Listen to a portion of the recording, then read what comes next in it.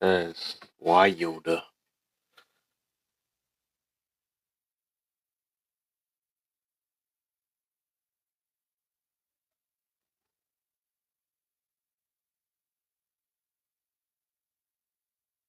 Well, well, well.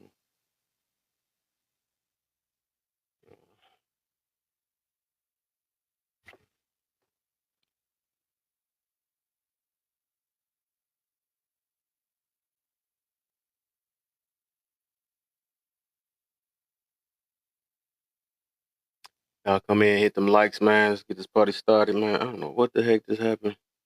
Just got banana for a quick second. I'm like, dog, I didn't even say nothing. They just tried to banana me. That's wild. Now we can't say nothing. On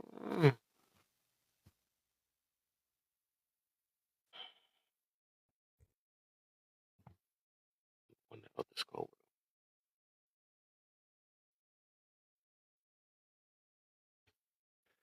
Y'all keep hitting them likes for me, man, and share. Let's get this going.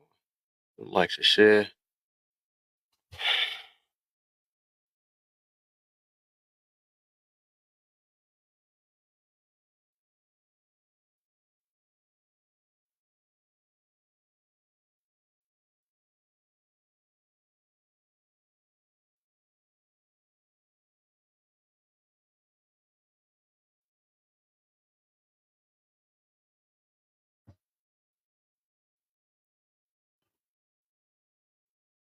Mm-mm-mm.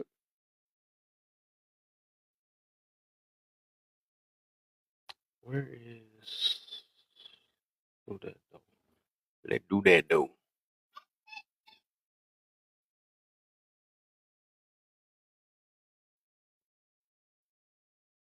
Keep it like that.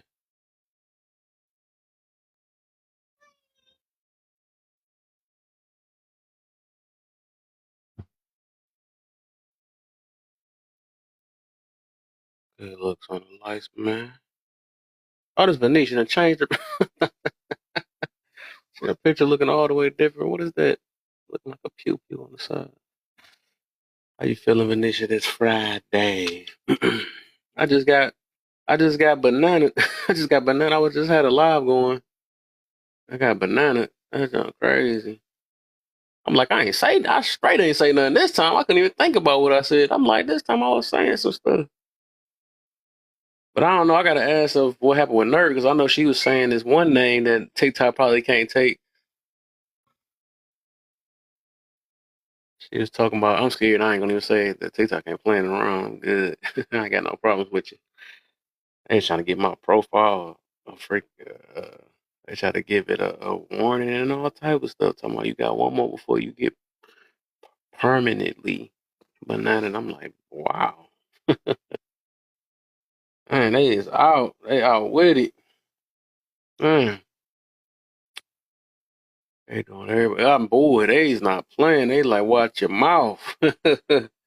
Watch your mouth. They don't care about how many followers you got, what you talk about. Just watch your mouth. But then we got the lives that be going berserk, going crazy and stuff, and they get to be still going.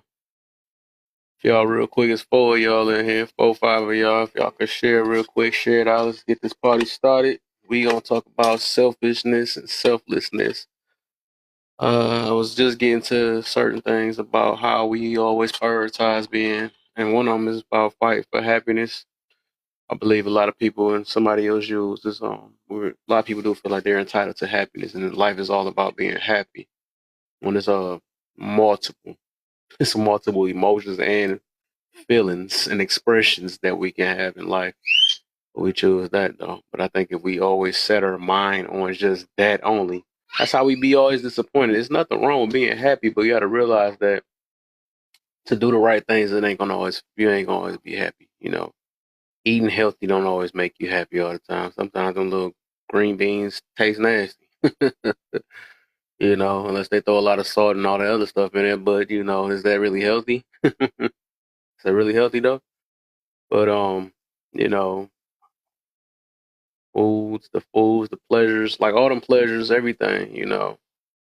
And there's many different pleasures. Eye pleasures, take pleasures with you. That's gonna sound weird. I ain't gonna say that, but all of it, man. It's all of it. It's some forms.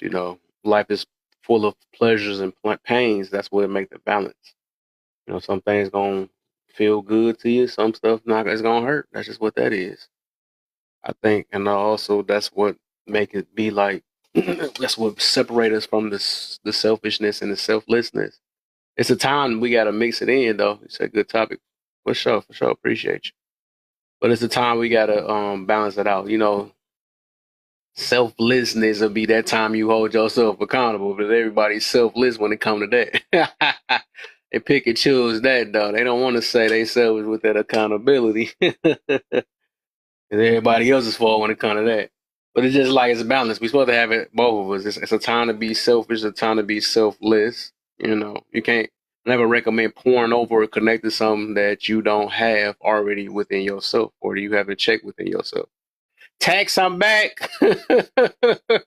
I fought that appeal because I'm like, I did not say nothing this time. Because some of the times I had to question myself. This time I'm like, bro, ain't no way I'm getting banana this time. I was like, nah. But I gotta see what happened with Nerd. I wonder if she got banana and they took it back. There should go Nerd right there. Did you get banana? I know you said that dude name, and I know they had no problem. They got problems with him. If you ain't well, you know what? I had I was a little hesitant about saying that.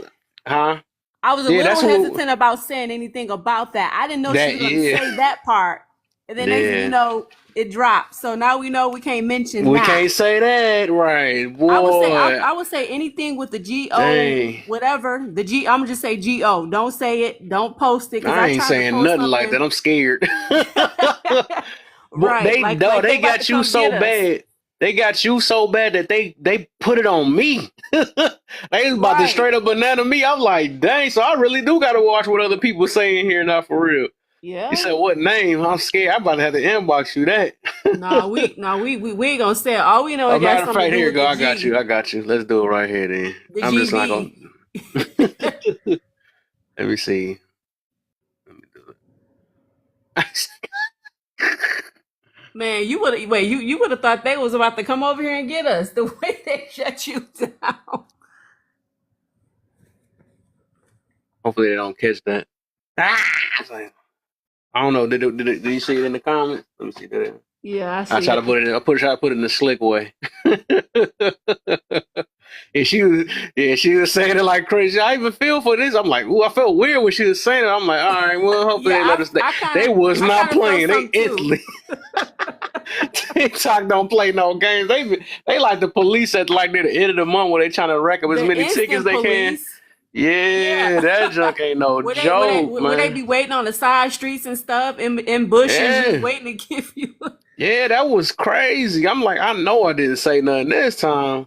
This is the first time I actually survived You gonna say, this is the first time I survived a banana. You had to fight the appeal, like you had to go to court. Yeah, I just press appeal because they don't give you no other option. But this time I actually won it. I'm like, wow, I won. I said, wow. I like him. How is that? Well, I guess the TikTok don't like it. I know. It's like I was just explaining that to someone earlier. I'm gonna see if let me see if I can. You say, no, look, Britt, this is my first time winning. But this time, look, I got banana because Nerd. I guess she had said some names that TikTok, I guess they ain't friendly with, right? Basically, so that's why they do be saying like certain stuff. Because I don't think we can say, it's a few things we can't say. I don't think we can say the mustache dude. I don't think he can say his name. And y'all know. I don't know if y'all mean by mustache. Huh? The H word. Yeah, him, that guy. Yeah, that guy. I don't know if we can say him. I don't know. You know what I'm saying? That's why I don't even try to play with it. They might ban you for life if you say him. Boy, they were like, oh, we ain't playing, and we gonna get the host too with it because you allowed it. You know, Nerd, I'm trying to see if I can help do that because I got to figure a way how to fight for you real quick because that was man, I think it went too deep. I forgot how they say you can do it though. I think I gotta click on your profile. I'm gonna figure it out. Somebody in the comments said that they never win theirs. I about to say you need a TikTok attorney.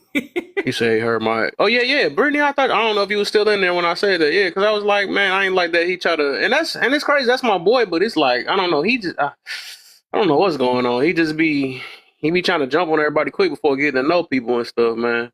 And I don't know, man. He a hard pill to swallow, though. I mean, sometimes he be preaching, but I be supporting him every now and then. But I don't like a lot of stuff he talk about for real. But I'm like, dang, you could don't put her out like that because she not like that. I'm like, no, that's one of my main peoples I support.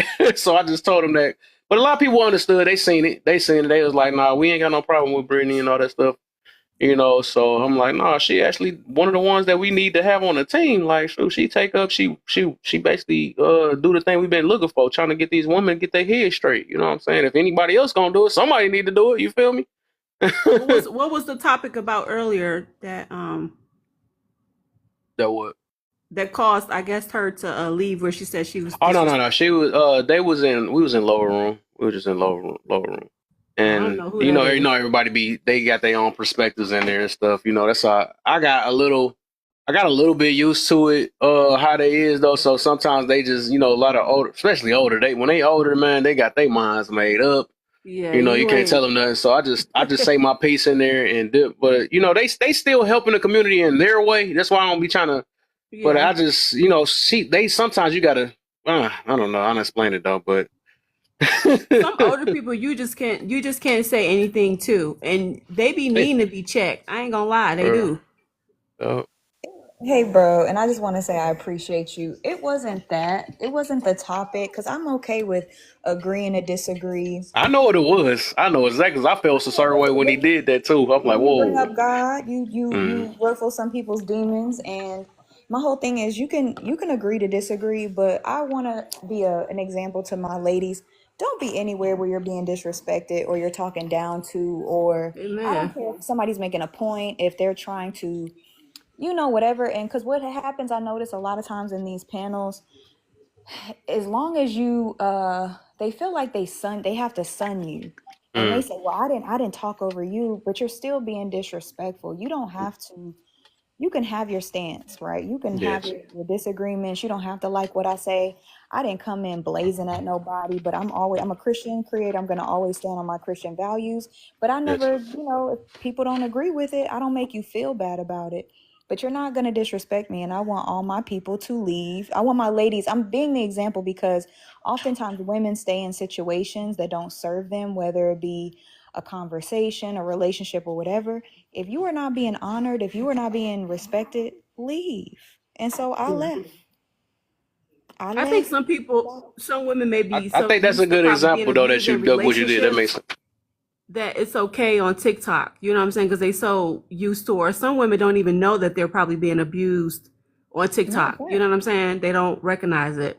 And they stay on the panels and they entertain the conversation and all of that. And I don't think it's healthy because, even with some of our panels, like there are a lot of women that disagree with my girl Janine, and I'm just like, if she's not giving you something where you don't see the love and support coming from her, don't engage. Just protect your peace. Because at the end of the day, none of us are paying each other's bills. I like how you said that. None of us can, we're not making nobody's world shake. But my whole thing is, this is what I don't like. If you're going to disrespect somebody, say it with your chest. Put your real photo up there. Put your real name up there. Don't hide behind no fake serial killer. Aerial iller. Say it with your chest and be a man. Because here's the thing. A lot of times I shield our conversations from my husband. My husband calls men like that very weak. I don't respect a man that gets off on talking down to women. It's one thing if you want to stand your ground on what you believe. Like, Kev, you stand your ground on what you believe. And even if we disagree at times, I still respect it. But if you get off as a man or a woman talking down to people behind a fake name and a fake picture, I don't respect you, bro. Because all I know, you could be a fat little dude in your basement. I don't know. You know what I mean? That's weird to me. So I just pray for the brother. That dude from earlier, I don't know if you know about him though, but everybody know him around. They know him on TikTok. He's he's still on TikTok. Oh my God. She told my so. We know so. Everybody knows so. Well, I don't. Yeah, we know how he. Or I know you don't know. He one of the military dudes and stuff. He is super. He made me look light. I ain't gonna lie. He's very. He's street. He's street. Huh? Have an issue. No, he has an issue. Yeah. Like, yeah. screws is loose. loose. Have I ever heard him speak before? I've been in the military. Believe me, you're gonna know if you get to come in the room. And my whole thing is, if that's your reputation, bro, like that's a problem. There's nothing healthy about that. You say you want to mend the community. That's not healthy. That's nothing cute about none of that. You a grown man older than 35 talking to a random woman out the side of your neck. And I know he does it all the time. That's not cute nor cool. And nobody really knows your real name or anything like that. Say it with your chest. If you're gonna be that bold, say it with your chest so somebody could come see about you. And I don't even operate like that, but be for real. If you're gonna be that bold and you're gonna stand 10 toes on what you're talking about, say it with your chest. Yeah. I've noticed that sometimes, like, if it's just like a lot of men on the panel, maybe like one woman and she's speaking and she's not being disrespectful, I feel like that's when the men start like attacking her because they can't do it to anybody else, and they feel like this is the opportunity to just let it go and speak real bad to women. I've noticed that. Interesting. I don't know, but he ended up talking to himself, so I don't know what was said after I left. I just got up out of there. I was just like, well, because I wasn't trying to interrupt him. I was just trying to tell the host goodbye. I was like, well, this is not a space that I feel like I'm gonna have a conversation with an adult. So I left. And he won't ever have to worry about me ever again. He will never get to grace my presence with a conversation ever again. So I hope he got whatever he was looking for. Because I ain't the one, nor the two. Yeah, but I swear everybody done had a. I think I even had a moment with him before. But yeah, he a deep pill to take. I ain't gonna even lie, he is though. But he's a grown man acting like that. But anyway, let's stop talking about this. But dang, it was something I was about to. Dang, what was I about to? Oops, did I send this? But I do appreciate you though, because sometimes people cower in other people's lives and they don't stick up for people. So I appreciate you for just for doing that. Yeah, for sure. I heard once I left, you had my back, so I appreciate that. Oh yeah. Women can dish but not take. But that's the thing, sweetheart. I didn't dish anything. I came in there. I didn't. First of all, for those of you who were in there, I didn't even request to come up. He requested me. And then he came and he asked me some questions. I was civilized. I said my point. But if I'm calm, I'm respectful, I will not be disrespected just so you can feel like you got a one up on your mother. I will not. Because that's who you really mad at. I feel like some people overdo it. It's not about taking it. I just feel like people overdo it. I didn't dish anything. I could see if I came in there unruly. This so random. I don't even think this. I know. He's not even worth talking to. I know. People think that all the time is like that, and then they think they son you because you don't want to engage. It's like, no, I'm not about to engage in none of that crap. That's for the birds. I'm grown with a whole baby and a whole husband. Child, sit down somewhere. I feel. I think exactly what you said though. That is most definitely everybody gotta. You can't do that with everybody, low key. So and I feel, and you did a very good move. You know what I'm saying? I don't know if you're gonna cut off the whole live because of him, but I don't know. I would recommend they need to hear your voice over there though. I can just say when you see him come up, it's like good night. I just no, because I think certain things that I have to say, people have their minds made up. You know what I mean? And I do think it's unhealthy for men to care and fixate so much on what women do with their bodies, but hold their brothers zero, like have no standards for themselves, even if you don't care. Like, to me, that just that's not the environment I want to be in, because men who don't care about who they sleep with because they don't have feelings, that's a problem. Yeah. You should care. You should have standards and boundaries with the people that you let into your life intimately, that you could potentially have children with.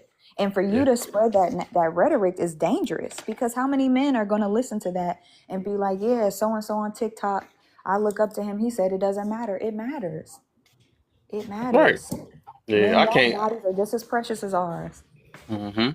I be saying that too, because I could feel. A woman gives herself, that don't mean you just go ahead and take it. She could be a demon, get ready to enter into your body. And that's what I was trying to say. They said because they don't care, it doesn't matter. And I was like, but it mattered. That was my whole point that we were talking about. He said the conversation was, does body count matter? Because somebody went viral. And I said it matters for men and women, but it's not because of the number for me. It's because you have more open doors to your soul, to your body, to your health, to all of these things. Nobody should have that much access to you. And they were trying to die on the hill that because men's attitude about it, they don't care that it's supposed to matter. And it's like, no, but it does matter. And then because I brought a scripture into it, somebody's demon started trembling, and then he wanted to go off. He wanted to go off like a little 5-year-old. So he started talking to himself. My question is, I don't know if people are more concerned about the STD part or the demons. I feel like you should be concerned about both. No, one you may be able to get rid of, but the other one, the demon part, it's like nobody know how to do that part. We see it on the movies, but I ain't never seen nobody come in and zap a demon out somebody's body. I ain't seen that part. It's like you can get antibiotics for the other stuff, but when it comes to the demon part, yeah, you should be worried. Because that could be a perpetual thing where I didn't see people go to church for 20-some years and you still got that demon in you. No, and she's not lying. And that's the thing is, like, I feel like in our community sometimes, because people don't believe it to be true, they act like it doesn't exist. It doesn't matter if you believe it or not. A lot of people don't believe racism exists. It still exists. A lot of people don't believe in a lot of things. It doesn't mean it doesn't exist. And that's what I want my brothers to understand is like, you guys are precious. You guys are valuable. So you opening yourself up to a woman just because you don't care doesn't mean that you're not going to reap the benefit. I mean, excuse me, the ramifications of those actions. And it's not healthy. If we look at it, right, we always hold women accountable on my platform and on my girl Jay's platform, right? Black women are at the bottom statistically, and I love my brothers, but Black men are also at the bottom statistically. And I think that has a lot to do with discipline and focus. You can't be sleeping around and get stuff done. You can't be humping and this woman, this woman, this woman. Half of our wealth goes to the government because if one woman put you on child support and because maybe you don't have a job or you were young or whatever the case may be, you didn't rock with her. Now you behind. Now you owe the state X, Y, and Z. You get your passport taken. We are behind because we lack discipline and self-control. We are behind because we don't like the truth as well. We talked about that earlier, where people, I guess, just skate over, oh, well, I can't talk to him, I can't. So you just let him do whatever he want to do because he can't take the truth. Hey, I was in that live earlier, but I don't think that was really the premise. I don't think they was excusing guys just going around knocking girls and smashing them. You know what I'm saying? I think the premise was primarily predicated on, hey, if you slept with the girl, mentally, like not taking take the biblical structure out of it, taking the biblical aspect out of it. What they're pretty much saying is that typically when men smash, their feelings aren't really attached to the woman, like women sometimes kind of get attached to the man, if that makes sense. That's pretty much what I heard, and that's what I went by myself, because a lot of my friends and stuff like that, they don't really get attached.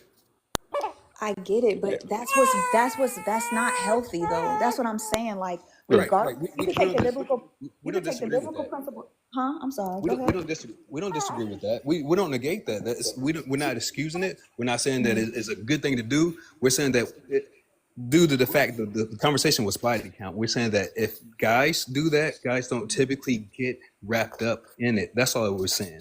Oh, well, we knew that. I mean, most grown women know that. That's not that. So I'll just give you a premise of where I was coming from, right? I listened for like 3 minutes. I was just in there.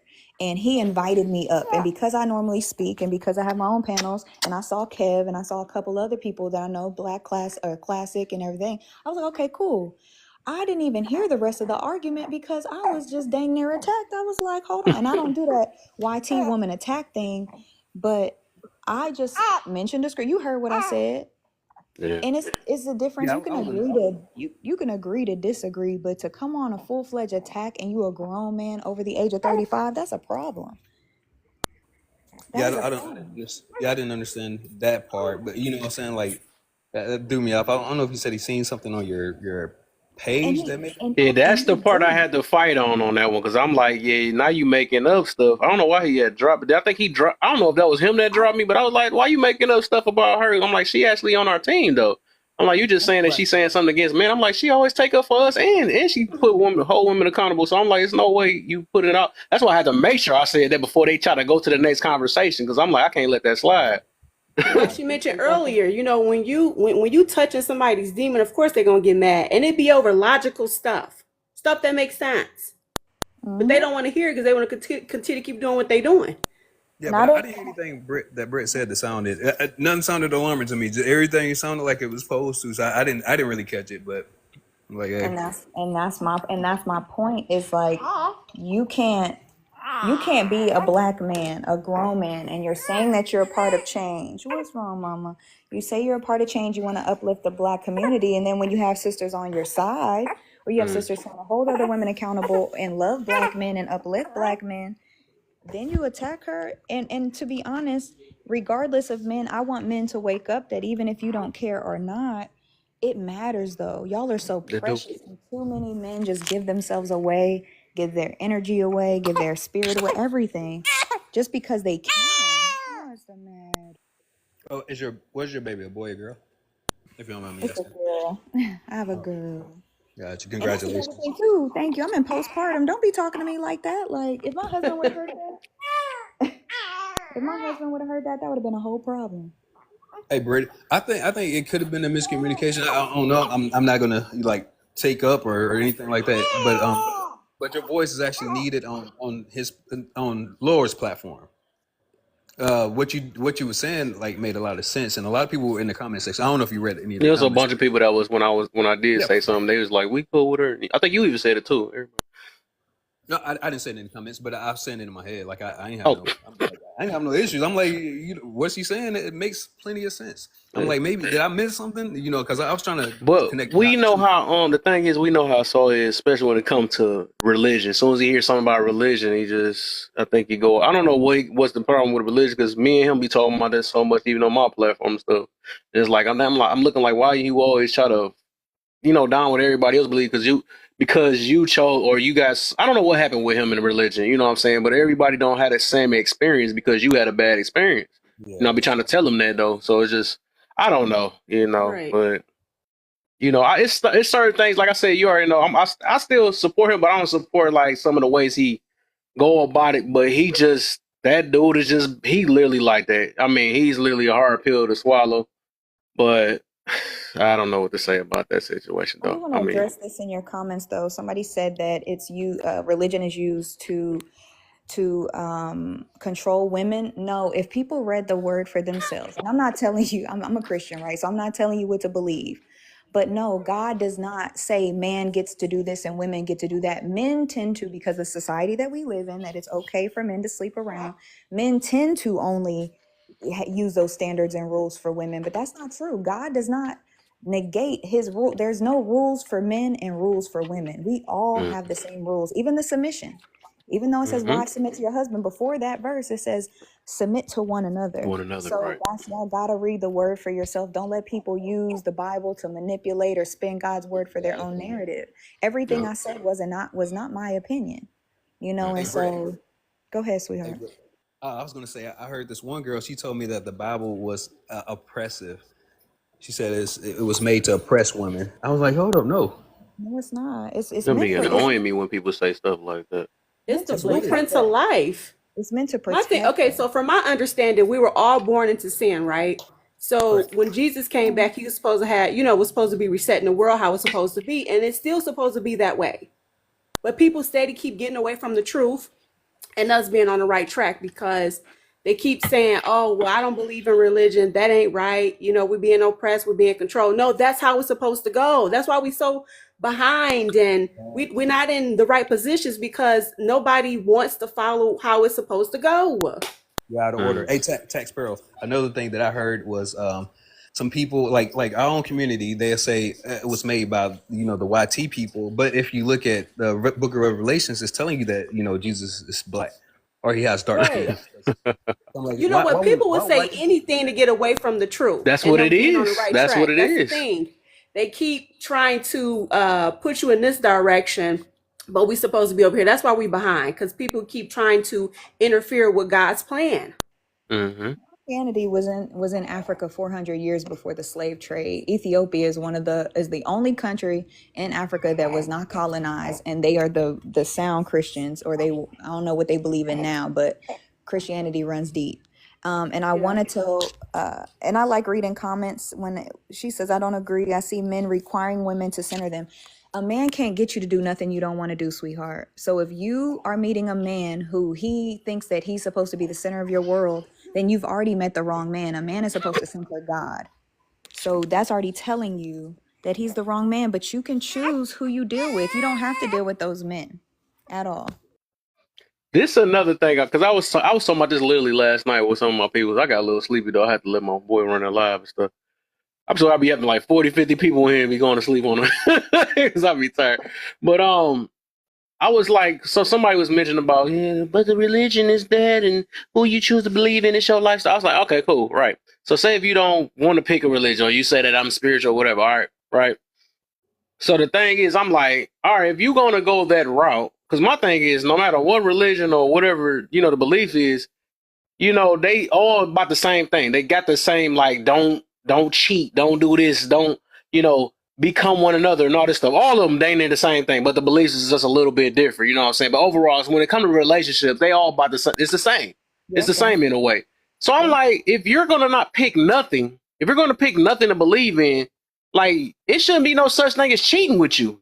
Stuff like that everybody be crying about nowadays, you know what I'm saying? So if you're going to don't be selective, and don't use like scriptures like don't judge or, all the scriptures you try to take out and be partial with the Bible and stuff, and then be like, nah, I don't believe in it. So it's like either you gotta believe in it all or not. Don't take out certain sections and then say that, okay, what about it was something else that people be using. They use so many scriptures and then they act like it just came from out of thin air. And then say that I don't believe in the Bible though. I heard that today in another actually it was yesterday in another live where he was like the question was asked, do you believe in the Bible? And he said yes. And they said, do you follow all the commandments? And he said no. I was like, but what is wrong with not wanting to be an unaliver? What is wrong with not wanting to love your neighbor? I think it depends on the context of what he mean behind that. Because I don't think nobody follow all 600 commandments though. But if you just saying, do they strive to? That's a little different though. Yeah, the process. Yeah, nobody actually follow all 6. That's a lot, And right. I think the main ones is like because that's why he says not too grievous. When he came with he didn't say he took away the rest of the commandments, right? But he basically was saying that he basically wants us to love one another, love our neighbor, and love God, basically. So that was like the 3 I think people get the laws. I think that people get the laws confused with the commandments because a lot of people separate the Old Testament, the New Testament. They're like laws. Because when you think of laws, even as us as in America, because most of us are Americans, it's government. It's government in mind, and it just. Oh, you talking about today's laws? Okay, I got you. I'm like, I thought laws and commandments was the same thing, but what you was about to say, Britt? You was about to say something. I was just saying that God says if you love Him, you hold His commandments, you obey Him, and the things that He's asking us to obey are not. They're to protect us. It says, don't get drunk, don't fornicate, don't covet somebody's wife. You know what I mean? Like everything is set here to help us and keep us on the straight and narrow so that we can focus. We have just been unruly and we listen to man instead of the man. Like we listen to men. That's why it bothers my soul when men say, well, it doesn't matter. We don't care if we sleep with her, if it's a one night stand. It doesn't matter if you don't care. So it's some women out here who also don't care. It doesn't mean that it's smart. It's a lot of stuff that's okay. Like smoking cigarettes, you might not feel nothing after one cigarette, but you keep smoking them cigarettes long enough, it's gonna do something to you. It's not really be preaching. She be preaching. What would be funny is if the women that they sleeping with turn into that lady off of "I'ma Get You Sucker." Remember how her eyes change and she start grabbing at them. Now if the woman turn into that, they'd care then. Hey, but I was gonna say this. Yeah, they do cherry pick what parts they want and what parts they don't want. You know, and then they sit here in the same breath say, "I'm a Christian." Like even with the submission situation, like I've heard this argument so much. Like they'll say, even if I'm married to my husband, I will not submit. But I'm a Christian. I'm like, hold up. How does that even work? How does that work? And I said before undisclosed, and I wanted to bring this up with Brittany too, because she's kind of speaking on it. How us women need to talk to women. How can I be a woman or ask for a man of God and not be a woman of God first? Bingo. And if you're submitted to a man of God, submission is easy. I love Right. submitting to my husband because he submits to God. It's the easiest thing. I'd rather submit to a man of God than to submit to half of these heathens out here. Right. Mm-hmm. Brittany, but this is the issue that's going on right now. These women are adopting this radicalized feministic mindset that they don't even realize that they're being duped, or you know, they're going for the okie doke, because pretty much what it's saying, even if the guy is straight path with the Heavenly Father, they're still saying, no, I refuse. I will not submit to nobody. I will not. We're going to be either on the same level playing field, or you know, it's like they sometimes when I hear it's like they want to take control, but they don't want to even submit. Period. Even if he is following the Christ Lord. Well, that's not the women that y'all want. That's like I need my men, just like I tell women, to discern. I mean, but it's a lot of men who are not following God's law either. Like if a woman says she wants to be abstinent, a man be like, well, you done had sex before, you had a baby before. It doesn't matter. Like we can't, the thing about us Christians, right? We were called to separate. And this is what I tell my women. Focus on the men who are following God's law. Those women who don't want to submit, you can't cherry pick, neither of you, a man or a woman.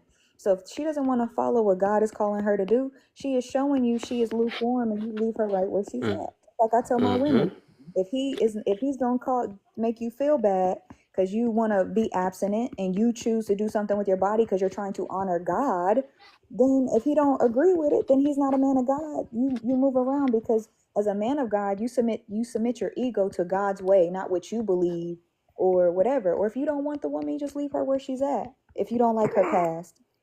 Sorry, that was my baby. Oh, heavy on submission. You gonna stop blaming the baby on stuff. We know you burped over this, so I don't talk to you. But let me say this real quick. Hold up, real quick. Hold up. I just want y'all to real quick while we got the time, because I know y'all liking what y'all better be enjoying, because we spread some stuff out. But hit them likes real quick. Try to give me the 10K. It's like 22 of y'all. Give me like 10K. Share to some people. Get some more people up in here, man. For sure. Get some about, if y'all know how to share, go and hold the ghost. I'm a ghost now, because that's the new thing I guess they don't kick me out when I'm a ghost. I know this. That's because they can't tell what color I am. I know it's like, let me stop for they end up. They can't play with TikTok like that because they just banana me earlier. Also, if you don't know how to share that way, go ahead and hit that arrow at the bottom.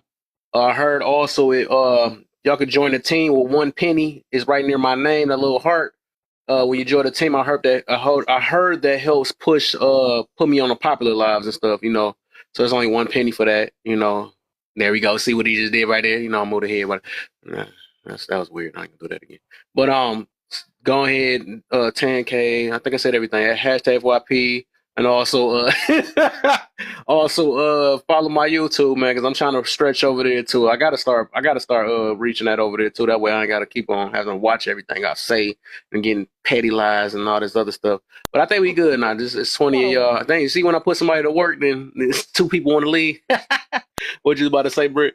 You gotta watch what you say on YouTube there too. You don't want to get demonetized. I feel you on that too. Yeah. They watching everything we doing, because I believe that this is the time for the truth to be revealed in all aspects, and they don't want the truth to come out. Oh, we already know. And that's why these little demons is working now, coming in conversations to try to bring people. It's like they're trying to recruit. That's what they're doing. Let me ask you undisclosure. Bible says truth will become. I'm sorry, Brittany. The truth will become famine. Let me ask y'all brothers a question, because I have a really hard time understanding this, and I'm not coming down on you. I'm just, as a sister in Christ, I gotta ask, why do you all support people who don't necessarily basically not preach God's word but stand on God's word? Like I see a lot of men that I rock with, that are in panels and support people. And I'm not saying that you can't, be cool with them or nothing like that. But I don't hear enough. Well, I don't know because maybe I'm not in there, so I can't just assume. But do men, hold other men really accountable? Because I have yet to hear really panels where it's not like a woman, like, okay, we get what the women are doing, right? Men tell us, and it's a lot of us women who say what women are doing as well. I don't hear enough of the men holding men accountable. I don't hear enough of the men holding men to God's standards. I don't hear enough of the men, really, preaching, even if somebody doesn't want to hear it. Like, we're not supposed to be quiet because somebody disagrees or they call us judgmental or a Bible thumper or whatever the case may be. And I'm not telling you to take ridicule or whatever, like, oh, Buddy was trying to exude, but I would really love to see my brothers step up in that area, especially if you are a believer. And I get it can be hard, but I don't hear it enough, to be honest. So what I would say is, because me myself, I'm very open minded. I believe God can work in people in many different ways, even through different things or whatever. And everybody got their own tolerance, right? I don't support. It's not that it's not a person, right? Because I just like with God how He do us. He's not that He don't like the person. He just don't like the way we our behavior sometimes. So I actually support the different talking points, right? If it's somebody that's actually bringing out the light, and it's so many ways people do it. I know this though, but it's some people is talking through hurt, just like I can admit that, Fresh and Fit, and sometimes Guru. Sometimes that's my boy. Sometimes, but he be hectic sometimes. But I just realized it's really talking points. That I kind of support. I don't support every last behavior because everybody's not perfect. Everybody gonna have some stuff that they do wrong and stuff. And I also believe that some people got their own beliefs sometimes too. So it's just, I can't, I'm not going to just say like, no, you're not, cause it's Muslims that got good talking points. Everybody got something that they can, that they're, helping, help the community in a way, right? Even though everybody might believe it's something different, but I just don't hold it against them especially if they for the family or if they for trying to make something better. So it just depends on how they talking. Some people toxic, some people, all that, but it just depends with me though, because I'm just very open minded and I see a lot of help through different things. That's me, and then I do me myself. I do hold different behaviors accountable. Like I don't sit there.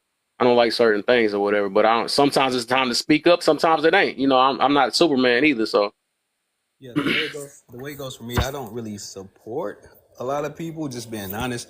I sit back and listen to folks because to me, a lot of this stuff is just a psychological viewpoint. I want to hear how people think.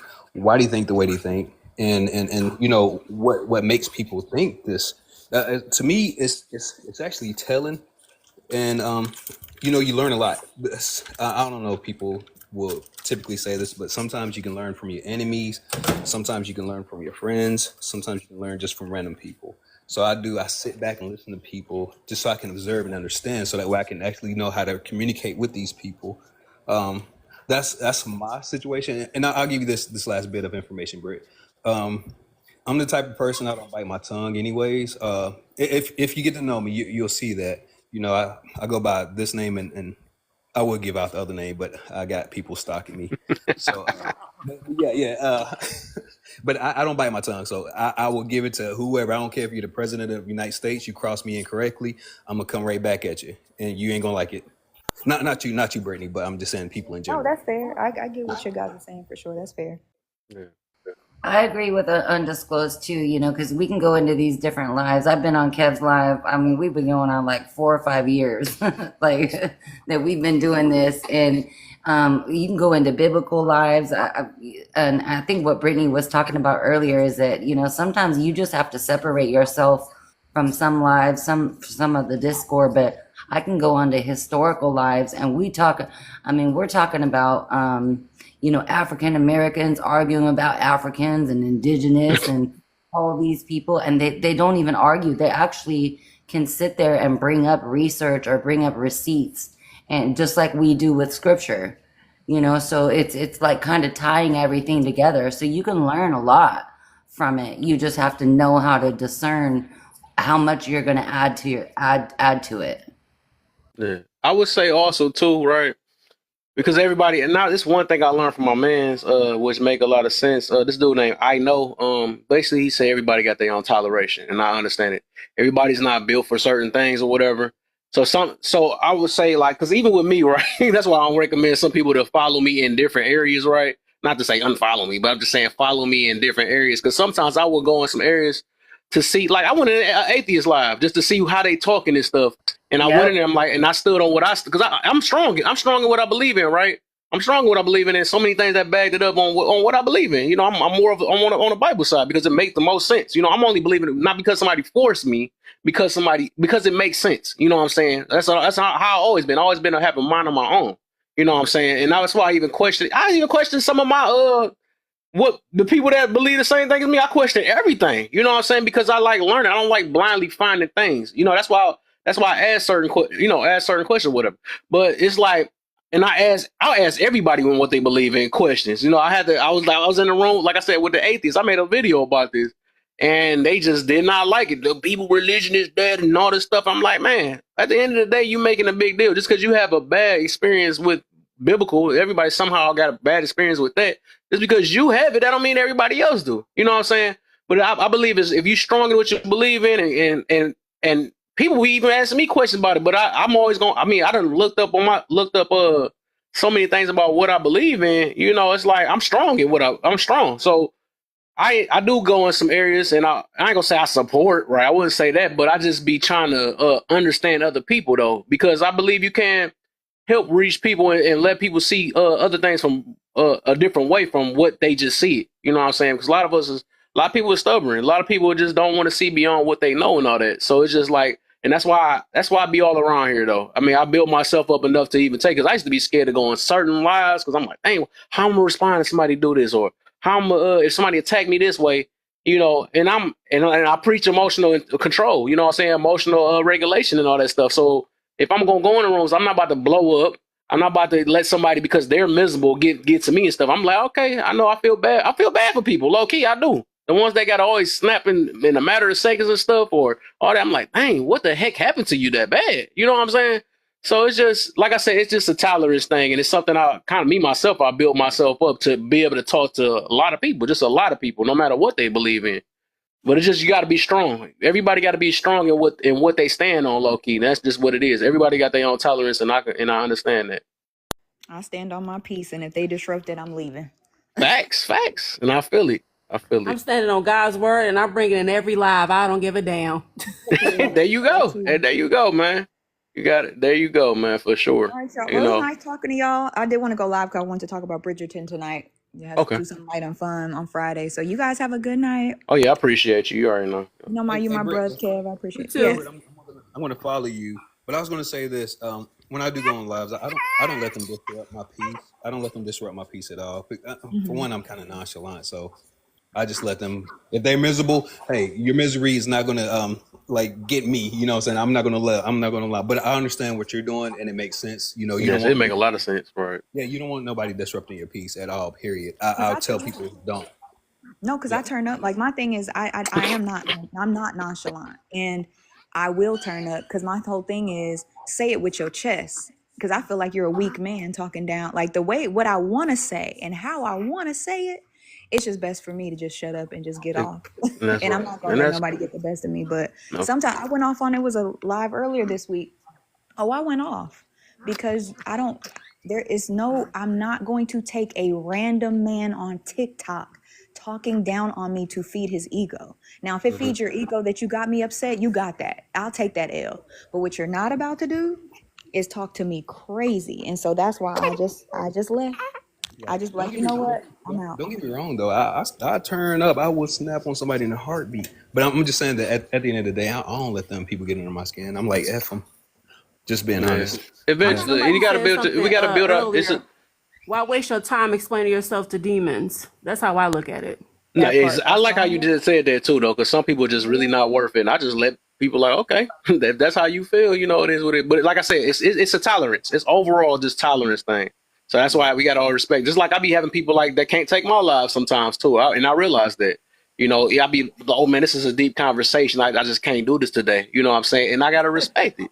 You know what I'm saying? So it's like, it's nothing against, because all of us are different. All of our mentalities are different. What one person can't take, the next person can. What another, you know what I'm saying? So it's vice versa. But I just like how you said it earlier, though, because some people do put themselves in situations to get mentally beat on, and they just can't, they don't escape. And you said you leading by example to show that, hey, everybody, it's not, it's not worth it, especially when people want to talk crazy and stuff, because some people can't take it. You know what I'm saying? They losing themselves and they going berserk because some people want you to lose yourself. That's one thing I learned on this app after being on here for so many years. It's like people just purposely do this stuff just to get you out your square. Yeah, they get off on it, and it's weird. Like, that's really low and weird to me. But teach them. I remember one time I was on your live, Kev, and it was a girl on here, and it's like she got mad because I pulled myself out of a trouble situation, and it seemed like she got mad because I didn't want to indulge in. I'm like, that's weird. Like, what? Who sits here and encourage people to get in trouble? Like, who does that? Miss Mac, you said that's why you leave. No, you need a whooping. I don't even care if you're older than me. You be needing a whooping sometimes. You be letting them young cats get to you.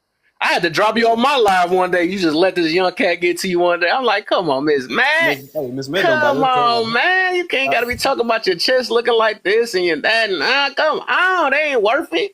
I love me. I'll let them young dogs get to you. I love me some Miss Mac. Hey, she don't bite her tongue though. That's she don't bite her tongue, man. She be like, I'm about to risk it. I'm fighting with a young dog today. and the good part about it is that she reached some people. Like, even though they try to act hard headed or whatever, she be reaching some of these. Oh yeah, that's why she. It's a lot of people that look up to Miss Mac for sure, though.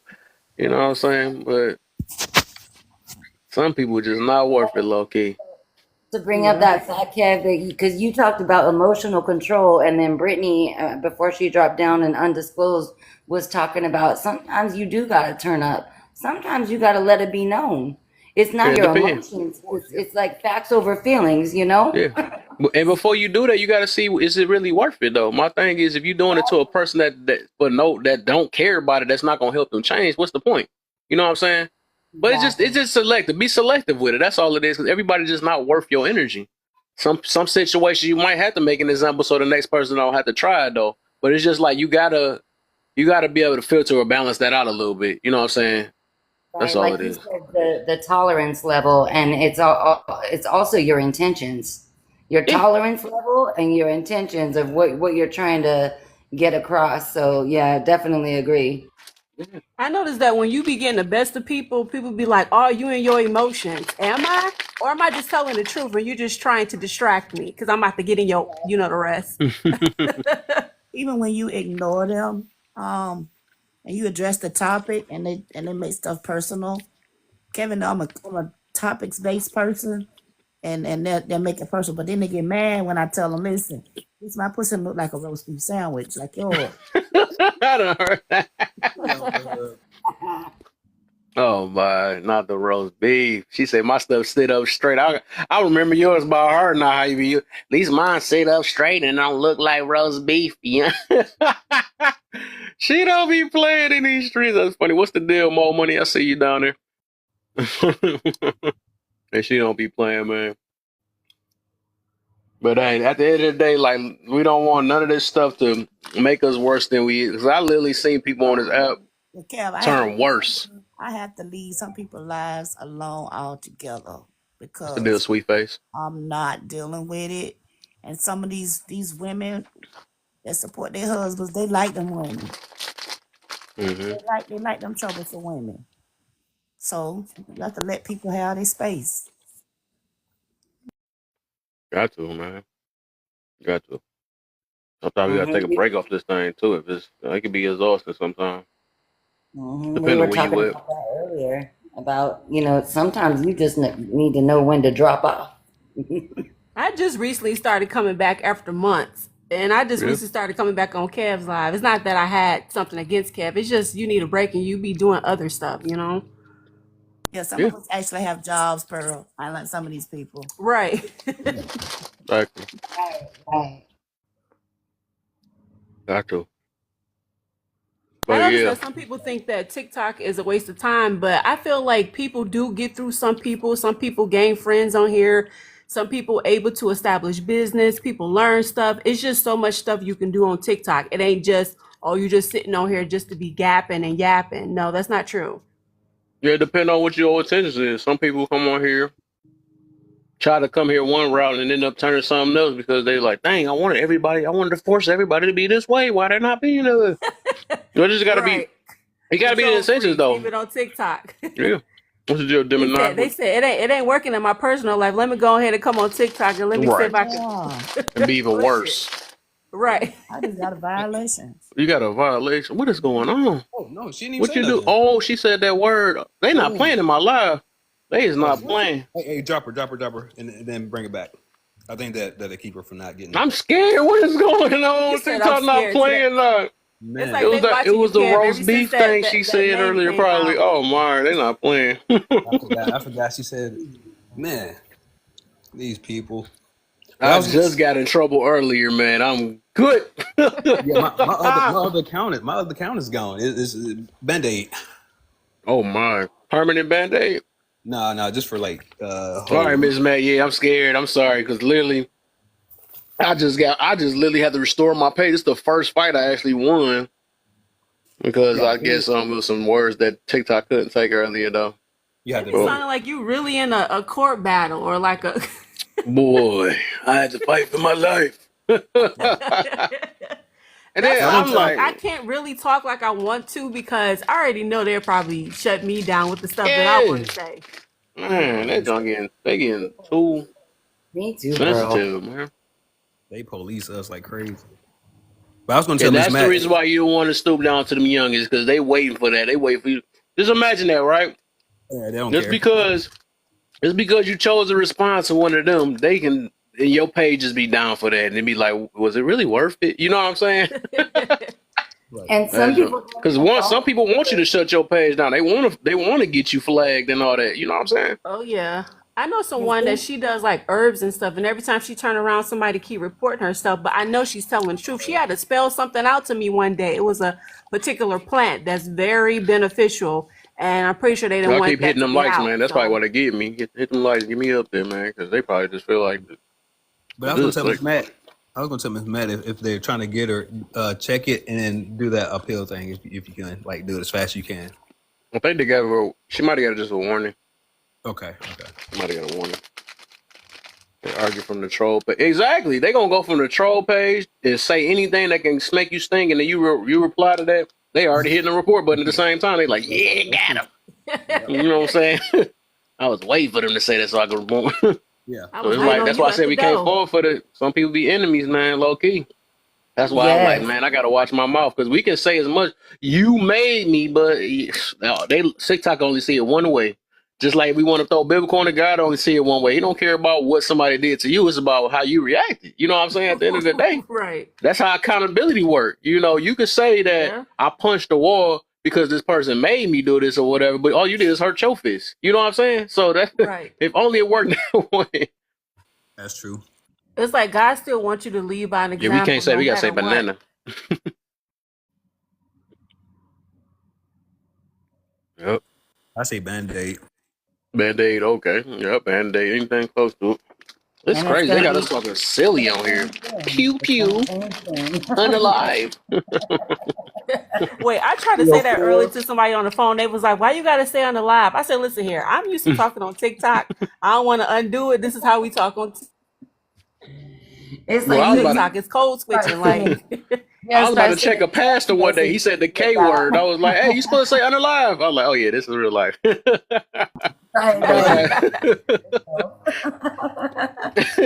What is you saying the K word for, pastor? Oh my, TikTok got my mind messed up. They talk to their husband like that. It's a habit because it's like you be on TikTok for so long, you start picking up words, and then you start talking like that to friends and family. Exactly. Banana. I'm like, what the heck is a banana? It's funny. Like, you was a freak, man. What the heck you come from a banana out of nowhere? When I'm on like regular phone calls or like regular Zoom calls or something with like normal people, like people that are not on TikTok, I catch myself using those words, and I'm like, why am I doing this? Yeah, they got used to it by mistake, man. Made it your lingo. What we call code. At least that's a good habit. Code switch. You got a code switch. Yeah. Or you go out in the hood with your homies. Hey, you got your pew pews on you? They look at me like, what are you talking about? Oh my, you got your pew pews on you? Like, God, that's the last time you're gonna be part of that group. Exactly. Yeah. Said, no, this dude didn't just say that. We know he gonna be telling on us. You sound too proper. But yeah, sure. Whenever y'all ready, we can hit this topic up, man. That's funny though. Okay, man. Hopefully we got a little bit though. Keep hitting them lights for me real quick. Yeah, because they not playing. I guess it's like the lower the room is, the freaking more they want to banana people. That's crazy. Got to get the lights up. But I was gonna say this last piece before we go to the topics. What you got? Some people, because you know, people say, "Oh, I don't want nobody getting under my skin." But here's the thing: some people have a rough life. You know, they might have a hard time at their job and get talked bad. So they get on here just to release that because they can't talk crazy to their manager, or they can't talk crazy to their boyfriend or girlfriend or their husband or wife. AJ. So they get on here. Yeah, they get on here and then release that shit and just, go off on folks because they can't do it in real life. Right. That's what it is. Yeah. That's why I don't be trying to take everybody a little too serious, man. Low key, everybody got their own little demons they fighting, man. And it ain't right for them to let it out on everybody, but it's just words. You know what I'm saying? On here, it is. And you got the choice to lead these people. You got a choice to banana them, all type of stuff, So we got a choice to do that. We the one took our time out the day to get on this app when we could just turn our phone off and probably experience real life. We, like I said, people be like, "I'm getting jumped on here and all this other." No, you chose to get jumped on here. You know what I'm saying? You came on this app. You could have cut it off in the midst of talking, right? But you let your ego and pride get to it. And that's your fault. You know what I'm saying? That's your fault for sticking out here. You can uninstall this app. I don't mind leaving, but I guess some people don't want to go out like you know what, and they like, oh no, I'm just keep talking because I ain't about to go out like that. Right. And the last thing I'm gonna say about it is that you got to think about it. The internet is not a safe space. So I try to tell people, look, if you're going to be on here, just remember, don't talk about I'm getting jumped on or this, that, and the third, because the internet is not a safe space. At the end of the day, you need to just grow some alligator skin, because at the end of the day, nobody really cares on here. Just being honest, we got to be. You might got some people that care, but a lot of people don't really care about what your day is. And then when you click off of this thing, right, they don't even think about you. Right. I don't know why people be actually coming on with these sass. I mean, I can feel it though, depending on who you talk to. But majority of people really just, everybody got their own life they gotta worry about low key. So people be spilling out stuff like people, oh man, I'm about to really go do this for you and all this other stuff. Like, I mean, I get it. Some people gonna donate, but TikTok this ain't no event. This is real life too. So it's like, even though you don't care because you don't know that person is still part of the community. Whether they part of your grandmother's community, your auntie's community, we all are one at the end of the day. And that's the point I'm making. That's the point I'm making. That's the point I'm making, that it's still real, it's still reality. But the thing is, if you're going to be on here, it's not a safe space. So people need to understand that. If you're going to get on here, just remember that part, because at the end of the day, you got people that don't give two fucks about anybody. Just like somebody driving behind you, in a car. They don't know you, but they're still driving on you real close, and they don't. But in a way, this blends into the topic low key, because like most of us, we gonna care about ourselves before anything. So I don't know why people come on here thinking that somebody's gonna prioritize their life over theirs. You know what I'm saying? It's just not like that. Yeah. People literally got stuff that's going on in their family. People got all type of things, and they be coming on here to acting like somebody just gonna just stop their whole life and then talk to you like, oh, you know what, it take a lot for somebody to do that though. So with the expectation of somebody to come on here to heal you or something like that, I would never use this app to heal. You know what I'm saying? This is stuff you gotta literally go to YouTube, because that's how this is how I healed a little bit, right? Because I can admit it was some stuff, and I didn't know I needed to heal until I started realizing certain things or how I was talking to stuff. But I actually healed by listening to motivational videos, just on some random stuff, motivational videos. Actually, I was listening to Fresh and Fit for a little bit and learn about that, but I really still was in my unhealing bag, but I was just learning a lot. to have something to validate the way I felt about, you know, just women in general, right? Be after my breakup and all that stuff or whatever. And I'm like, I knew they was like that, you know what I'm saying? But I started healing more when I started listening to like I said, motivational videos. Then I heard, like I said, it's this book I keep telling everybody about, what's it? Atomic Habit. You know, that stuff changed, all that stuff like changed my life. And then I was like, when I said I wanted to become better, I said, what do I have to do? I have to figure things out. Okay, I got to move this way. I got to do something different from what other people are doing and stuff. So it's like, you know, you come on here and some people, it's just depending on the lives you're going, because you can get some healing. You can. But a lot of us, we so addicted to drama and all this other stuff. You can't heal in drama rooms. It just don't work like that. Some people just want to, what they want to do is get their dramas validated, or see if they can find somebody that's doing worse than them so they can cheer along and feel a little dopamine effect out that situation. But that's not going to help you heal. You know, these safe spaces, all that stuff. When I tell people this stuff, when they think I'm playing, when I say this stuff, ain't nobody going to help you but you. This app not gonna help you because you a mod in somebody's room. It's not gonna help you. You know, you think you got all this power, but you ain't got power in your real life. You know what I'm saying? So it's just like this stuff where you yelling, and I be shocked that some of these people be so freaking mad. I was today earlier. I was like, what the heck? You got a husband? The way you be talking on here about men and all this other stuff, you got a freaking husband? What? Right. That don't make sense. All this crying you doing and acting like you a victim. You got a husband? Like that don't make no sense. But like I said, none of this stuff where you keep on, I got men that's gonna side with me, that's pandering to me, or I got women that's saying, you know, I can get away with all this other stuff. That stuff is not about to help you in real life. It's just not. You gotta eventually go and check yourself. You got to. It's just that's what it is. Right. You know what I like to see, Kev, too, is because of some people will come on here, and it's been in your live many times where people will come in here and cry and vent and want to be healed or want to be validated and want all this stuff. I like to see when other people on the panel say, look, don't vent all your stuff. DM me. Hey, you know, it's funny though, because the person above your head is one of the main ones that be putting that in check. She like, she be booting them out quick, like, we ain't come on here for that. We ain't doing that. He said, let me save you. I had to boot some people out there too, like, no, let me just save you by letting you out, man. Because some people I'm willing to listen to if it seems like they're trying to change, but if all you doing is just keep on projecting, and not trying to do nothing, you know what I'm saying? I'm trying to give you some, oh man, I got a video about that. Because it was actually me, AJ been around for a while though. She been seeing a lot of these things though, but we had to straight up boost some people because they was not trying to see past it, just projecting. It's like, no, we are solution based live. We don't do so much crime for so long. And if you're not trying to do nothing about it, we just got to give you the boot because you just looking for it, and it's not it. You're not about to set us back or hold us back, and when we could be helping other people that's willing to try to receive some help. Not sit there and just be like, well, I want you to cry all day. This is not that live. You know what I'm saying? That part. I do want to say people are selfish. Yep. I just want to say real quick, Lovely, if you up here, you in a ghost box. I can't even see you. Yeah, she right above you. That's below you. I mean, that's cool. I'm gonna show y'all. I'm gonna show y'all. Like, I can't even see you. No, I don't see you. I'm looking. Is this me? It's you above me. Myself. Yeah, I'm above undisclosed. Wow. I can't see you. Why my head look like that? I'm mad. I'm like a sun or something like that. Let me go ghost. Hold on. I'm about to just readjust the. Let me readjust the panel now. Yeah, that's weird. Yeah, she look. Now I see her. I didn't. Let's just do that then. Yeah, I didn't see her before. I was like, wait, where did Lovely go? Did she leave? And then I heard her talk, and I was like, she's in a ghost box. Should have. That's hard. I'm here. Right? It's cool though. Taming lions. Yeah. Chat, I think they still seen her though, but I didn't see her though. Yeah, I didn't see her as soon as I came in the box. It's like she disappeared. Just disappeared on. Mm-hmm. Yeah, Kev, I was gonna say this too, but also this thing can actually help some people.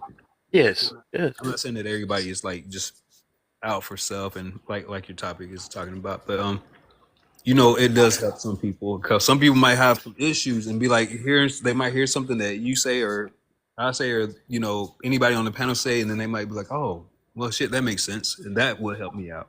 Yeah. So, yeah, it helps some. But but that's people that's coming receptive, basically ready to put ego to the side.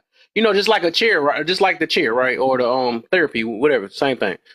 It's just like if you go there without being open to actually be receptive, it's like a waste of freaking money. Because if you go on their defense, because a lot of people, that's what they do. They go a defensive, especially when it don't validate the way they feel or help them with their life. And you know that they'll never change. But yes, it can do one of the biggest changes if you're just willing to open up. You know what I'm saying? Willing to hear another perspective besides self. That's why I always like kind of push like trying to be open minded a little bit. You know, all of us is in some type of searching stuff. We all searching for things. We searching for the truth and all that. You know, and that's everybody doing that. Everybody think their truth is better than the next truth and all that other stuff. But it's just like at the end of the day, you know, what's best fit for each of our lives overall. It's all. I think the goal is just to be a better person, no matter what. Even if the people they have their religions or whatever they believe in, the goal is just try to be the best person you can be. You know, and contribute in life in some way. You know what I'm saying?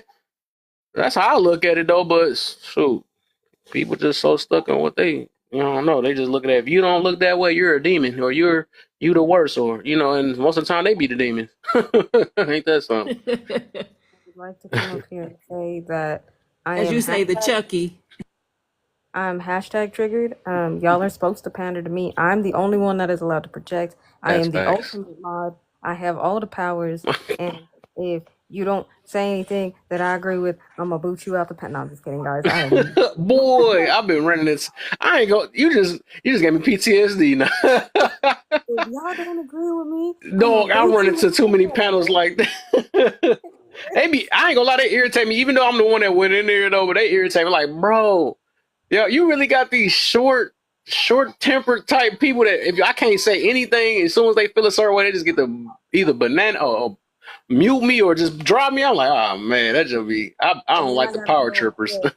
Me either. Hold on. I think one of your mods had muted me one time because I was commenting to somebody in the comments. It wasn't towards them, and they got sensitive and dropped me. Probably did. Well, I can assure you, it was definitely not me. I mean, it was me. Because I'm gonna be the person to do that, and then when I don't think he was in this particular day. I think the guys were modding this particular day. Look, they was feeling some type of way. But all I'm saying is not only am I gonna drop you, I'm gonna spend 30 minutes talking about how I wasn't offended by what you said. It was how you said it. I'm just kidding, y'all. I'm probably the most level-headed mod there probably is. No, I like that dude at the top though. The Joker, that mod ain't no joke. Look, y'all. The Joker be cheating, bro. The Joker be over here talking about all sorts of BS, bro. He be on here. He be like, bro, I'm the ultimate mod. I'm always the first one here, and I'm like, you got the inside scoop, fool. AJ, question: do you think that men should take care of themselves better and not just be sleeping with a lot of women? Because that was a topic earlier. Whoa, hold on. Am I saying it right?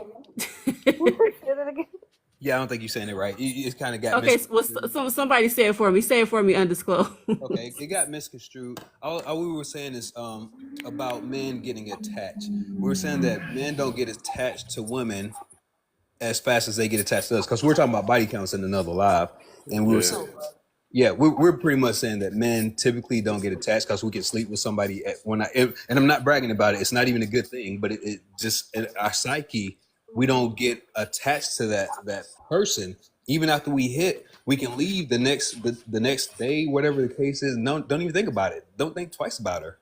I think, but women sometimes aren't able to do that. So, if you want my honest opinion, right, I don't think that that's just a male exclusive thing. Right? Because if that's the case, then we wouldn't have so many 304s running around here that everybody's crying and whining about. Right? Because they can do the exact same thing. Right? At the end of the day, it really just comes down to self. Right? Now, as far as the body count thing, I'm going to be 100% transparent with you. That is the dumbest conversation I have ever heard. Only just because every time I've been asked about my body count is usually by people who I wouldn't give the time of day to. I ain't even trying to get close to you in that way type situation.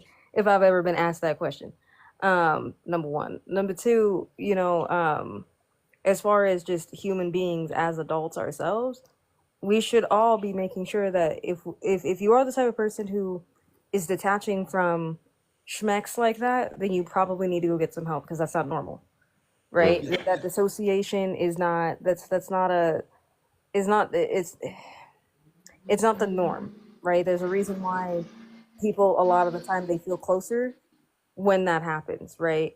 Now again, if you're gonna be that person, right, that's like, you know what, I'm perfectly fine being detached.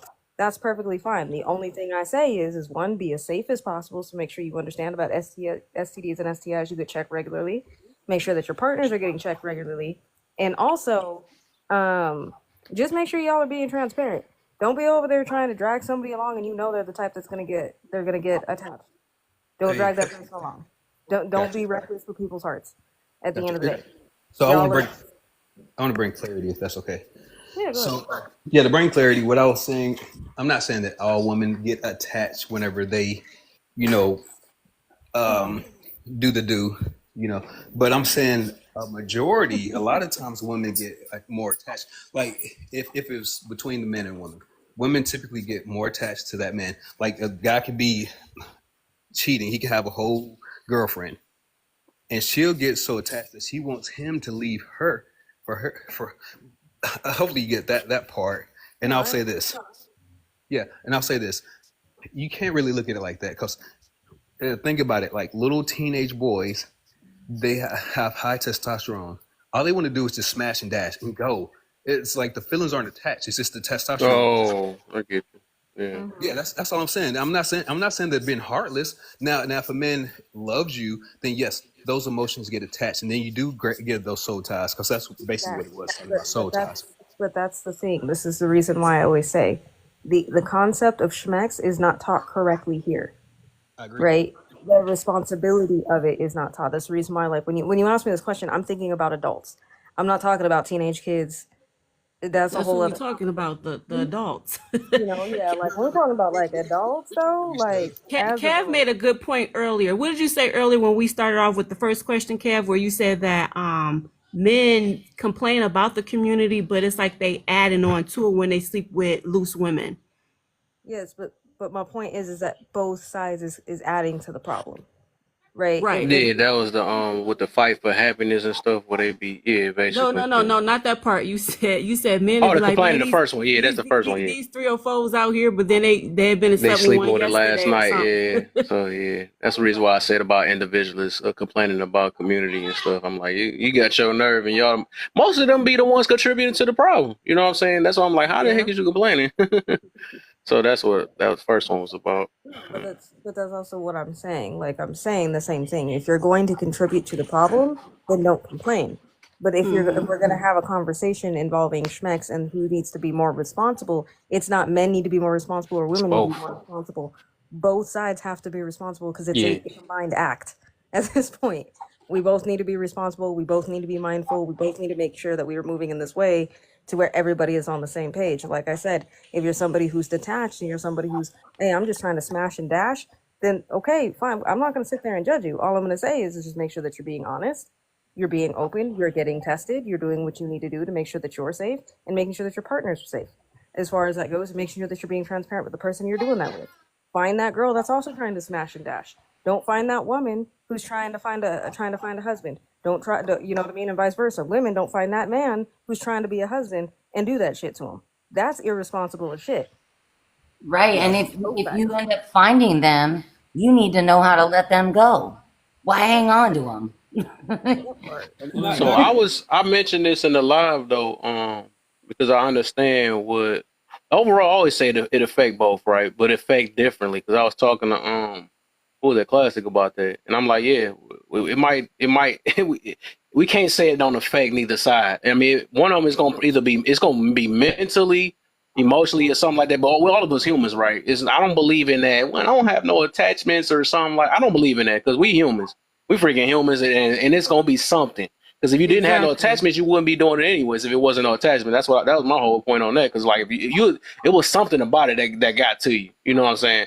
But for me, in all honesty, I ain't gonna lie to you. I prefer to be honest and transparent. For me, I can smash somebody and don't even care. Just being honest, and it's not me trying to detach or not have feelings for this person.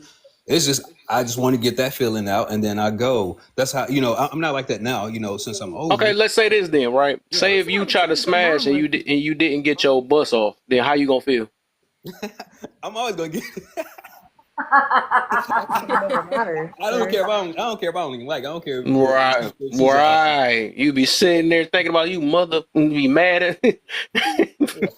Look, all I'm saying is, and you never seen her again. I bet you be you like I was right at the tip. So hold on, pause button. Because every time we have these kind of conversations, the thing is like, I can slide in and out of TikTok. I should be using slide when we talking about this, but I can come on and off TikTok and hear these conversations. And when I hear these conversations, they always go in the same direction, right? It's men trying to explain to women how women are, and women trying to explain to men how men are with this situation. At the end of the day, it does not matter. Yes, we can keep pointing out there's a difference between men and women. Yes, we understand we're different. We can keep pointing that out, y'all. We've been pointing that out for over 3 years. Okay. What I'm more or less just pushing for is, okay, if we all are going to be adults about an adult act, then everybody across the board, women, men, everything else in between, whatever it is, we all have to be on the same page and being like, okay, this is what's appropriate moving forward, and stop this inappropriate shit. Right now, again, if you're somebody, and I get it, right? I get it. Sometimes you just need the release, bro. I get it. Okay, I've been there. I've done that, right, when I was younger, but not so much now. But the point is like I said, just make sure that people are aware and being safe. That's the only thing I care about, because I can't stop people from smashing. I can't stop you, right? People are going to do what they're going to do. The only thing I can do is just be like, look, here are the resources. These are things you need to be aware of. This is when you need to go get tested. You know what I mean? This is where you can go get tested, and give them that information, because I'd rather do that than not give nobody nothing, and then we have a whole pandemic. Yeah, and I agree. I agree with all your points, but that wasn't the it goes back to emotional control. Can I say this right quick? That wasn't. Go ahead. Can I say real fast? That wasn't even the premise of the discussion. It wasn't meant to go this deep like you all doing right now. All it was doing is just to make women aware of how some men think and operate, so that way they can watch out for these particular men. That's all we're doing. We didn't mean for it to be that complex or perplexing for them to get that. We're just trying to say, hey, women, this is what you need to avoid, because men have these kind of psyche, and for us, we try to teach the younger people what to watch out for, basically. But I also want to save y'all a little bit too, right? Because I know a lot of men are on here trying to let women know and put us on game. We're really not that naive. I just want y'all to know that we're really not. If you had heard them responding, hey Kevin, can you please let her know how these women were responding? They all sound like. Hold on. Now, I'm not stupid to the game that women play, okay? We're going to play stupid. We're not dumb. Okay? We are not dumb. We heard it. We done been told about it, so on and so forth, that whether or not we want to believe it, whether or not we want to sit there. Nah, he not the one. Like, at the end of the day, sis is in denial, okay? She already knows what's up. She already knows she need to leave his ass. She already know he ain't, you know what I mean? He's not the one she need to be with, so on and so forth. She knows all that, right? But she's stuck in her own ego at that point. Her own ego and pride to be like, well, I'm going to be the one that changes him. And at the end of the day, that's a whole other toxicity. So if we don't have these conversations, then those need to be two-sided. So yes, that's great that men are putting us on game, but women, we need to open up our mouths and put them on some game, on some shit, because they really out here thinking that we don't know this shit. Trust me, we know. Like, I have known that shit. Like, I have literally known the smash and dash mindset of men, right, and of young boys since I was like 9. Because I mean, I grew up with older cousins. I had older brothers and stuff like that. Like, think I didn't grow up hearing that shit? Think I didn't hear my uncles? You know what I mean? Older cousins. I used this earlier though, and I was talking about that too, about because I realized the difference, right? Even though we say, like I said, we know women get a little bit more emotional, right? So I can understand why we're saying that, we trying to make it like that. But the reason why I say it affect both is because I even just listen to how some of the men, because some of them don't even know what abstinent is, right? They so deep. Some of them are ran. To be ran by your Peter, that means you're affected in some type of way, no matter how we want to look at it. So and it shows us how we are affected when we get it taken away. Just like when we see the bills, when we stop paying our bills or something like that, and then we so used to this and okay, the water money, but as soon as you don't have it right, you don't know what is missing until it's gone type situation. Then you start feeling a certain type of way. So that's how I know it's something that it affects us, but it's just that we don't realize it in a way. We don't realize it. And so hold on real quick. What I'm trying to get to is that it's gonna be either mental or emotional. Because like I said, I talked to a guy that some people be 200 bodies, 300, whatever, something like that. Now it gets serious. Like I said, it's hard for them to pick. It's kind of hard for them to pick because some of them be like, well, if my girl not doing this or her mouth ain't like this, they can't see past just they Peter. Their selections be based off that Peter because their drive is so freaking high that they really can't see most of their selections be off of like body or that she gotta look this thick or she gotta look like that or she gotta like it's so based around how he get treated in the bed, and then you know what I'm saying, so that stuff affects no matter how we want to look at it. That's why if you even see that, like the ones that got no problem with it, I can sleep with the next and the next and the next, that's still doing something to you because you shouldn't be immune to a situation like that. But like I say, until a person get it out their life, then they see how much it affect them, and then like, dang, I was attached. I'm me not getting no buns. I didn't even know how deep attached I was because most of these guys are saying they're not affected by it. They can't go without it. Like I literally had a dude on my live that was like, he barely can't function without it. You know what I'm saying? Like freaking abstinence or celibacy would tear him up. You know what I'm saying? He foaming out the mouth. Right. And there are some men that's like that. I was not negating that at all. There's some men, but my only argument was that women typically majority get shit. Lost my train of thought. Stuck. Mentally with that.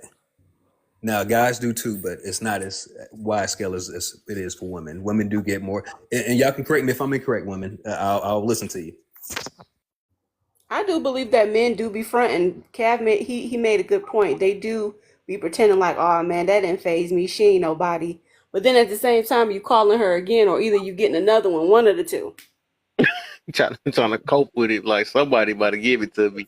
I got some friends that's going through this stuff right now, and they don't see it. Like I said, I start seeing it more when I start controlling myself. And I'm like, dang. I'm like, man, y'all really mesmerize and don't see it. These are the same ones that keep chanting like it ain't doing nothing to me, but they can't go without it too. You know what I'm saying? So it's just it do it. I don't like. I start learning like I don't like going with this rhetoric. Like, well, it affect us differently. We both get affected no matter how we want to look at it, right? Mm-hmm. Women might get more attached in a way. Women might get more attached in a way, right? Maybe emotionally or whatever, but it's just like mentally and freaking. Okay, I say men to men. Mentally, it tears them up. You know what I'm saying? So both of us getting it. It might be different, right? But we're both getting it. It's both bad. It both hurt us. You know what I'm saying? Sleeping with multiple on both ends. That high body count does something to a lot of us, low key. Yeah, we humans. We freaking humans. A great point, Kev. Because if you talked about it earlier, you talk about emotional control, and we see all these TikTok lives talking about men don't have emotions or men just think of it physical. But do you think that men's emotions are involved in that? If they're going in and they're calling the other woman again, is there emotions that's involved in that? You talked about emotional control because a lot of people don't understand that there's a difference between sex and intimacy. So everybody's kind of like stuck in it. So do you think men's emotions are involved in that? I was going to say that some men may pretend like they didn't get attached, and just because they don't bring it up to their homeboys doesn't mean that they ain't sneak and call her or sneak and have sex with her. You know what I'm saying? Mm-hmm. I know that no saint wants to talk. Oh my bad, y'all. I don't like cutting people off. I would see. Okay, so I could see where undisclosed is. I could see where the consensus would look like that way, as if it just seems like, oh well, it's majority of women that are getting. It's women are more vocal about it, but in this society, we're allowed to be more vocal, right? Men, they're not really allowed to be vocal, right? Y'all really aren't really allowed to be vocal about feelings or anything else. Like it's a whole thing, right? So I wouldn't say that men definitely don't. I think men do. I think they get just as attached to the same rate as women do. They're just not as vocal about it, but it comes out in another way, right? So it's either coming out in like, oh, well, now I gotta go hit. Oh, bro, I don't really care. Like, you know what I mean? We all have that homeboy where we can totally tell he's hurt, right? He hurt because, oh, girl, you know what I mean? Maybe he really wanted a girl. She don't left him. She don't even care, right? But he trying to play it off like he ain't hurt, right? But now he's just literally smashing everything that walks. Like you calling for help, dog. Like, there's a cry for help. Or if you're And some dudes can't get no buns like that. You don't think they're gonna get attached? that part. That's why they panders out here. Where you think panders come from? Jumping out the bush. Hold on.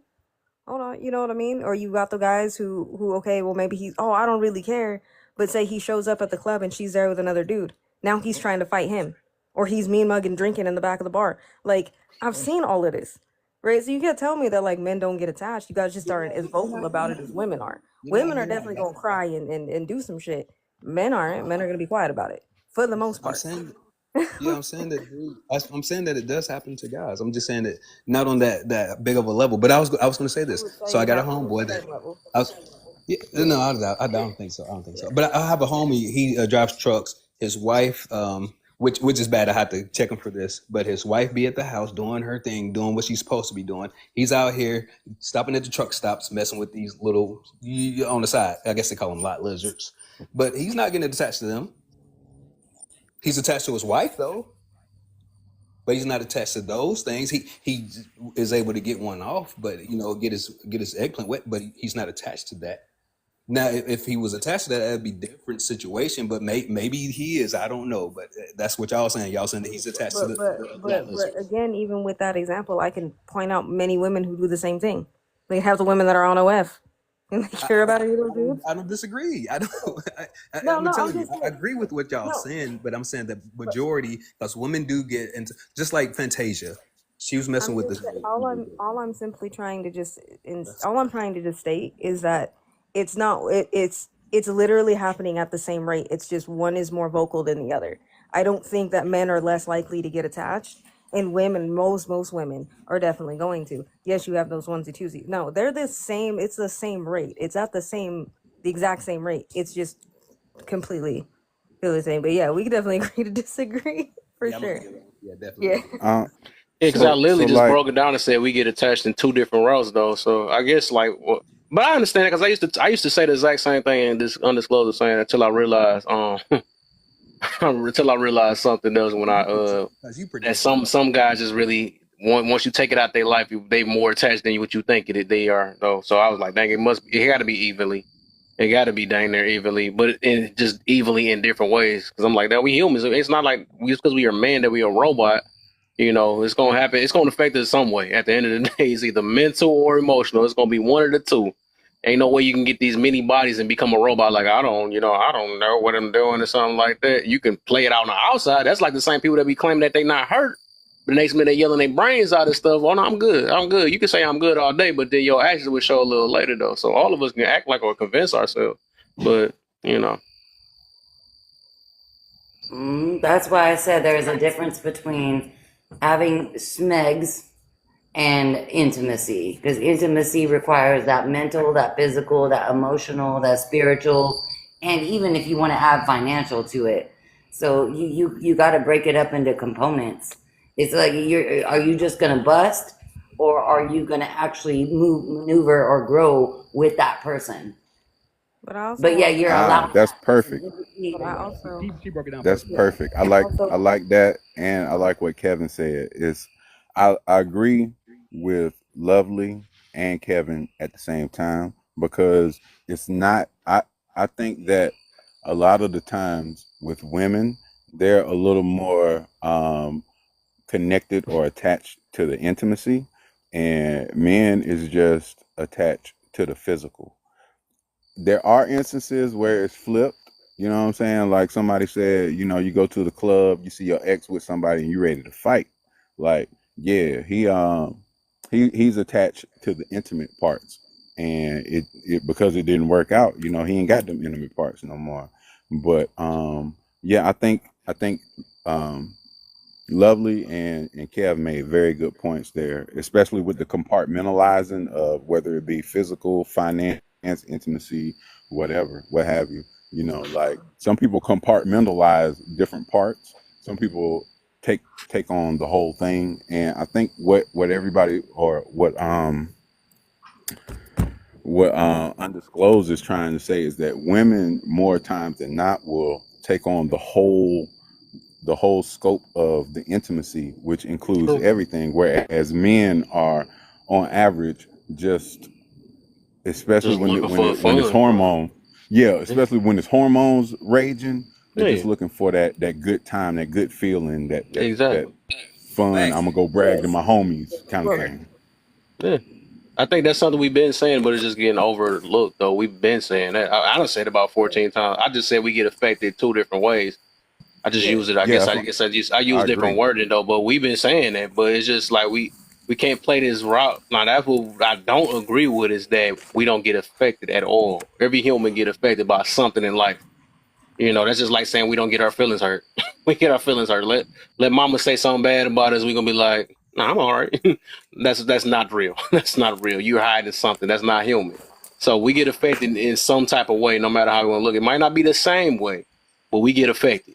Well, and look at what happens when Schmegs is deprived of you. So if you're in a relationship and then now that person uses that Schmegs Be right to back. say, nope, you can't have that. What's You up, can't have it now. Pearl in the I gave building? it to you first, but now you can have it.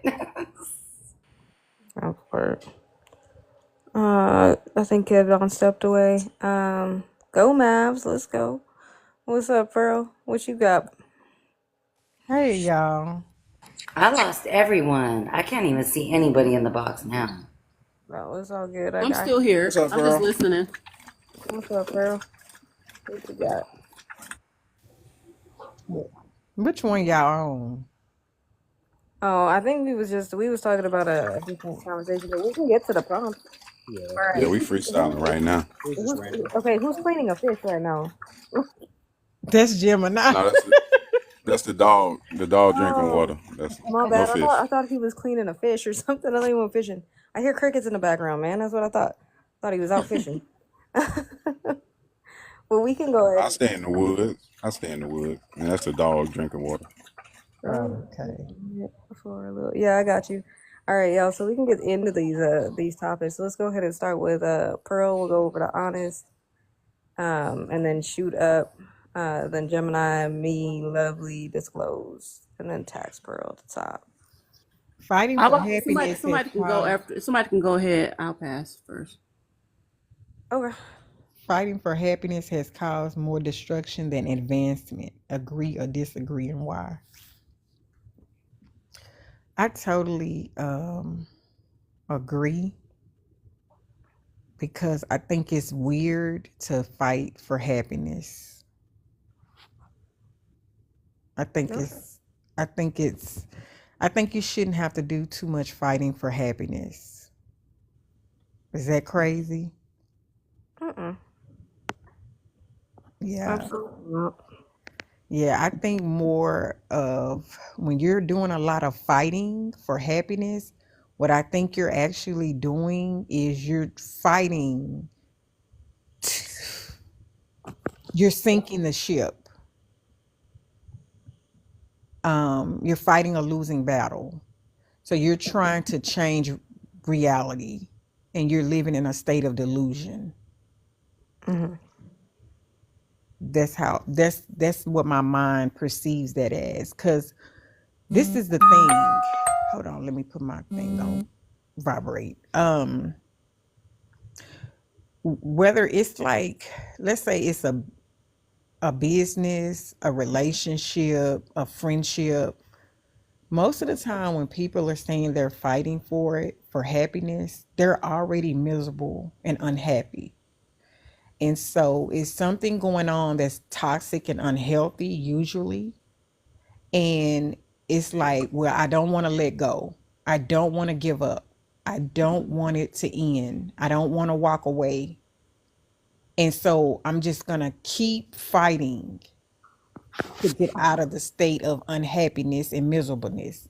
There is a now I want everybody to understand. I believe in general that happy, healthy environments, I think you can disagree, you can have problems, you can have issues and still be in a state of happiness.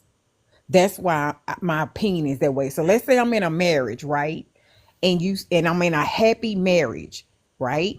That means tonight, if me and my husband have a disagreement, or let's say somebody passes away, or we lose a job, we're still in general happy. We're just going through something right now, and we're gonna get through it. We're gonna talk about it. We might even have some heated discussions, but in general, does that mean overall I'm not happy? He's not happy? No, we're happy because it's not toxic. There's a difference. So that's why I say if you're fighting, and I know what it's like to fight for happiness. If you've never lived their reality, I know what it's like to not sleep good at night. I know what it's like to not work, can't work at a job, to have anxiety overwhelmingly, to be miserable and thinking about should I stay or should I go. There has to be something better than this. To me, that's fighting. So going to counseling, praying, doing all these things because you don't want to face the reality that this has to end. This situation has to end. Facts. All right. Before we move on to honest real quick, I'm gonna need everybody to tap this screen, share out this live. If y'all want to know how to share really quick, just go ahead and hold on to Kev's box right over there. And then just hit it and share it out to 10 friends. If you're in the comments, I need you to do the same thing. Tap the screen and share out the live for sure. Yeah, no problem, honest. The host does have about 1,000 roses he's trying to get up there as well. So please feel free to send those over to the host. And feel free to gift the panel. Everybody in here is amazing. Make sure you give everybody a follow. And we'll keep it definitely moving. We can agree to disagree. It is not that big of a deal. We are adults. Yes, I understand that things can get passionate. So on and so forth. I just ask everybody be respectful at all times. In the event you can't be respectful, do understand there are plenty of flight attendants in here. Send you any destination you want to be. You ain't got to go home. You ain't got to stay here. Okay, so let's be adults. Let's have an adult conversation about some of these things, for sure. And then lastly, if you have not gone to Kev's page, make sure you go to his page where it says Laugh and Learn Kev up there. Go in his little bio and follow him on YouTube. That's where you can catch all the past lives that we have done, so you can see all the conversations, all the highlights, all the awesomeness is going to be happening on YouTube. And then I think eventually, when whatever they're doing with TikTok, we all going to transition over there as well. So we're going to keep it moving, and I'm going to throw it on over to my girl Honest, who's on a teacup. My bad. She good. Which one we on? We just starting, so we on the first one. Selfish versus selfless mentality. Today's current war, you agree? Yeah, I think that's a real thing where you got the selfish versus the selfless, because you got a lot of selfish ass people out here. There's so many people out here that's selfish, they don't even realize it until they get into a relationship or trying to pursue a relationship. And you would notice, because you would tell a person, well, I think, I want, I desire, I deserve. And you be looking like, hold on. Hold on, girl. I'm saying you got a lot of stuff you got going on and you won't. And versus a person sitting up here, because you got women out here, right? And I'm going to say women because I'm a woman. Because you got women out here, they'll pay $1,200. $1,200 to go to a Chris Brown concert. No, just to let Chris Brown grab their cheeks, right? You paying Chris Brown $1,200 to grab your cheeks. right? For a picture. But you arguing with dudes about 50-50. But you mismanaging your money. So I'll be looking at shit like that, like, hold the fuck up. Hold on. It just be like crazy. You out here being entitled and shit. And but you only entitled to the people that you don't like. That's what I think. I think the people who be like selfish, they be selfish towards people that they don't like. So it's like, oh, you gotta sit up here and get my nails done.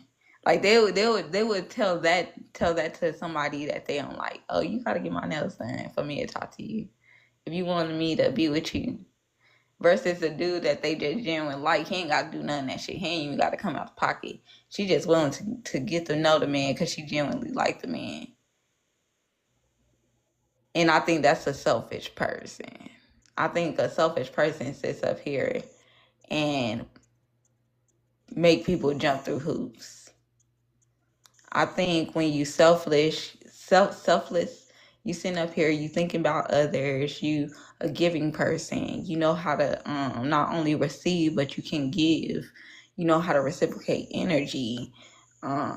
You're not all about self and self wants, self needs. You actually know how to serve others and be that person who could sit up here and be like, I thought about you today.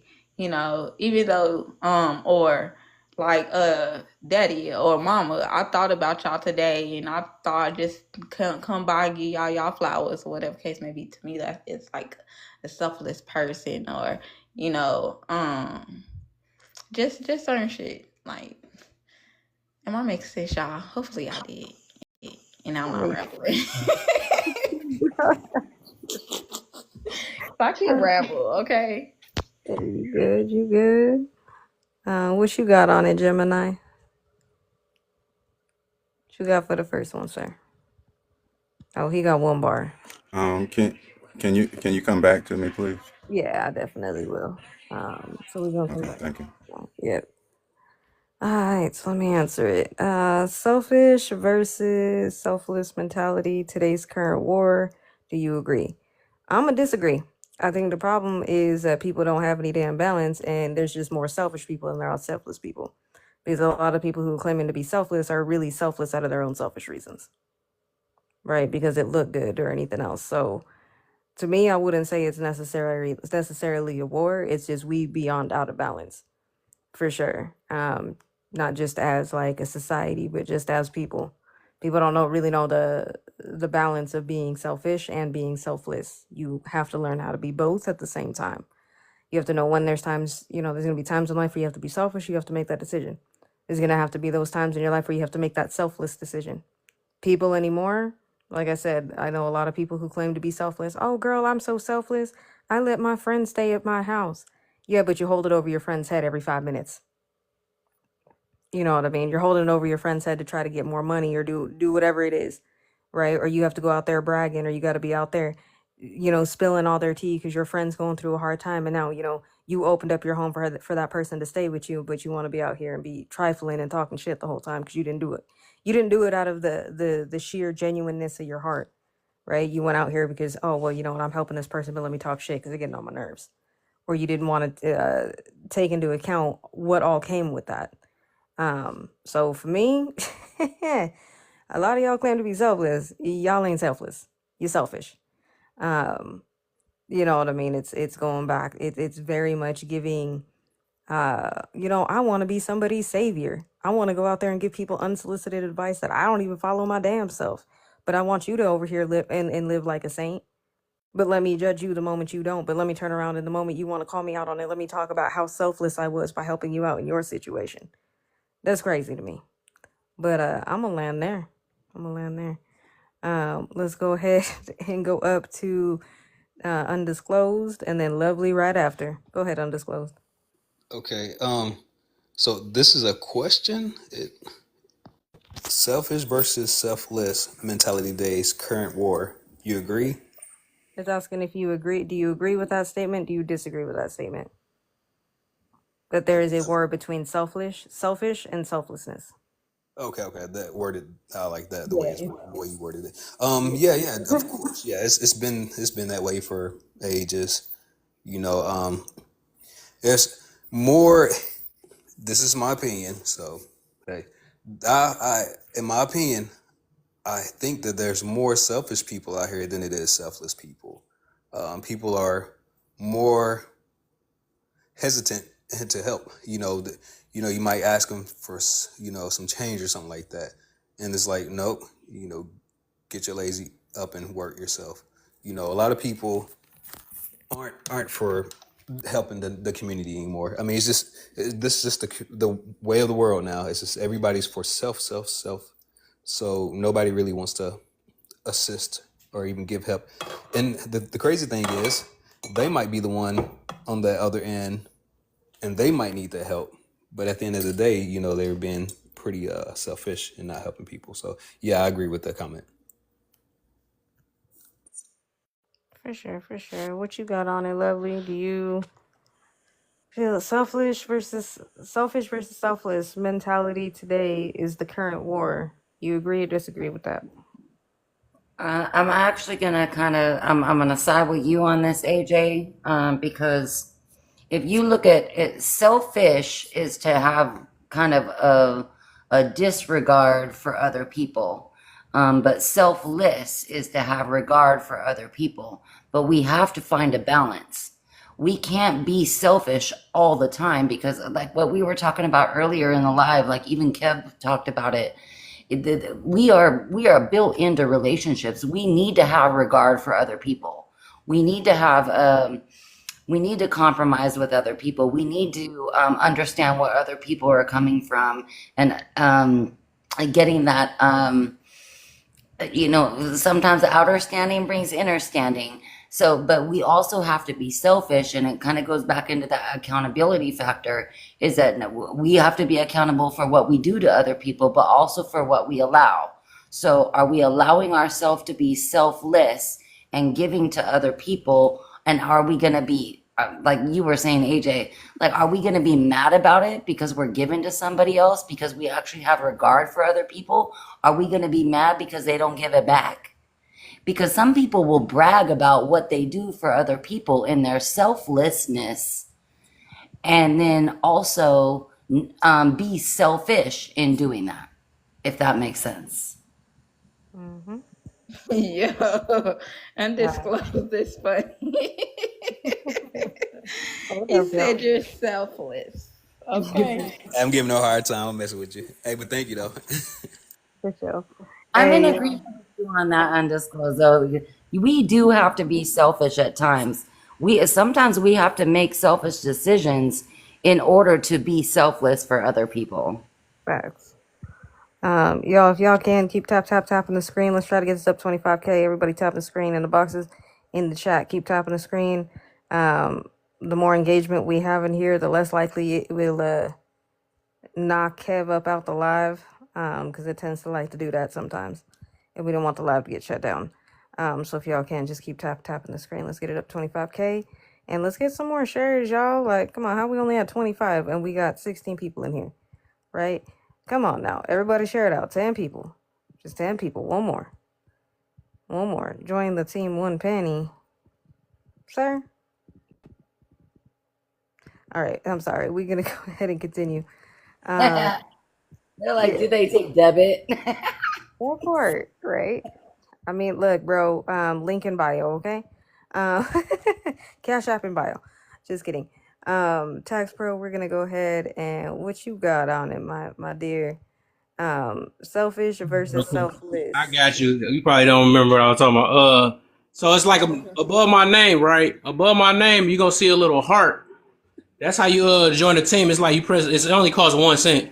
So I heard like if more people join the team, more they put me on like the popular live, because I know y'all see where it say popular live, League C, and all that other stuff. So I think the more people that's on there, the more they put me towards the popular line. I just learned that some days ago. So that little heart that y'all be seeing over my head. Yeah. Make sure y'all hit now. I'm sorry, Kev. I thought you was trying to give me a penny, bro.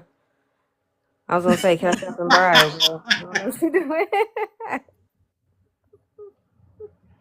But go ahead, Text Pro. I'm sorry, my dear. Okay, I was just going to say that I believe that when people are selfish, whether it's in a relationship or whether it's a leader doing for the community, I believe that will create wars. Like I'm going to war with a couple agencies right now because as taxpayers, we do so much, but I feel like we get so little, right? And it does create wars, you know? Um, and like you said earlier, it should be a balance, right? It shouldn't just be one sided all the time. You know, sometimes people get tired of just always giving and not getting back. You know, you get tired of that. That's all I wanted to say for right now. I got to take a break for a minute. You good, you good. I love it, I love it. All right, do y'all want to go open panel on this? Or do y'all want to move to the next question? Yeah, let's get to the open panel. I'll answer. Can I answer real quick, and then we'll go to open, if that's cool. Yeah. Let's get Gemini in, and then we'll move to open panel. Go ahead. Okay, so we was talking about fighting for happiness, right? No, we were talking selfish versus selfless mentality. Do you think that's a current war going on today? No. I think that it's some very selfish people in the world, and there are some selfless people in the world, and there are some people in between, and but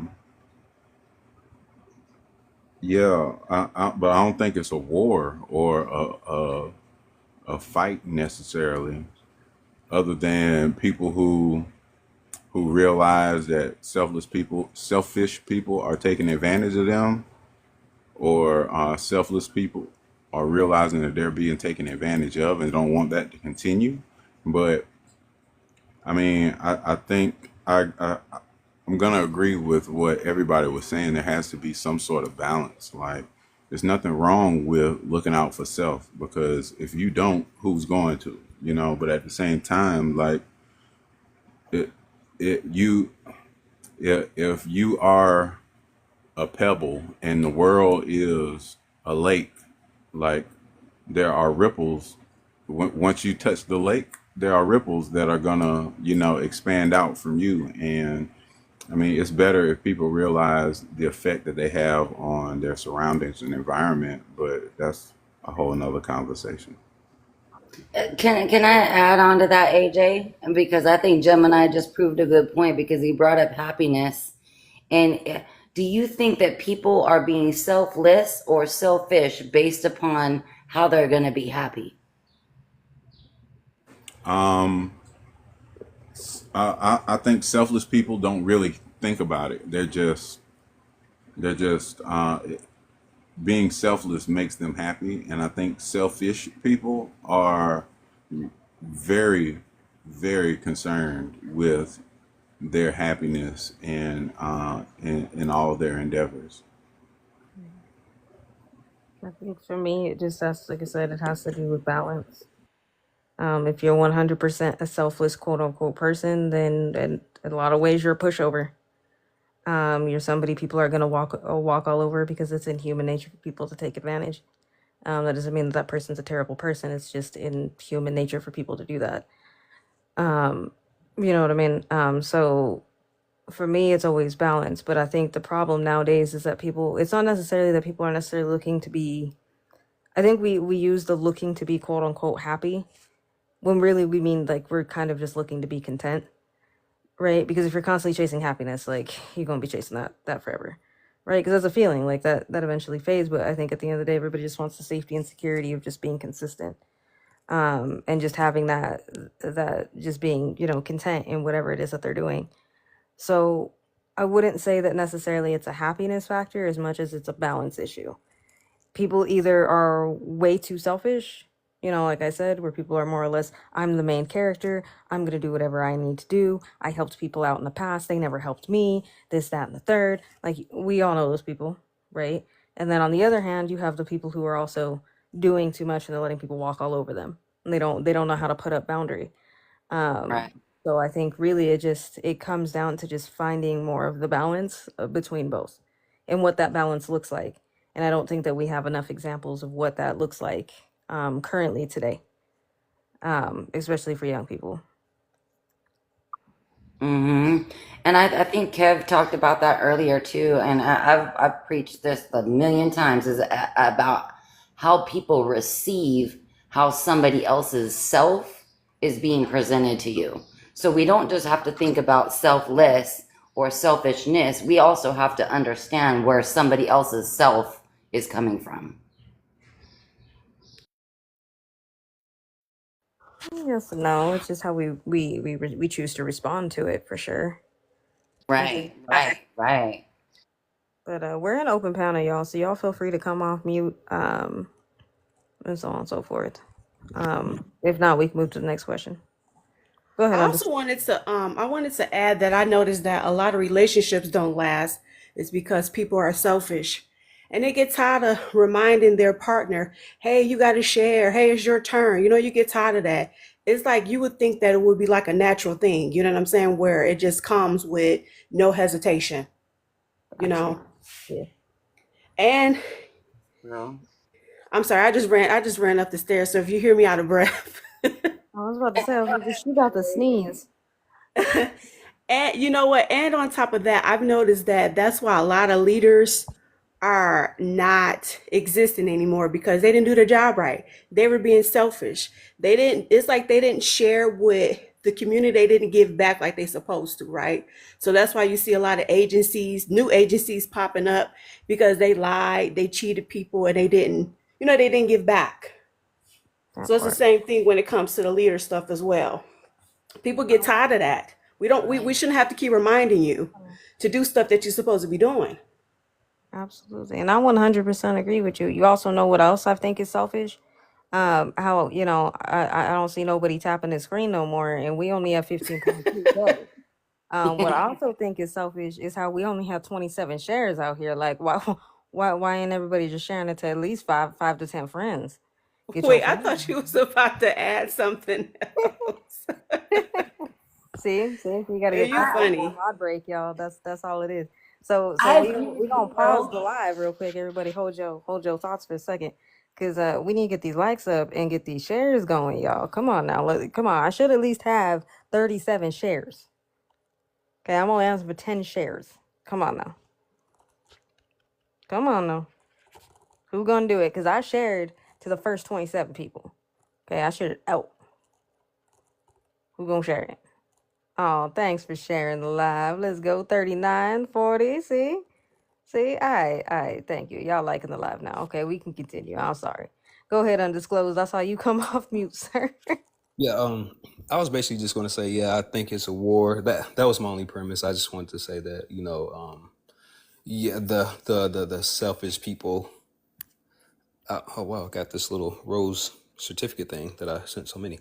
But yeah, I was just saying that the selfish people outweigh the selfless people in today's society in 2024, and it's going to only get worse as we move forward in the future. But that's what I see as far as the war, going that we have right now. So let me ask a question, undisclosed, and I mean from all the panel. Do you think selfless and selfishness is it a war within self, or is it a war with other people? I think both. Both. Yeah. Mm-hmm. We got another minute on the open topic, and then the open panel, y'all, and then we're gonna switch over to the next question.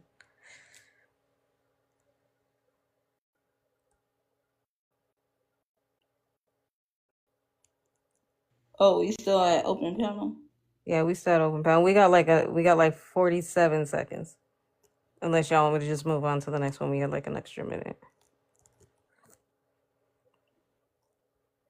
Completely up to y'all. So can I say something real quick on the selfish thing? Yeah, of course, honest. That's why we in open panel, my dear. Okay.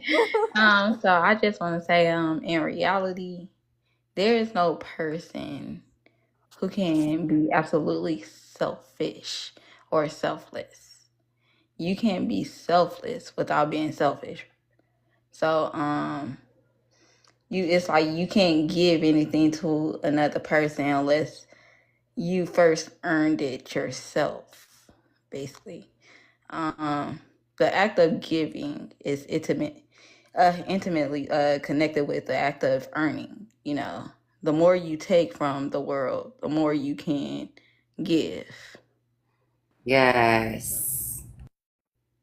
And I don't think a lot of people truly understand that.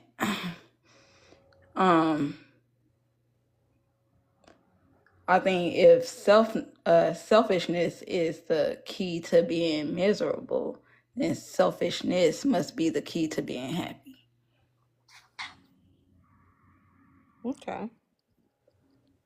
I like that. Does that make sense? Does that make sense? I It wanted does. to add, yeah, that makes sense. I wanted to say that the selfish people, you are only hurting yourself in the long run because, from my understanding, when you give, the universe gives back. So when you don't give, you only cheating yourself. Yes, Pearl.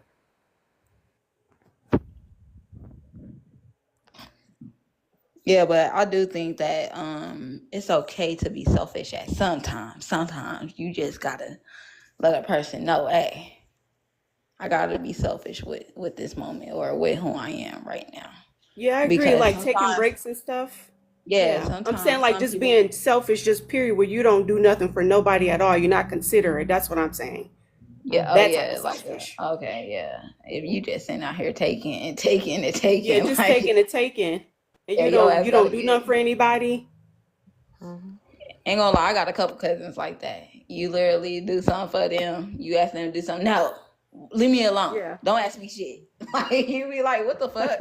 Like, but girl, you always ask for rides, and not a person take you go wherever you want to go. You always telling somebody you going through something. Okay, a person is always there to listen to your problems, but you don't want to listen to nobody else's.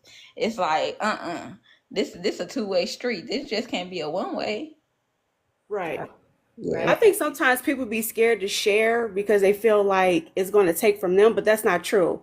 I remember one time I was just giving one year and stuff was just coming to me out of nowhere. Now, the people that can share lets me know that they ain't never had none. Because I Yeah. think people who ain't never had none be having the mindset of you think that the whole world belongs to you. Because you ever seen those kids who go to somebody else's house and they be trying to take over the person's who house it is, toys and shit? Yeah. Like you be looking at them like, hold on, give my baby back their toy. Like, hold on. You can't just snatch they shit. Like now they won't let you play with it after they done. You can play with it, but you up here snatching this shit out. They can't give me this. Your As ass ain't my never had none. my mom, she had a saying, Come she on, would y'all. say, scared money don't make no money, which is true. You holding on to this little 10 little dollars, just spend it or give it to someone. Just do it and just see what happens. Just jump out on faith and do it. You never know. Yeah, that's true. Like That most people are most of y'all. I'm gonna ask y'all this on this panel.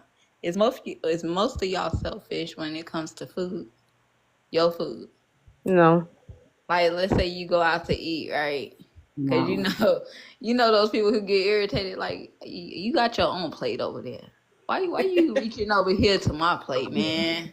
I It's want to funny you enjoy bring all that the up. goods, It's especially in men. funny. And men can relate to that because I'd rather the buy you woman your is own always stuff. gonna reach over to Hold a up, man's y'all. Hold up, plate. y'all. One at a time. One at a time. Let her finish.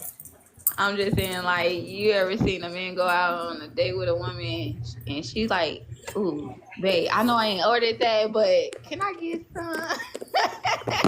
Or you just hear her It's, picking at your plate, I and love it. it's Y'all do that like on purpose. you said what? Undisclosed. I say y'all do that on purpose. Yeah. Yeah, That's yeah. what you got on it. Let's go, Pearl, Because we don't Lovely, want to order both. Lovely, Tax, and then Gemini. Go ahead. Oh no, I just wanted to say, I'd rather buy you your own. I don't really like to share my food. I just buy you your own. Yeah, maybe I'm the weirdo on the panel because I don't really care. I don't even care if it's my last sandwich. Like, if you're starving, I'd rather just like, bro, I'll eat like this much of it. You can eat the rest of it, and I'm perfectly content with that because I can always go get another sandwich. That's not a problem. See, I ain't even Well, gonna lie. See, if I'm hungry, then I ain't gonna lie. I might, I might react a certain way because I'll be like. Come on, man. Like, your ass been out all day. Stop playing with me. Like, your ass know that your ass been hungry this whole time, but you gonna wait till I eat and then think about your stomach. But I think for me, it's just because, like, I don't know, maybe because But I'm I like an get what older. you said, AJ. I am like that as well. I got two different sides where I Yeah, could be like, all yeah, but I'm right, yeah, I ain't tripping. Go ahead, cause I ain't gonna eat it no way. In my mind, I'm just saving it. But when I do get hungry, yeah. But Well, like I'm always. food But hold on, food I'm is also. a Hold on, y'all. I'm also the same type of person where I always order. Like if I'm somewhere, I don't know why, but I always order like enough, like extra, just in case. Because like I never know. You know what I mean? I don't know who I'm talking to, or if I come home or something and somebody's hungry or whatever, or somebody stops by my house and they need to eat. Like, but I've always been that person though. I don't know. It's not weird for me to share my food, I guess. I don't know. well. Think about it. Food. If you go back to food is a basic need. Now I Why? ain't share my trees with you. Food is like the surrounding conversation, but behind everything because it's a basic need. We need to eat breakfast, lunch, dinner. If you want to break it down, if you want to fast or do all this stuff, food is it actually brings conversation. It brings it brings people together at the same time. So can we look at the joy that food brings? So now it's like if you want to take from your man's plate because he orders something different and now you order something different, are you going to let your man eat off your plate? Yes. You better. I don't know. I always just make sure I have extra food in the car and some shit. I always have extra food, bro. There's Right. always ain't gonna extra. lie, AJ, you look like you got some good snacks around you. I You do, should bro. Because like like AJ yesterday, AJ do. AJ always got snacks. that part, bro. Like I'm literally waiting for this uncrustable to thaw, y'all. AJ look You like waiting she for got what? My uncrustable. uncrustable to thaw. Uncrustable. What AJ is look like she got that? a refrigerator sitting beside her bed. Bro, I don't yet.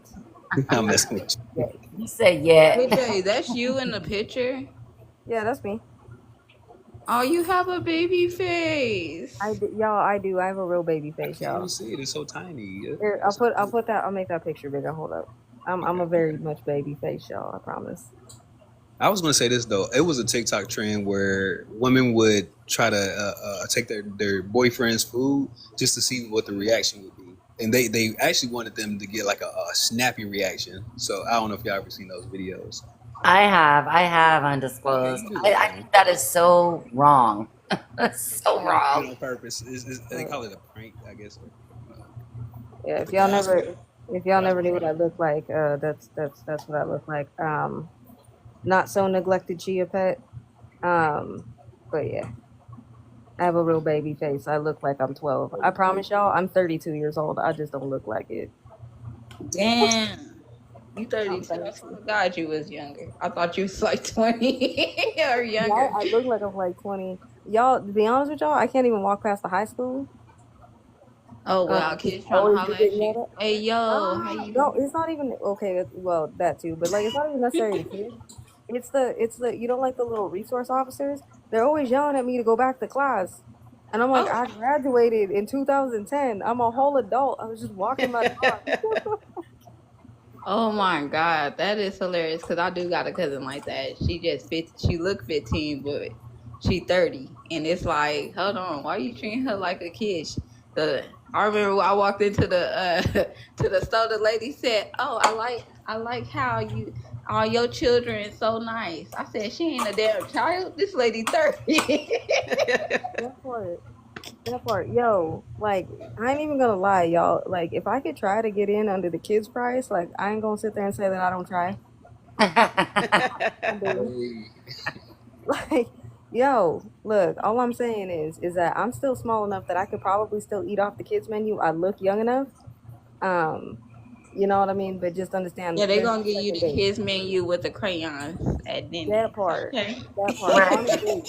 On a date, y'all. And also understand that there's not a second date unless you at least spend $50 on. No, I'm just kidding. They y'all hold gonna gotta on. come spend around. Look, y'all AJ, they gotta gonna spend come fifty around. dollars They on gonna me be like, at you least. need a high chair. That part. Yo, I'm telling you, let me walk in Yo, someplace looking real scared. And be like, "Where's your mom?" I'm like, I don't know. Probably talking about high chair. I'd be like, hey, you need a baby bed. That part. What you You know do? what I You, mean? you got Y'all know baby. what I want to do one day. For some reason, I just wanna go into somebody's job and look like I work there, and I don't work there. Yeah. You know you can do that. Just go into Target with a red shirt on. Just wear some khaki Just pants start and working.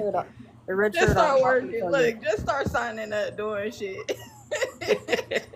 I've done it, bro. Hey, I called in. we've seen people fake being a doctor. We've seen people fake being a. You can Oh fake. yeah. So, I'm just saying. I have called like this is messed up, but I have called in to like WalMarts and Targets, like called in for the day, and I didn't even work there. Just cause, Oh, just cause. wow. I was like, yeah, I'm new. My name's AJ. I was supposed to start today, but I can't come in. Oh, what's wrong? Oh, there's just something wrong with my eye. Oh no, what's wrong with your eye? I can't really see.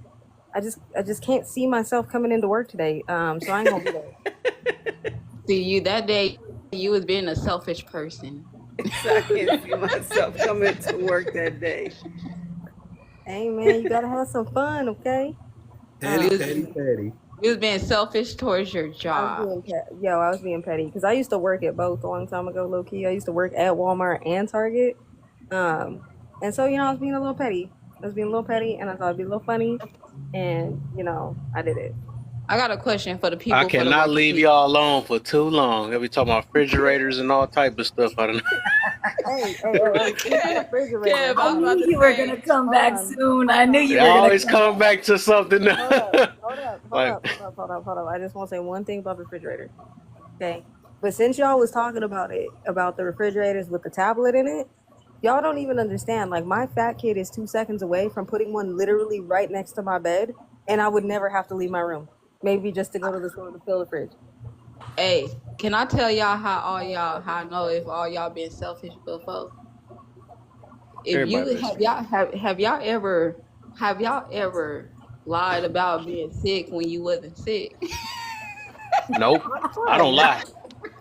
That's I a don't do lie. those lies. This is a lie. Black men don't lie.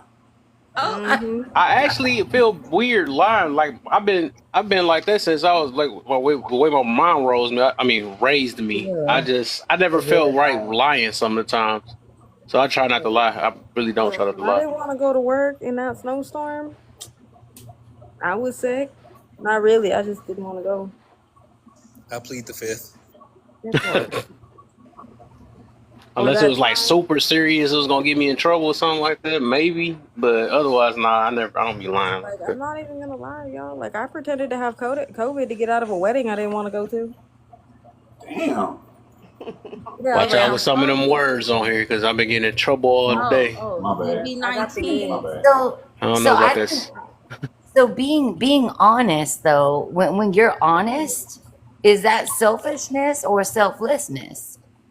Ain't that When funny you're how her name? She honest. just being honest, and she said about lying to work. Ain't that I so? know, but no, she just made me think of something, and I was like, It's wait a both. minute, that's It's so both. true. Like when you actually tell the It's both. truth, and It's you're both. It's both. It's both of those things simultaneously at the same time. Because when you're honest with somebody, right, you are being selfless by telling them the truth. But you're also being selfish because you don't want to sit there and continue to have the same conversation over and over and over with the same person. So you're getting straight to the point. So it's both. That's the oxymoron of the paradigm Yeah. of Because I honesty.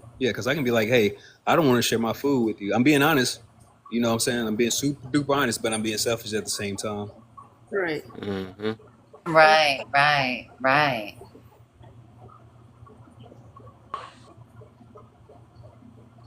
Yeah, that is true. Because people be sitting up here, they be like, I'll listen to a person, but I really don't want to hear that shit you got to say right now. Like what? Yeah, Yeah, I'll listen to you, but I just don't want to hear it right now. Okay. support. Support. You know what I mean? It's like, or and going back to the lying thing, we all have to lie, right? Like how many times? Well, okay, at least for me, you know, I've had a 2-year-old hand me a whole ass fucking phone, and I have to pretend somebody's on the other line. I can't just lie to her and be like, "You ain't talking to nobody." That ain't gonna fly. I gotta lie. I gotta be You I gotta don't know who you're pretend. talking to, but I gotta Play pretend along. real quick. Just saying. But I'm gonna be quiet. I think we on the first question, y'all. I'm sorry. My ADHD. Yeah. So what the so we going to share individualist mindsets complain about the community? Give Yeah, me yeah. give me Give me the expand on that, please, because I'm trying to get an idea of what you're talking about. for sure. Well, we gonna get to you because it's Pearl. Pearl, we gonna have her answer that one first. Nah, I Oh, ain't okay. about to say nothing. I'm gonna let everybody answer the way they want to. Then I'll let you know. 'Cause I ain't about to get nobody no alley oops. Okay, so I feel like if you're it, don't Hold complain. on. Don't Hold It's on, like don't Tax. complain Hold if on, you're not going Tax. to Hold participate. on, Tax. Tax, Oh, hold up. It ain't your turn yet. Hold on. Hold on. Let Pearl go real quick, and then we gonna work our oh, I way back thought you were up. saying me. I'm It's sorry. two pearls. That's why she getting confused. I just thought about Oh, that. that's why I just realized that. My bad. My bad. I just noticed that. Y'all, y'all confusing. Okay, you want me to answer it first? Yeah. Go ahead and answer, my dear. I'm sorry. I was like, wait, hold on. So, should individualist mindset complain about the community? No, they shouldn't complain. Sit over there in a corner and cry to yourself. Um, no, seriously. No, it's kind of like contradictory. It's like if you're only focused on what's good for you or what's best for you, what you need and want, what you got going on, then you really can't make any complaints. You don't deserve a voice at the table about what goes on in the community because community, anything dealing with community is no I. It's we and it's us. And so Mm. it's sacrifice. It's selflessness. It's a contribution. So if you only gonna look out for what's good for you and your household and your life, then you can't trip about what affects the community as a whole.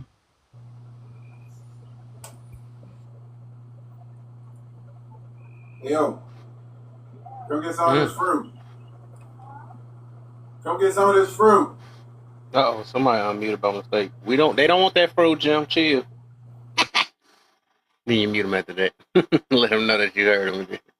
They don't want none of that fruit, Gemini. My bad. I apologize, but she gonna get some of this damn fruit. Fuck that shit. Come get some of this fruit. I think what is our main thing? Go ahead, main thing. Oh no. No, yeah, go ahead. I mean, go ahead. There's no hints around here. Do we like an NBA team with alley oop? Speak on your mind. What you feel like we talking about?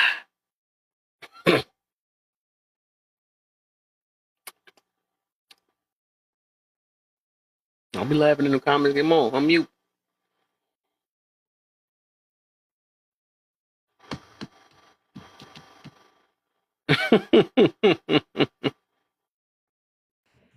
Yeah, what's happening? I don't know. Go ahead, Gemini.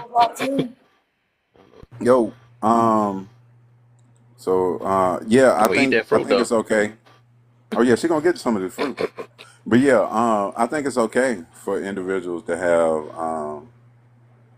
to complain about the community because the community is made up of individuals. So how is it that like yeah, I'm worried about me, but I'm also part of the community. So at the same time, like I should have some say in what goes on in the community, or at Mm. least my perspective on it. I don't think that um, just having an individual mindsets completely separates me from the community. Do me use this one? That is. Go ahead, AJ. To the individual mindset, complain about the community. I mean, I feel like they don't complain anyway. Whether or not, I think that they should or they shouldn't, it's really irrelevant at that point. I don't think anybody should really be complaining about something if you ain't really trying to help it for real. At the end of the day, but that's just me. You know what I mean? And that even goes for selfless people, because selfless people can sit there and be like, "Oh, I'm doing everything for a community," but you're being walked over and you're not benefiting the community either. So like, you ain't putting up no boundaries. You're just letting anything happen. So, like I said, it's just kind of how I view it. But I'll be quiet. Okay. What was it? Are we gonna write love? Lovely, go ahead. I'm in agreement with that. But so should an individual mindset complain about the community? Well, and I'm rolling with Gemini and with No Saint on this, or with AJ on this, because how are you going to complain something that you're already a part of? What are you doing to be a part of that community? So are you actually complaining about you as an individual, or are you actually complaining about the community? Undisclosed, what you got for us? Okay, I'm trying to multitask. I'm fixing the food for tomorrow. So let me see. Should individualist mindsets complain about the community? Man, it's hard to read these little tiny things. My bad. Oh no, you good, brother. It's just my eyes, old age. But I would say no, because if you're only thinking of self, again, it's weird. Why are you worried about everything else around you? You're just self-absorbed. You think about you. So that's the way I see it. I don't think they should be complaining. Cuzzo in the building. All right. Tax, you next. We just call you Tax because there's two pros in here. Yes, call me Tax. I feel important. No, I'm playing. Okay, so I wanted to say that if you're not going to give back, help out, I don't think you should say anything. I think you should keep your comments to yourself. But sometimes it do take an individual to come up with a good idea to, I guess to help the community. So yeah, that's how I feel about that. Interesting. Okay. Good timing, cuz. What's the deal? What you got for us, brother? Yo. Yo. Hold on, let me turn this TV down real quick. But yeah, I feel like I can say whatever I want to about the community if I'm a, individualist, because what y'all do affect me and what I do affect y'all. So at the end of the day, I can say what I want to say. Cause yeah, I can worry about my own house, but if everybody else around me burning their house up for insurance fraud, uh, stealing the siding off of walls, the community going crazy, what that's gonna do to me is gonna bring my property value down. The same thing, vice versa. If I go outside and I just get to snatching the siding off my house because I need to go make some money, that's gonna bring the property value down for the houses that's around me. If I never cut my grass, you feel me, and I can go on and on. So with that being said, I can say whatever I want to say about the community. And you better respect it, because then you got to come see this individual. And I land. All right, but where's that individual at? Okay, where he at though? I'm in the house right now. You gonna get He said, "I'm in ignored. the house right now." I'm done with him. It's like a. I'm a secret. So with that one, right? The angle I was coming with that one, which I used earlier though. Hold up.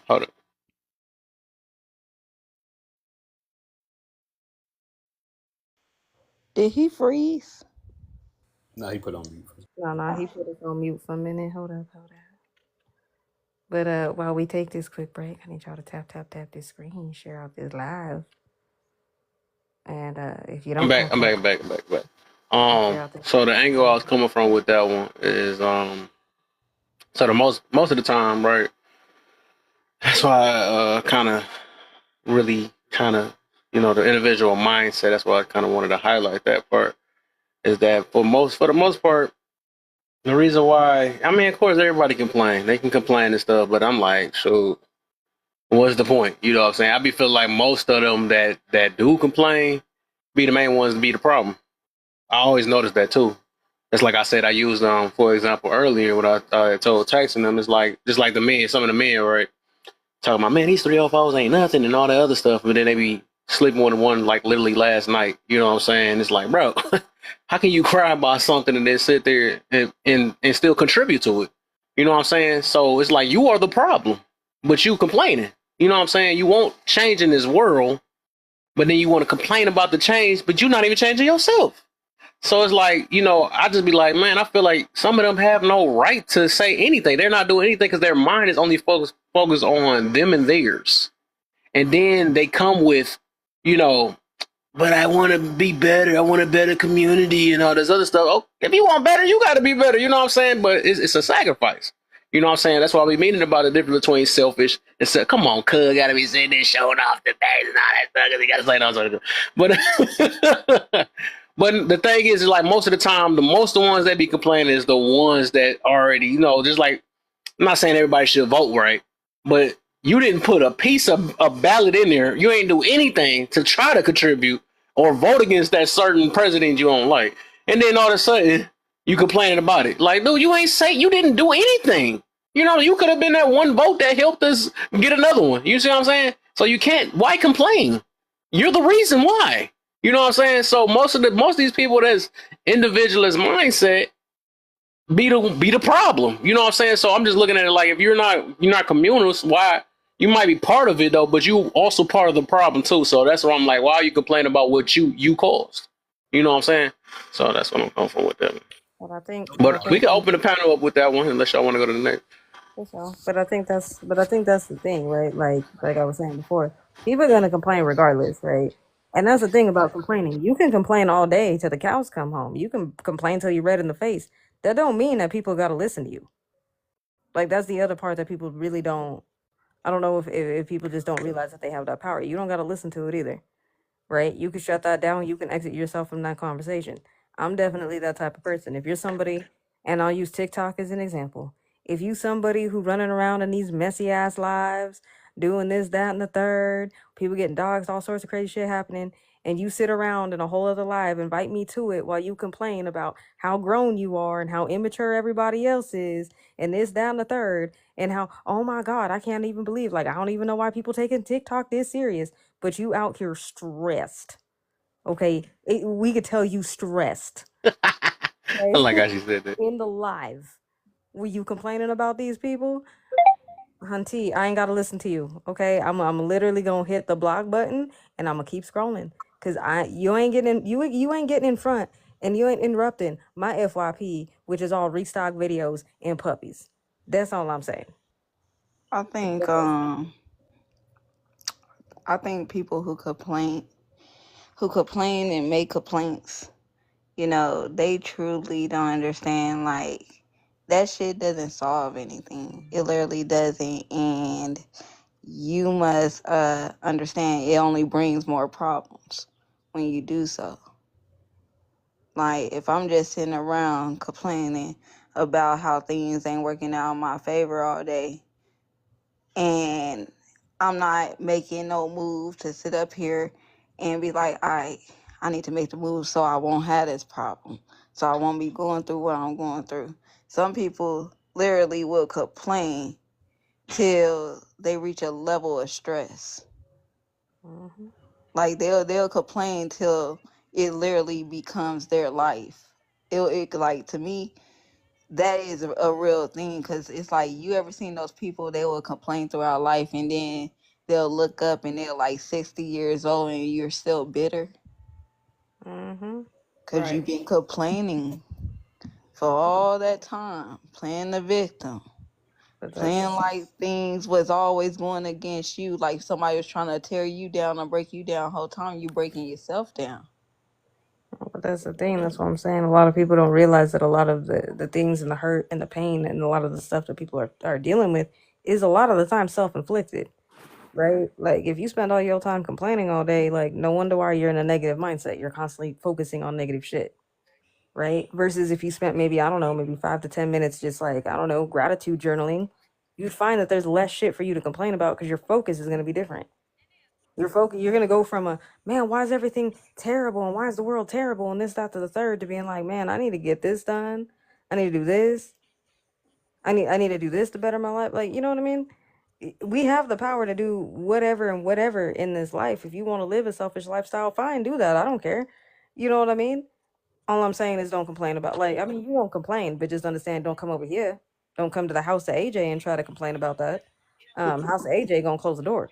You know what I'm saying? Same thing. And if you want to be completely selfless and not know how to put up boundaries and you don't want to listen to nobody because you feel like, oh well everybody, you know, deserves to just have their way all the damn time, you just as bad as that selfish person. You can complain all day, just don't come complain to me.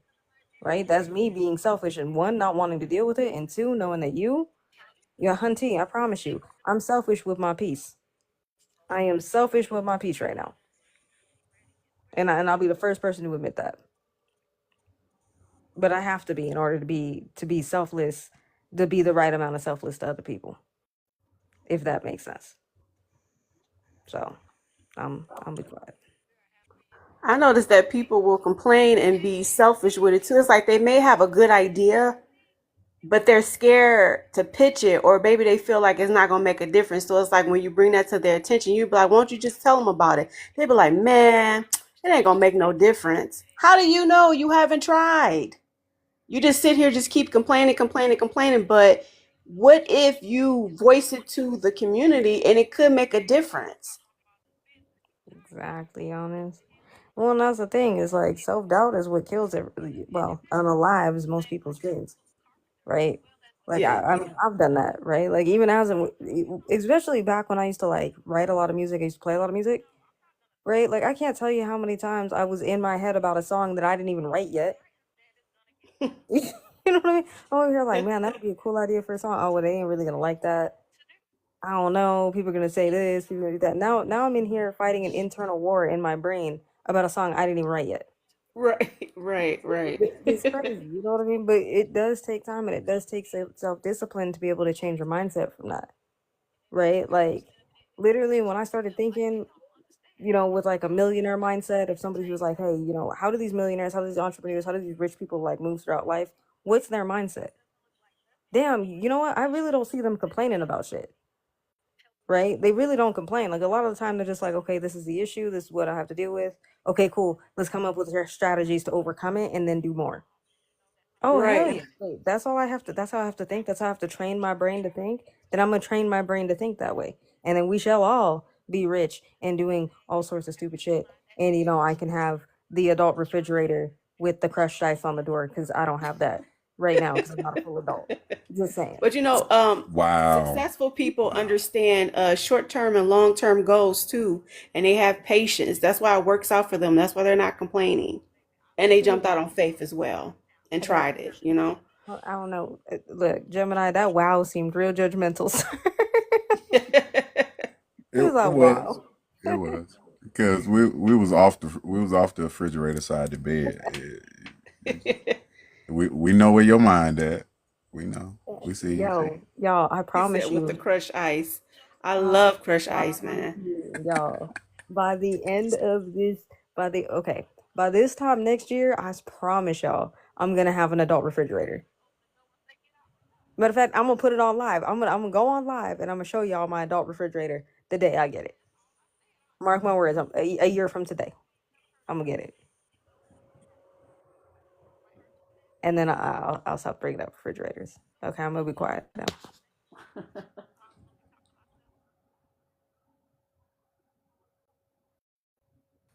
Sorry, y'all will be chiming in. I'm trying to fix this food for my kid for tomorrow.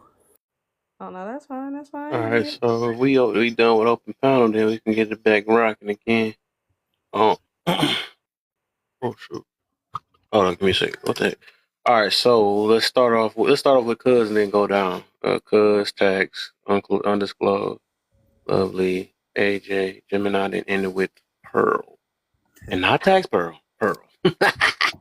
um or a brown pearl. We can say a brown. All right, so cuz give examples of individual statements and give me another example of a communal statement. What are the two? What's the difference? What do they say? So individuals. Let's see. Uh, hmm. All right, here we go. I was looking for something. So more so along the lines, they'd be like, you know, the police need to patrol over here because I don't want my car to get stolen, right? And then, you know, somebody that's thinking about the community or more so be like the police need to patrol over here to keep the crime down and protect the youth or something like that. They'll just think about people other than themselves. But you can go to the next person. I'm in the middle of cutting my hair.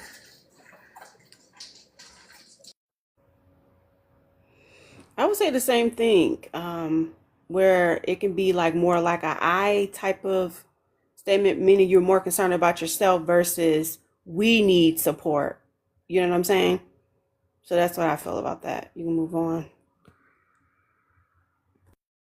I'll say, like, if I use myself as an example, I say, hey, I don't care about the community. I'm gonna still be out here hustling, being a D-boy and putting my work out on the streets. But the community, they'll be like, we need to get this type of person off of the street. You know what I'm saying? Clean the streets up. So that's the way I look at it.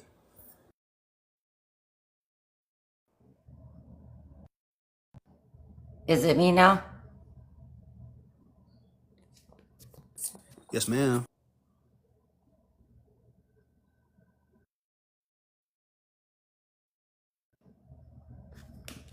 Is it me now? I just want to make sure. Okay.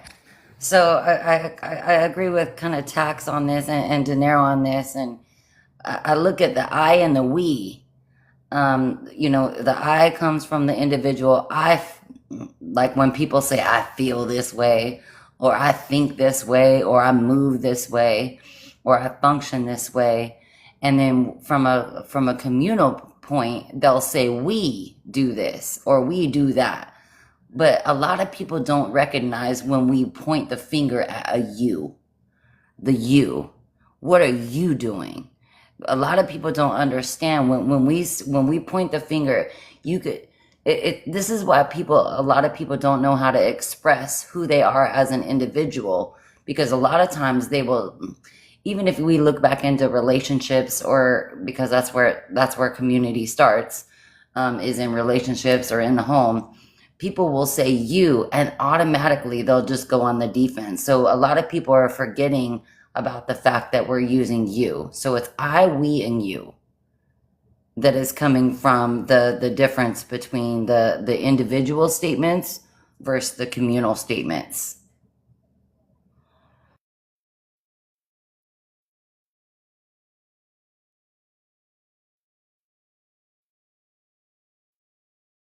Oh, you AJ. AJ, Gemini, then Brown. Oh, my bad, y'all. I was looking at. Never mind, y'all won't know what I'm looking at. Okay. Give example. Oh, are we on the give examples of individual statements versus casual statements? Yep. Communal statements. I'm the main character. It's all about my truth. Yo, let's talk about the truth. Let's do shit for community. Like, just saying.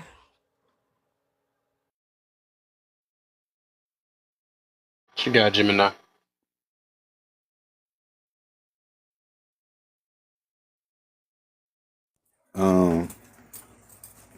I want to I don't know. Mine is kind of both in one, wrapped up in one. But I got the garden on the side of the house, and I'll be out there quite frequently. And I know my child don't really care about the outdoors too much, But I always be like, "Hey yo, let's let's go, let's go. Pick some cucumbers, or hey, yo, let's go get No Diddy. some herbs out the garden. You know what I'm saying? Let's go." No, I'm talking about real cucumbers on the vine. Yeah, I ate some today. This is good as hell too. Nah, Kevin was being. Oh, well, yeah, okay, right, I did. Um, but yeah, I I'm kind of being selfish because I don't want to go out there by myself, but I'm being communal because she benefit from the cucumbers and the stuff out in the garden as well. No diddy. So yeah, that's. But I do agree with everybody with what everybody is saying when it's us, we versus I, you, or a finger pointing at they or them. Then there's definitely a distinction in verbiage that you can kind of tell when people is being biased or one-sided or selfish.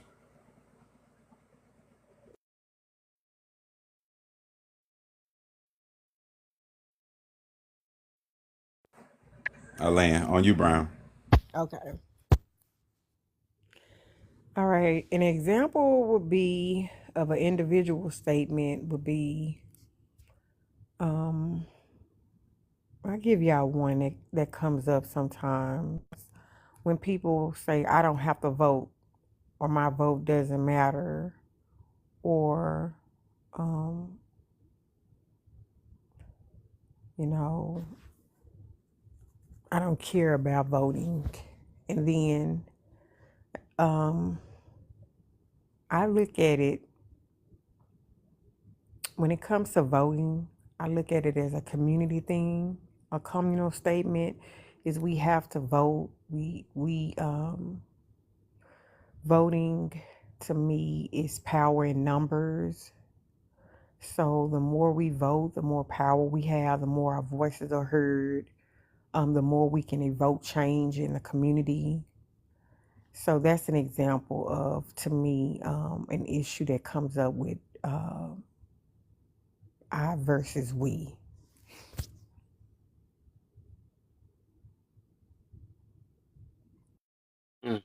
Okay. All right. So let's get on it. So I talked about it before though. Let's see if we can open the panel after this one. So I would say, and we gonna get to the we part though, because I feel like we can be still individual too, but I'm gonna mention it. So within individual, it is a lot of I's, or a lot of or statements like, well, this is my what they call it, what they say, my anecdotal. I use like a lot of anecdotal stories and stuff to prove their points. Well, I did this and it worked for me, things like that. When we're talking about general things or projecting, making topics that's based off their lifestyle to say this is what everybody else should do. You know, what else? Um, I'll rock with that then for now. And then communal will be, I would say communal even but even though I could say stats, but they usually be statistics depending on what type of statistics, because some statistics be trying to benefit their life too. People love looking at statistics when it comes to smacks. Well, smacks is very high drive and all that stuff, but we tell them all control yourself, you know what I'm saying? So you trying to use it to benefit you at the moment and stuff. But you ain't saying how dangerous it is, or when people misuse it and can't find a relationship, and they don't want to use it when it's or the body count matter and all the other stuff. Whatever, they don't want to use it when it's there. Now let's talk about the we, right? So the reason why I say we can be individual and communal. So we most of the time, yeah, we gonna do was best for the community, whatever outside. But I look at it, the difference with it is right. Because I even say just because it's like you're doing it for your family and stuff. If you're doing it for your family, my kids and me and all the other stuff or whatever, that's still within your inner circle. That still could be considered an individual thing. Because the reason why I say that, because a lot of people don't believe that. The reason why I say that is because it still benefits you in a way. When you're doing something communal, it's like it can be more of a sacrifice too. It's something that you do like I was talking about giving a person, a homeless man, some money. It's not really benefiting you in a way, but it's still helping out in some form of community outside yourself. You're helping somebody, you help feeding somebody. That's more communal. Now when you're doing like what is the family or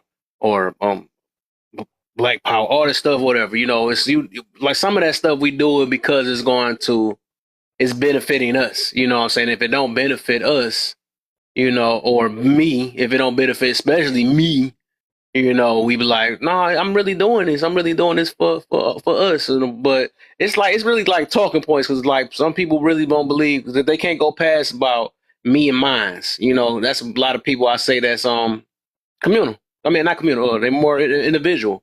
You know what I'm saying? They can't go outside the circle because this is their lifestyle. And then a lot of people get hurt even through to that because he's like, it's us versus the world and all this other stuff. But I mean, it's so much on that though. But yeah, that we can still be individual. Just because you look worried about you and your family, that don't still make you an individual mindset. It don't make you communal. You know what I'm saying? So if some people are only gonna go as far as their circle, and it's not saying it's a bad thing, everybody gonna do their thing though, but it's still individual because it's benefiting you more than anything. You know what I'm saying? That's so we can't. I just don't want people getting that mixed up because I had to learn because I'm like, no, some of this stuff I'm like, no, But like I said, if you're not sacrificing, you know, something that don't benefit you, that's just freaking not to say you ain't supposed to do nothing to benefit you, but that's the difference between communal and individual. That's how I look at that though. So we can open the panel from there to how y'all feel on that situation, and then otherwise, if y'all ain't got nothing, we can go to the happiness now. I wanted to add to that. I thought that when you said that I thought you were going to say like how black people speak for like the whole group, right? Like as if it's just like individual. Oh, right. Yeah. Like they say, we don't do that. We don't hike. We don't go in the forest with bears. We don't do stuff like that. Like they say stuff like that. Where it's like they speaking for all black people, right? Where it's looked as one group. You know what I'm saying? Yeah. Like I said, and that's still I still look at that that's individual mindset because they can't go past their circle because like I said, people say we because they know it's benefiting them. You know what I'm saying? But sometimes it takes a little bit of being uncomfortable to benefit something outside of you. You know what I'm saying? Like this one, like I said, some people really be like, "Oh, I'm doing all this. I'm about to make you rich, and I'm gonna do all this stuff," but they know they getting a cut out of it. You know what I'm saying? They know they really doing this to, they ain't really trying to help. They just really want to help themselves, but they know if they help you, that's going to help them. That's like I realize even like in some relationships, like I don't want to put it like this though, but I don't know. I ain't trying to make it a gender war thing, but what I noticed though, is like with some women, right? They're not going to, because I do believe men sacrifice, especially when it comes to emotions. They willing to put up a lot of stuff before with those situations for the family, right? And like most of the time, women want to be happy and whatever. I realize that some of these, just like this man's mental awareness month that's going on right now, right? Mm-hmm. That stuff it goes. Only I feel like some of them only doing it because at the end of the day they feel like if it don't benefit them, I mean if it's gonna benefit them in some way. So I'm gonna get back to what I was talking about though. Like some relationships, right?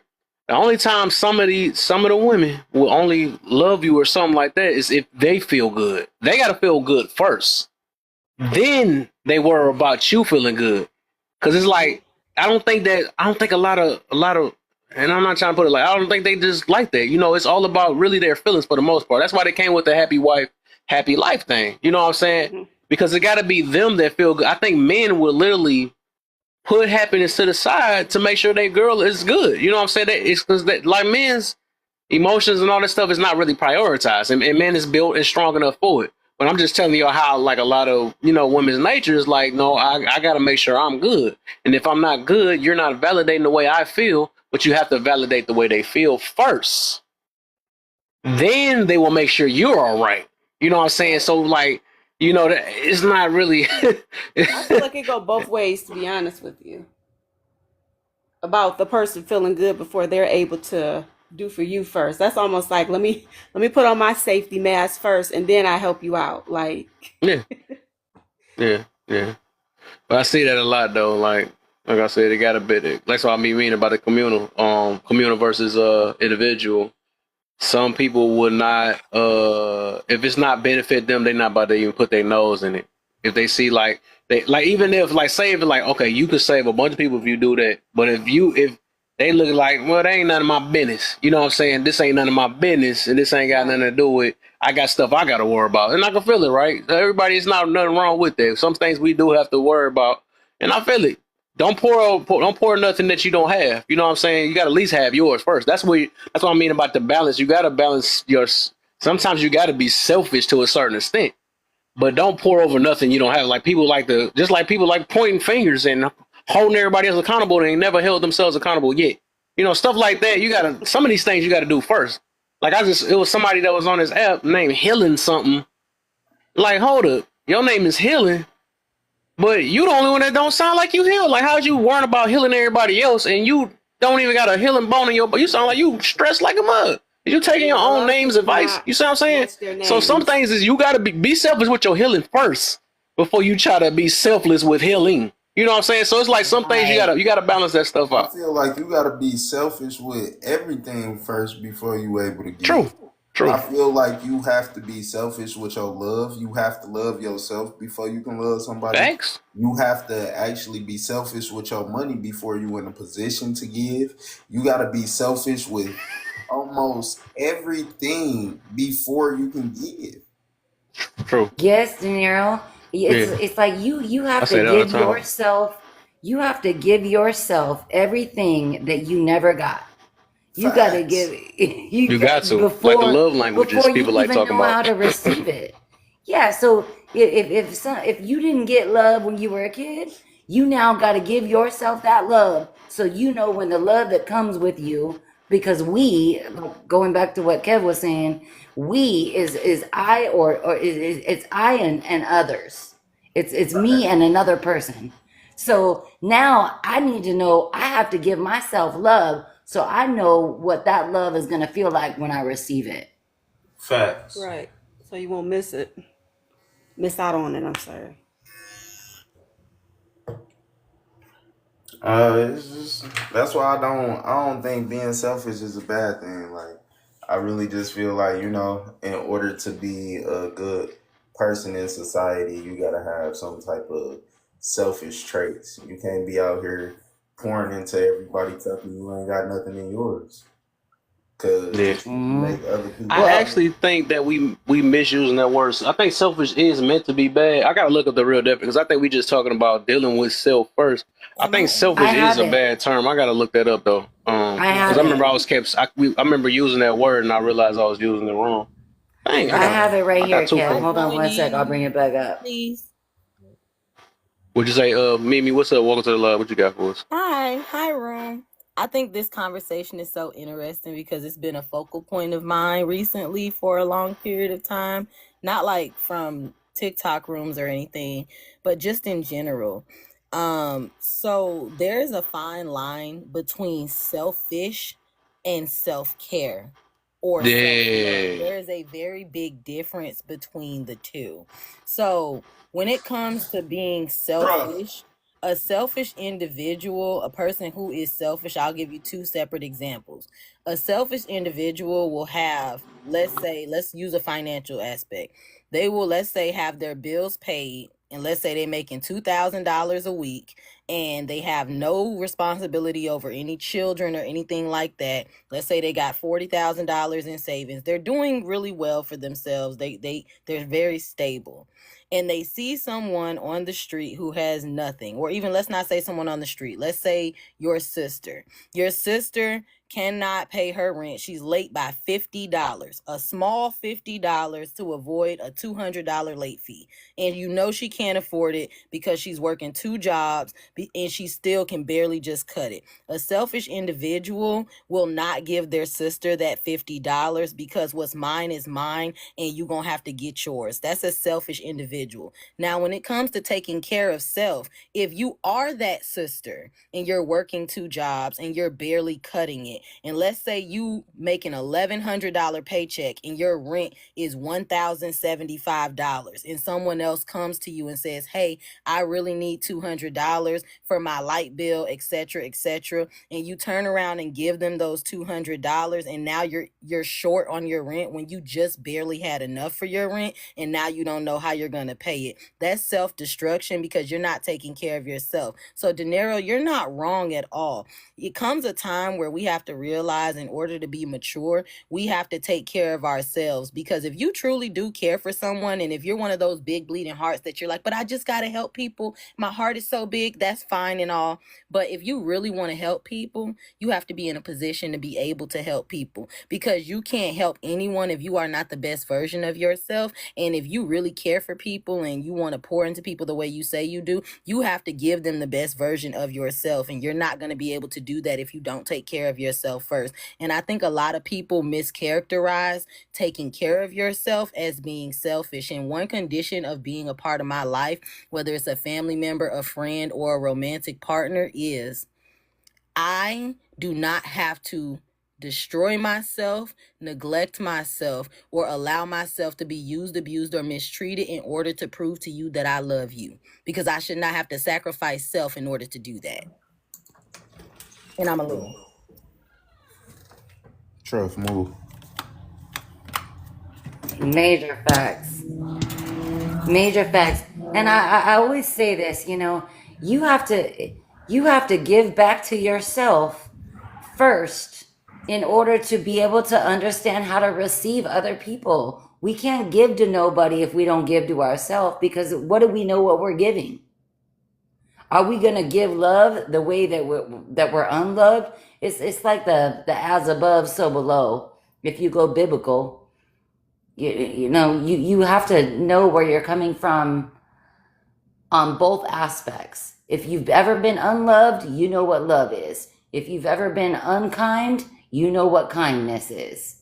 If you've ever been uncompassionate or incompassionate, you know what compassion is. So you have to give that to yourself so that you know how to receive other people and how to respond to them as well.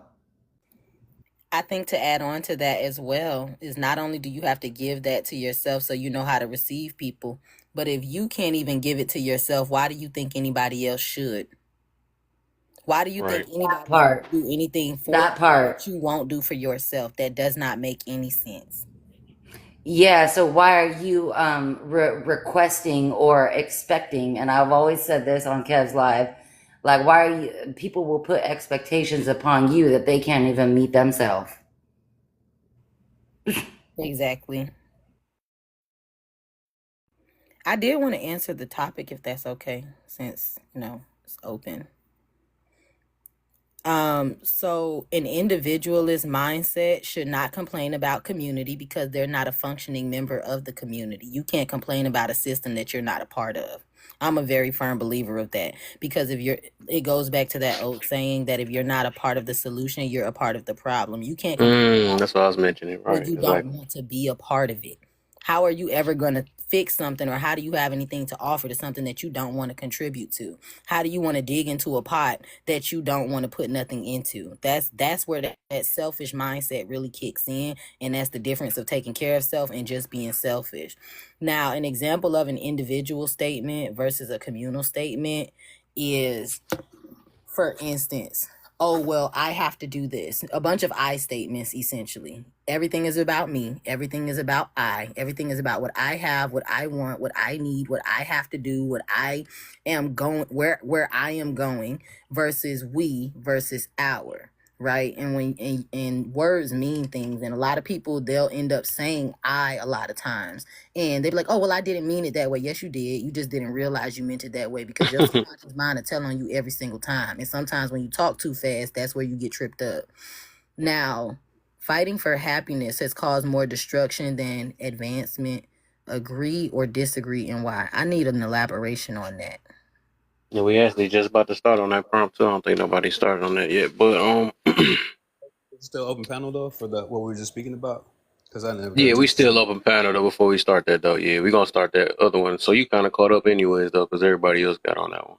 But go ahead, it's still open panel. Then we can start on that other one. Yeah, so taking care of yourself, it's not really selfish. You know, if you don't take care of yourself, I think that's selfish for not even caring about yourself. But yeah, you definitely got to take care of yourself. You definitely got to care about yourself. You know, but not in a selfish manner. So, say for instance, you know, putting yourself over somebody else in the instance is selfish. I'm trying to give an example of it. Like, let's see. Oh, okay, I got you here. You could be like, you have a kid, and your kid is like crying, saying, I'm hungry," you know. But you need to get some rest because you haven't really had any rest.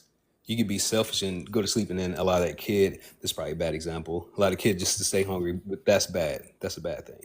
You know, even though you do need to take care of self. I guess it's still a bad example.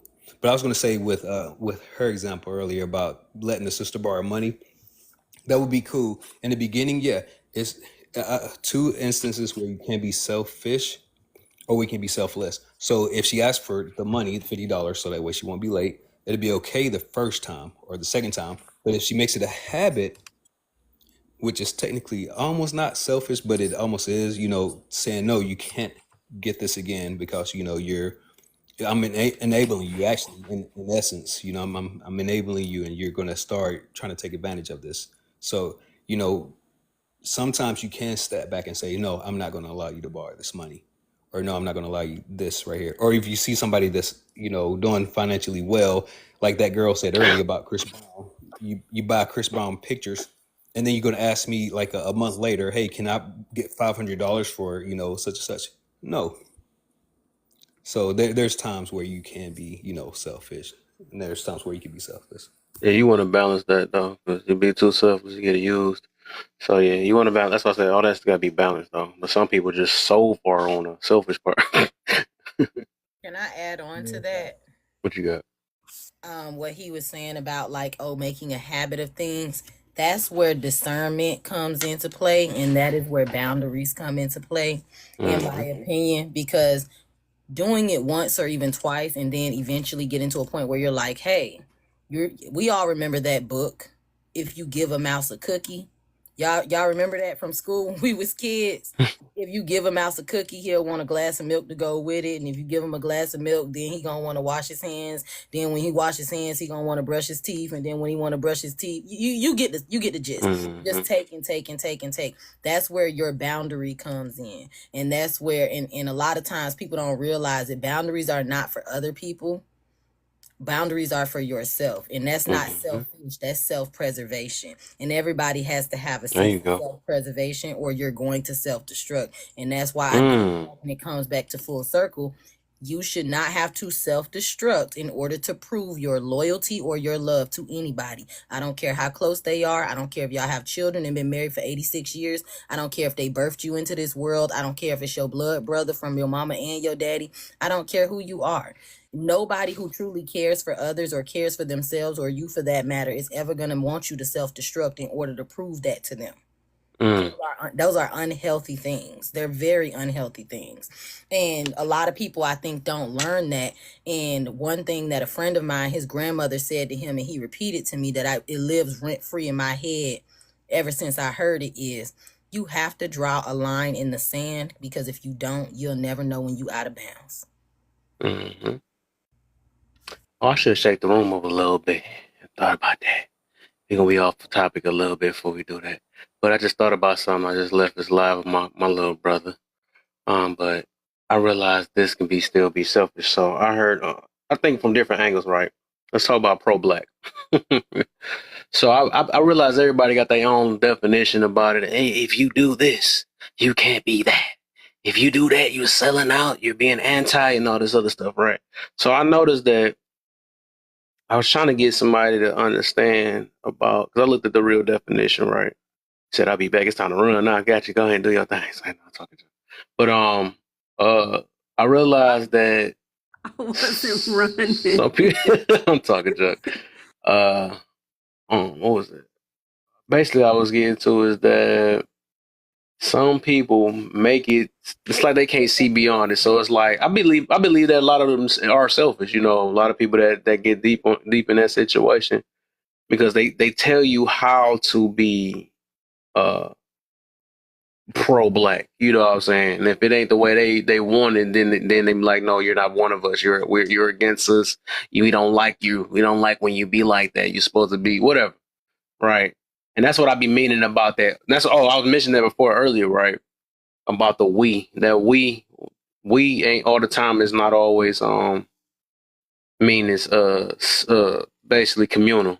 It can be an individual too, because I looked at it that some people's we go as far as the me and mine type situation. So if it's not benefiting them in some type of way, because like family beneficial in some way, you know, kids and all that stuff. You can say that you being selfless or whatever, but you still you benefiting because that's your seed. You know what I'm saying? So, and most of the time, everybody pour themselves into their seed, so it's still beneficial to them. And that's a we, so they only go as far as that. So they're not even trying to, you know, they're not going to contribute to anything outside of what don't benefit them. So that's why I'm looking at it. That can still be inner, what's the word? Individual mindset still behind it, the me and minds. But yeah, I had realized that. And then I looked up the real definition of because that it's made up, right? The pro black thing. Somebody created it, right? But I looked at it because the question was, let's ask this then. Let's ask this because this dude he asked, can you still be pro black and date somebody outside your race?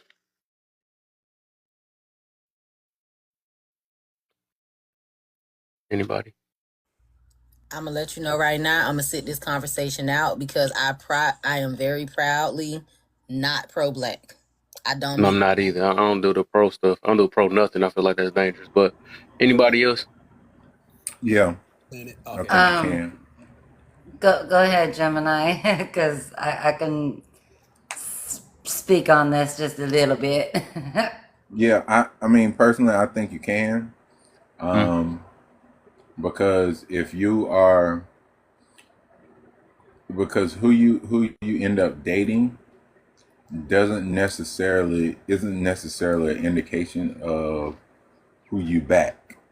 You know what I'm saying? Like, because you might not have come across the right black woman or whatever nationality you are, you know, and if you come across somebody from Bolivia and they match up with you, like you met your person, that doesn't keep you from going and what do they call it, marching for the advancement of colored people or people of hued people or melanated people.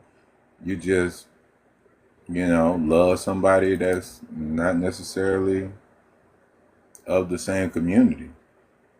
But it doesn't like halt you. But now I will say, like, if you with somebody and you calling yourself pro black, pro this, pro whatever, and then because that person ain't with it, like you shut down off of what you normally would have been doing because of that person, like you probably wasn't with it from the jump.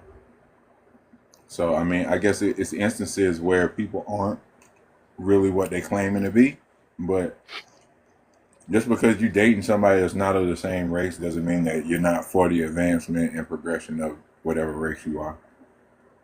Personal opinion.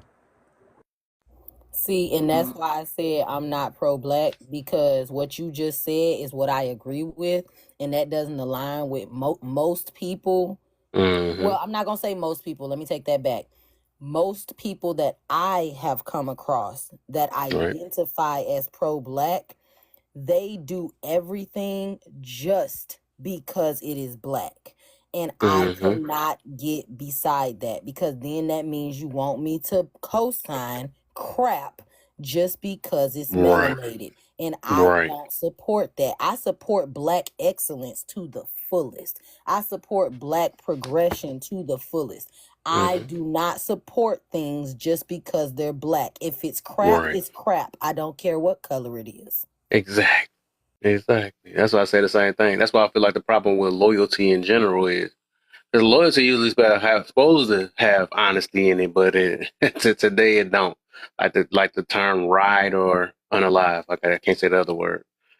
That's harmful. You know what I'm saying? That means nobody take the time to address the problem. Because like even with what they got, the pro woman and all the other stuff, I don't think I heard of pro man, but I guess it's pro woman now. And I'm a woman's woman. And what do they got for the men? Do men got groups like that? They got bro code and they got bro code. Okay, I guess okay. We can rock that with that. Red pill, alpha. Red pill. Okay. Y'all got me. I thought about that.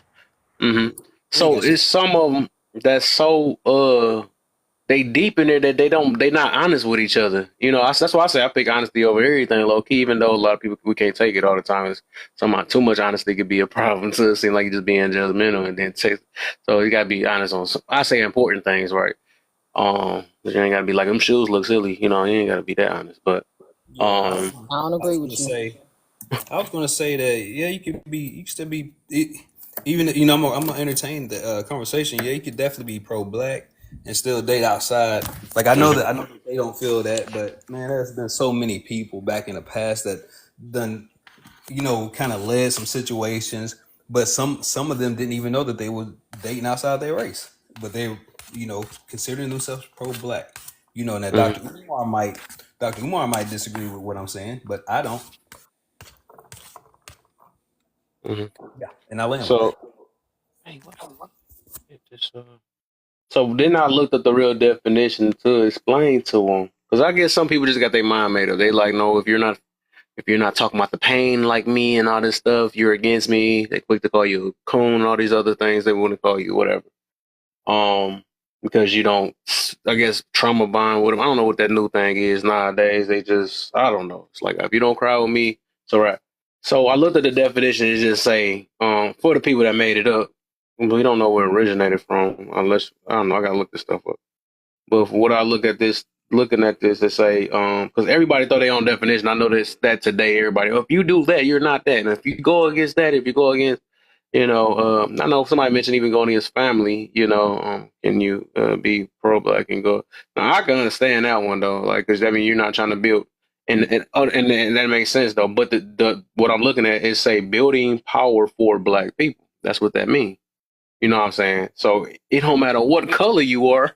You could be Chinese. You could be German, whatever. It don't matter what color you are. You could still build power for black people. So I'm like, no, I don't know where everybody just make up their own definition, but it's just based off of how they feel, and they looking at, hey, if it's not in the way of showing my hurt and all this other stuff, you can't be like this. If you're not, and I feel like it's real. You know what I feel real bad about a lot of us though? It be annoying my freaking soul though. I don't like that victim card we keep using every last time, man. It got to get to a certain point where we got to override some of these things and be stronger. We act weak. We be acting weak sometimes. That's the only reason why I be really on this app real bad, because I'm like, dog, why we be acting like we can't do nothing? It's people that was, like I said, it's people that was actual victims, or we can call them survivors, right? That was going through worse than us. They was actually, and still fought it. Like, forget what they talking about. I don't care. People that was actually in chains still trying to finding their way out. We not even know we're in chains and acting like we chained up and saying we can't do nothing and nothing like that. How the heck the people that's in chains did more than us? You know what I'm saying? That's why I don't be trying to show. I don't be feeling pity for a lot of these people though. You know what I'm saying? Like we freaking spoiled. We freaking spoiled and then keep coming with anything reason why we made wrong decisions in life. I chose this and all, and then we gonna say it was the YT people. Like, well, we gonna keep on blaming somebody else for our decisions, now. And see, It's like it's crazy. that's where I usually end up bowing out of the argument when it comes to arguing with those types of people or trying to debate with those types of people, because they're only going to circle the wagon, and I'm only going to let you do that so many times before I be like, you know what, you got it, to hell You with got you. it. Because I'm not saying that these things did not happen. I'm Right. not saying that they don't have effects. I'm not saying that there's no residual effects. I'm not saying that the deck isn't stacked against us as Black people. I'm not saying any of those things. I'm saying we know this. Now, what are you going to do about it? Yep, exactly. What are you You going got my to do follow for with sure on what that one. I you like how you have? talking. What are you going to do with what you have? And I've noticed that a lot of people, especially our people, do not have the ability or refuse to develop the ability to be resourceful. They refuse to develop the ability to be flexible. They refuse to develop the ability to prioritize what is important, what is not, what can be done, what can't be done, and work with what you have.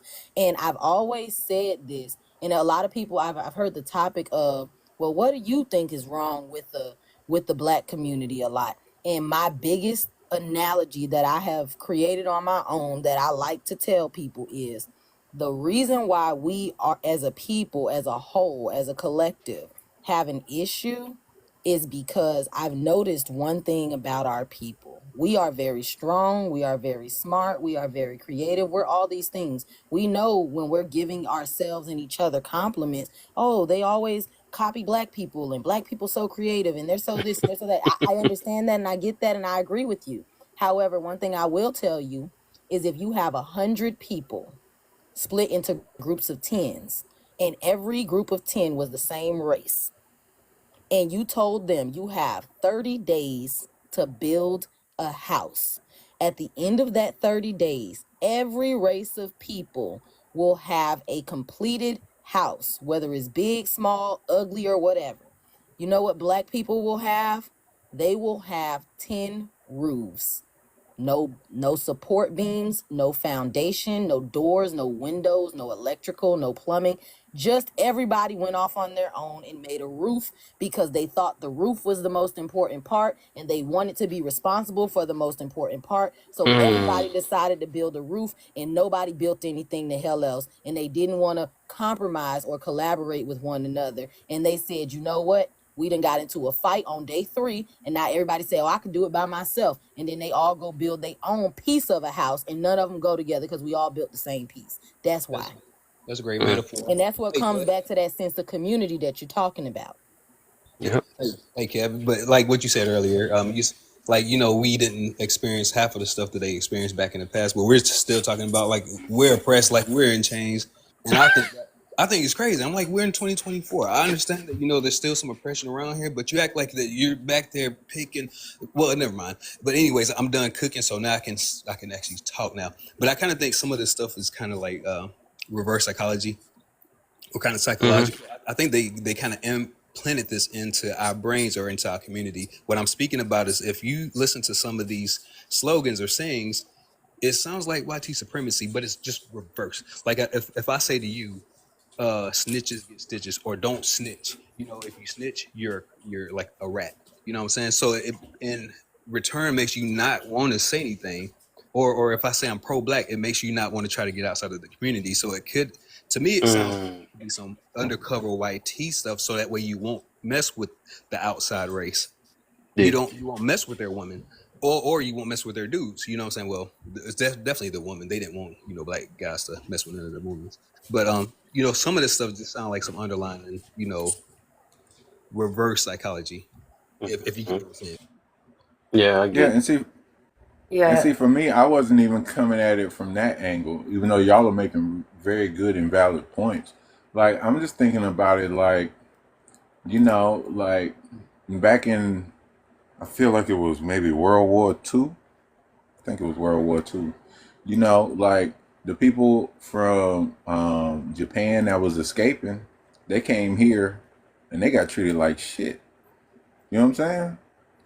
And if you look at the how they talk about, you know, the cats that show up on boats on our southern borders, our coastal areas along the south, or our the I think they call them border jumpers or something like that. Like, you think they got it? They don't know about oppression. They don't know about, you know, being treated unfairly or treated poorly. Like, it's so many, like, even as far as the Sikh people that was out there in California when the dude rolled up on them thinking they was Middle Easterners and rolled up in the church and went to pum. You know what I'm saying? So, like, it oppression or being treated poorly isn't exclusive to black people. So, like, you know, when I hear the argument, well, these are, you know, only black people gonna know what I've been through. Like, Right. nah. Like, they Right. like they talk about the way they treated us poorly in history class. And everybody who goes through any kind of schooling in the US has to learn that history. They might not learn it as deep as some people know about it now, but they go into all of the whipping and the hangings and, you know, the church is being set on fire and all that. Like, they go into that stuff in the education process, so it's not like people don't know. You know what I'm saying? No, I'm And not trying to stop. we didn't even live through some of that stuff. So it's like, just because I know that it happened to somebody doesn't mean that I've actually been through it myself. So I like, I mean, to a degree, I understand, but at the same time, sometimes they be losing me on some of that stuff. Hey, brother Jim, and I wasn't trying to stop you, Right. but some of the Oh, words. I'm Give me one sorry. second. Some of the words that you say, I just don't want him to get flagged or anything like that. Some of the words that you're using, it might kind of go against some of the TT's guidelines. You know, I'm just trying to save you. Oh yeah. Can Yeah. I? Yeah, I was trying to figure out, like, you know, like how I'm gonna say this. And I don't, you know, Yeah, try to I be tried to smooth as you reword can. it I done best as got I flagged could. twice Yeah. today. Nah, I'm scared. Yeah, I had to we literally just fight have an to appeal earlier.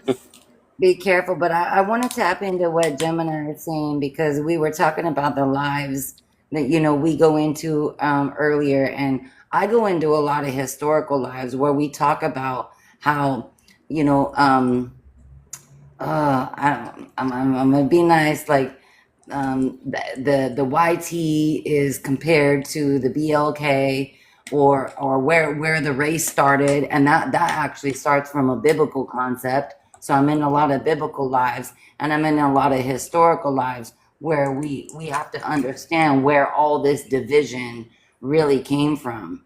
You know, so there's a lot of historical construct that has to come into that, and like what you were saying earlier, Gemini, is like, and like what Kevin's saying is like, we can't, we have to know from a human context, and from how we treat people, how we receive people, how we give to ourselves is actually how we're going to receive our people. So there's a lot of historical construct. A lot of people don't know their history. I share journals from me being on a mostly, you know, BLK live.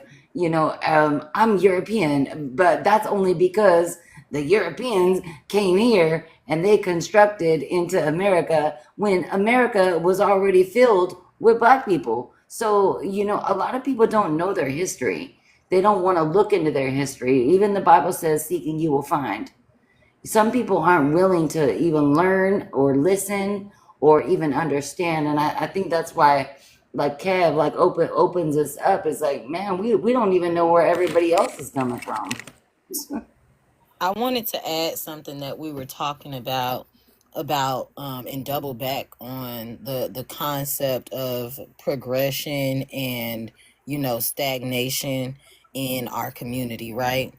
And I don't know if anyone knows this or not, but I think, and this is just for me personally, I think the reason why I have such a progressive mindset in our community is because, like you said, a lot of people don't know their history. And Maya Angelou wrote a poem about this a very long time ago.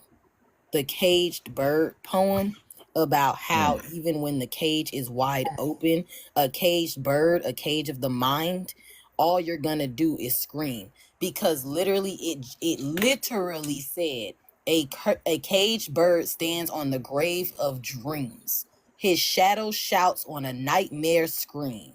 His wings are clipped and his feet are tied, so he opens his throat to sing. And that's what a lot of people are doing, and they haven't realized that the cage is open. And they don't want to either. They have a mental cage. And I can't get with that. I just cannot. And I'm not going to support that. And remember what I talked about not self-destructing oneself in order to prove my loyalty or my love to others. If that is the condition for me to be accepted as pro-black, I don't want to be. That part. Yeah, I ain't mad at that. I think that's the thing, is that we've been so they can talk about all the historical stuff about what we were indoctrinated America wise. We have to understand United States of America is different from America. Now we got African Americans fighting with Africans, and if you look at the word con, now we got Mexicans fighting with like Americans. So it's like a lot of people don't but it really is a human war, and to me it's a spiritual war. I really do believe it's a spiritual war, and how you treat people, how we receive people, how we give to people. Where do we lose the love and the kindness, and why are we losing people? But sometimes you lose people in this process. We're separating ourselves, from the mindsets that work together and that function together, and the ones who don't. Hey, lovely. You remember my first live that I ever did was it was in speaking about separation, like why we so separated. Yep, I do. But to be quite honest with you, I don't necessarily think that's a bad thing, and I'm going to explain to you why. I don't disagree. The reason why I don't think that is a bad thing is because it's a good thing, actually. Because take a tree, for instance, right? I love metaphors and I love analogies, and I'm really good at getting people to understand the way my mind works, because I really think in metaphors and analogies, right? Because I see patterns a lot. So think of a tree. A tree does not get to be 100 years old and healthy unless the limbs that are rotting do what? They fall. And a lot of them need to fall. And I am a firm believer of let them. We'll be better off as a community anyway. Think about a tree though too, Mimi. Think about a tree with the roots and how it grows in the ground, and the foundation and the soil, and how the roots have to grow, and they look the same way at the top. Exactly. As above, so below. And I agree. Can I say this? My live was really to ask everybody in my live why we're so separated, but I gave them the information. I said this to them. I said that it's easier to conquer something that's divided. And the reason why I came up with that topic is because I kept going through different lives. I was still brand new to this app. Going to different lives, I would hear like passport bros going against, the American people or the American woman, and then American woman, going against them. Then I would hear like, the I don't really want to call them simp kind of guys, but them kind of guys going against like regular masculine guys. And then I would hear like the they would call them pick-me's go against it's just a bunch of back and forth. Like we're just so divided and torn up. That's why I wanted to have that conversation. But it's like, I kind of blame a lot of the root of the problem on capitalism, and it might not make sense right now, but I don't want to go too deep into that rabbit hole. But I was just given that information that we're completely dividing more and more and more and more. We're splitting up into so small of groups. If war or something happened to us, we're so separated that we wouldn't have a problem. And I'll end with that. I agree, We undisclosed, because wouldn't if you have a think about problem. We it, haven't had a you look at problem, and it. that is the problem. It's already been done. Yeah, Well, I'm and saying that's the somebody. thing, is that you have different communities, you have different systems, different counties, different cities, different states, different laws, different organizations, different businesses. You have all this.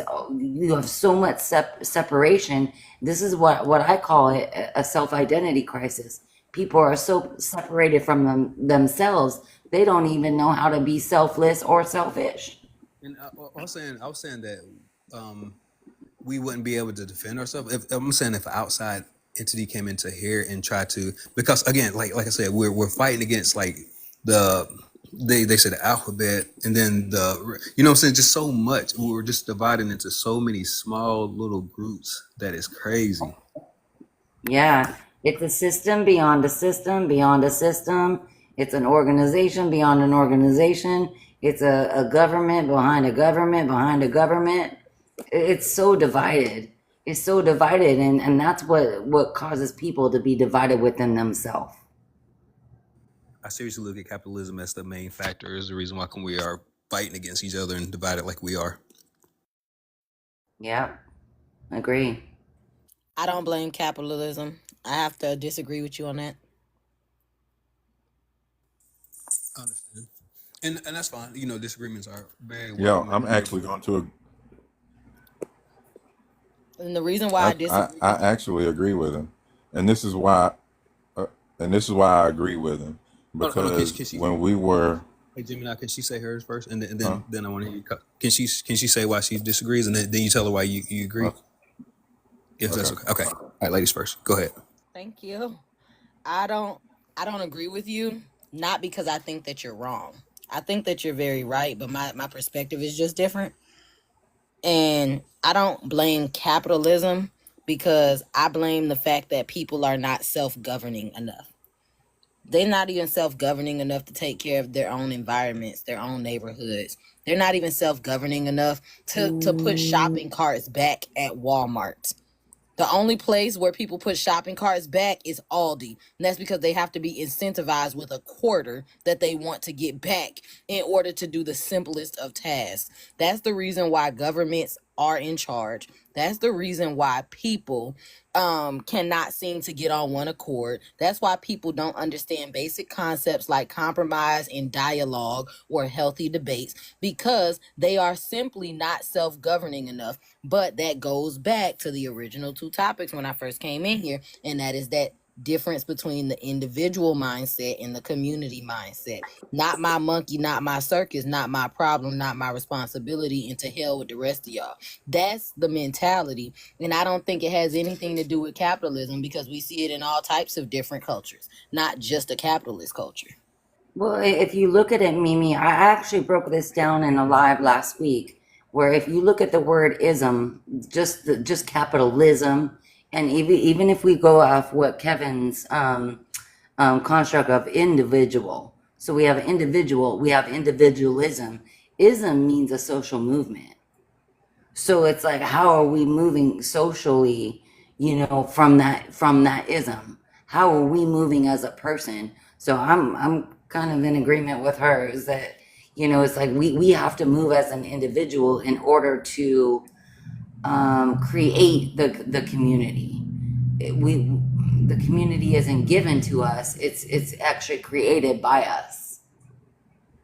Gotcha. I want to hear Gemini's take. So think of capitalism as like a single drip of water coming down in the same spot in a cave, and what you'll end up with is current society right now.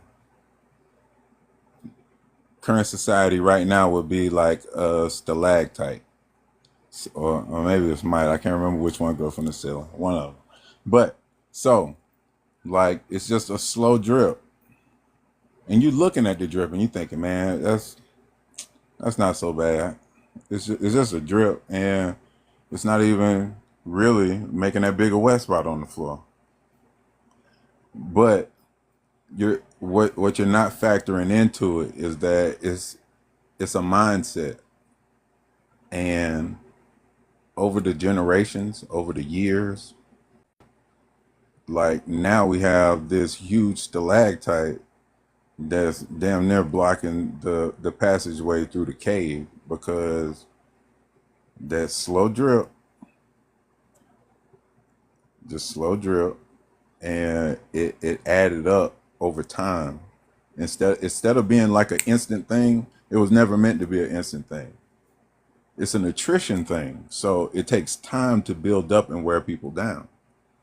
Generations to wear people down, wear down the mindset, wear down the mindset, wear down the mindset, wear down the mindset. And now you got a society so full of selfish people that can't get along and can't work together because they selfish as hell. They're so self-centered that outside of them doesn't even really matter. It wasn't instant though. It was time. And this is where we're at because of that buildup of the same slow drip just introduced to it. And you make it a normal thing in society. And then next thing you know, everybody's willing to do it and don't even realize that they're hurting themselves in the process. Well, and if you look at it, Gemini, mint, mint means mind. So you've got people governing our mind. We've been indoctrinated for so long. We've been told that we're supposed to be this person. We need to maneuver this way. We need to think this way. We need to act this way. We need to behave this way. And look what it's done. Well, no, that's the point, though. Yeah, and I see it like this. A lot of things were strategically orchestrated. I mean, if you look at it, you can have one percenters. They can say, hey, you know what? What'd be a great solution to get more money in my pockets? Cause chaos, cause confusion, have people fight amongst one another, have them go against each other. So if you create division, you could definitely create more money for myself, the one percenter, the CEO. I could have the woman fighting against their men, so y'all don't have to live together in that same household. Cause division like that. That means that you got to buy your own house. He has to buy his own house. Instead of y'all working together, to buy just one house. So now instead of spending, 300,000 on one house, you're fighting amongst each other. You know what I'm saying? Like now you got to spend, that on two homes. So that's $600 going to Mr. One percenter when it could have just been 150 each. If that makes sense. And it goes further down that rabbit hole, but just causing division can definitely get their pockets even bigger. But I wanted to hone in on the reason why I don't blame capitalism is because you can't blame capitalism if you see the same behaviors in a communist world as well. It all goes down to a complete and utter disregard for humanity and a lack of morality within people in themselves. And it's just become such a societal norm all across the globe to be so immoral and corrupt and to be so just to have disregard for human life. You get what I'm saying? And like I said, it's not just capitalist communities that are that way. Communist communities are that way as well. So I cannot inherently blame it on capitalism. I mean, I get what you're saying, and I gotta go, but I still do. I kind of like, I'll say it like this. You're right. It's not wholly capitalism. It's the intentionality of how they put that mindset or disperse that mindset amongst the populace to the point that, like you're saying, now it's just an inherent part of society to think about yourself first, and wherever that trickles from there, it trickles. I would even challenge you to say that I don't think it's even about thinking about self first. I think it all stems from a fear mindset. Because one thing that Roscoe just pointed out in the comments is postmodernism. Postmodernism made community so obsolete that people can be individuals and isolate themselves from the community. Back before there was technology, you could not isolate yourself from your community. Back before we had governments, back before we could hire builders and we had money exchanges and things of that nature, you could not isolate yourself from the community because you would be subjected to the elements and any predators that are inside of nature. We have gotten to a point of, like he said, postmodernism, to a point to where everyone feels like they don't need anyone, and they feel like if they do need someone, or if they try to attempt to be with or around people or community, that there is a fear of being backstabbed. There's a fear of being double crossed, and that fear makes you want to go on the offense to get ahead of what you think might happen, and it ends up making everybody be at war with one another. Well, think about what the C word, the whole pandemic did. It isolated people, and it made people like be by themselves. And so now here, everybody is wanting to be isolated and wanting to be from them, disassociated from society. We've lost communication skills. We've lost, the ability to even be able to communicate with people. I mean, we see what is happening to our children, and like what I think Undisclosed was talking about earlier. Looking at the construction of what are our children doing. If you look in the 70s, 80s, 90s, and look what happened with the separation of families, the division. It's just division. It's constant divide, and it's dividing you from yourself. Good afternoon. Oh, go ahead, Roscoe, because you didn't say anything yet. Sorry, no, that's right. No, that's fine. G'day, mate. Hey, yeah. The other main point I was want to make with postmodernism is there's a key idea at the centre of postmodernism, and it's this: it's only true if I experience it to be the truth for me. That's the key idea around postmodernism. And so what we have is an extremely individualistic society where the individual's feelings, the individual's needs, me, has now become the primary focus of everything we do. Don't say something because you'll hurt the individual's feelings. Don't offend the individual. Whereas we used to exist as individuals, but live our lives within community. And so we had to actually temper our behavior and our attitudes, because it would have a negative or positive effect to the whole community that we lived in. And I'm as old as Noah, and so I'm Gen X, and I was actually around in a time before screens, where we had to write letters and use typewriters. So we're the only generation who has moved from that one form of communication to another, in seeing that happen. But yeah, I counsel a lot of people in relationships, and I'm constantly hearing this: he and she, me and him.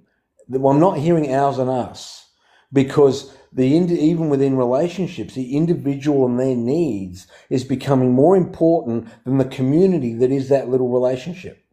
Anyway, I just wanted to share that.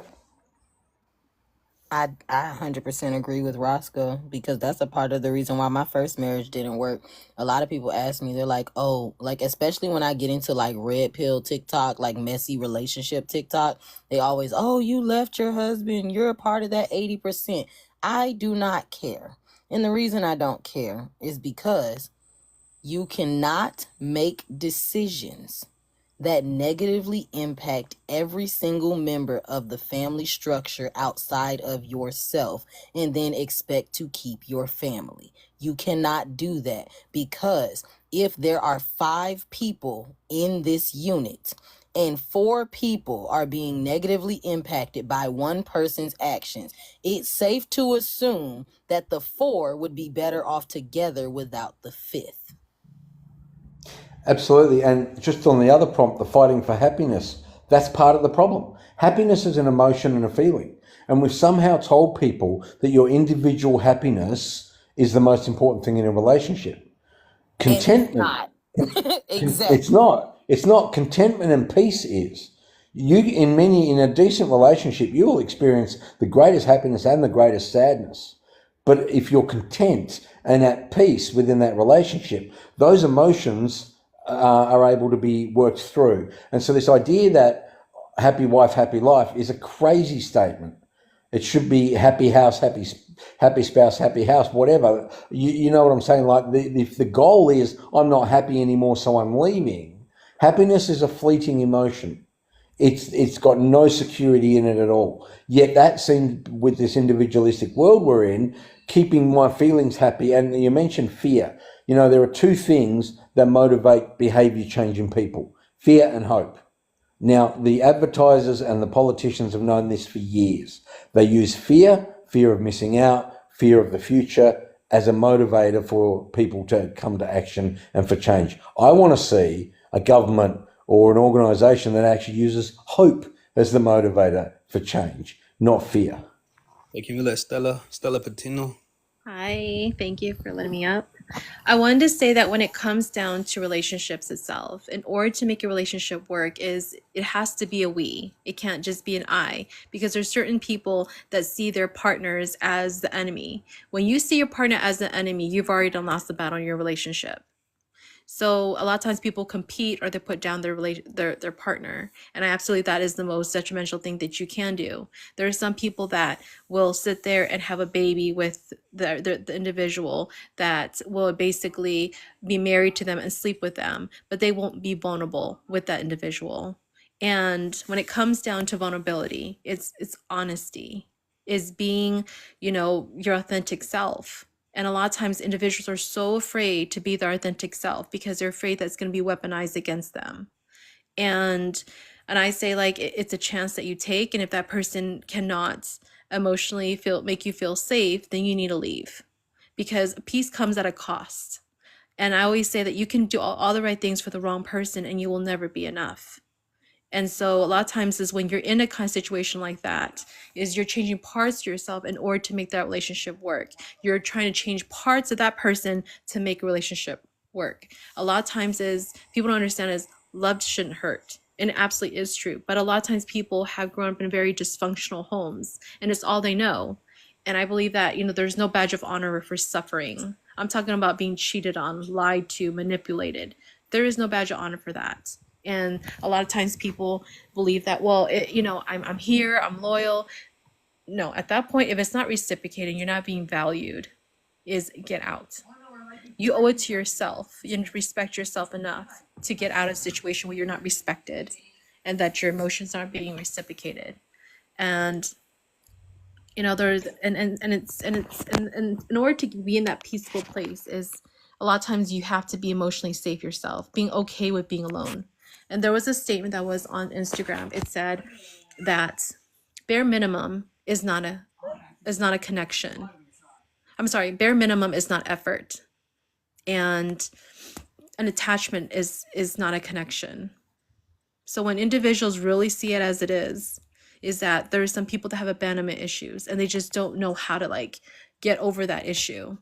But when you recognize you have, anxious attachment or abandonment issues, a lot of times is you will understand okay, why were you attached to this person? Because you didn't know how to let go. And so a lot of times people need to become more self-aware, take accountability. I mean, at this point is we've all done things we're not proud of, forgiving the other person for being showing who they are and not leaving. Because in the case like that is when you keep a snake around, it's like expect them not to bite you. It is absolutely dangerous for your mental and physical well-being. So walking away a lot of times is the best choice. But when you don't walk away when what isn't for you, you would prolong for what is for you. I wanted to add on to something that you said, but you kind of skated by it so fast and I wanted to let you land. You said when it comes to being in a relationship, and one thing that I have noticed the older that I get, as I'm rearing 30, I'm starting to realize that people genuinely do not understand relationships and the concept of relationships. For the most part, they understand romantic relationships and familial relationships and maybe even platonic friendships that are also relationships. Those are the only three relationships that I ever hear people talk about, especially in this space. And this is not about you, Stella. I promise you, it's not about anything you said, because I don't disagree with you. I'm starting to realize that people don't realize that relationships are in everything around us.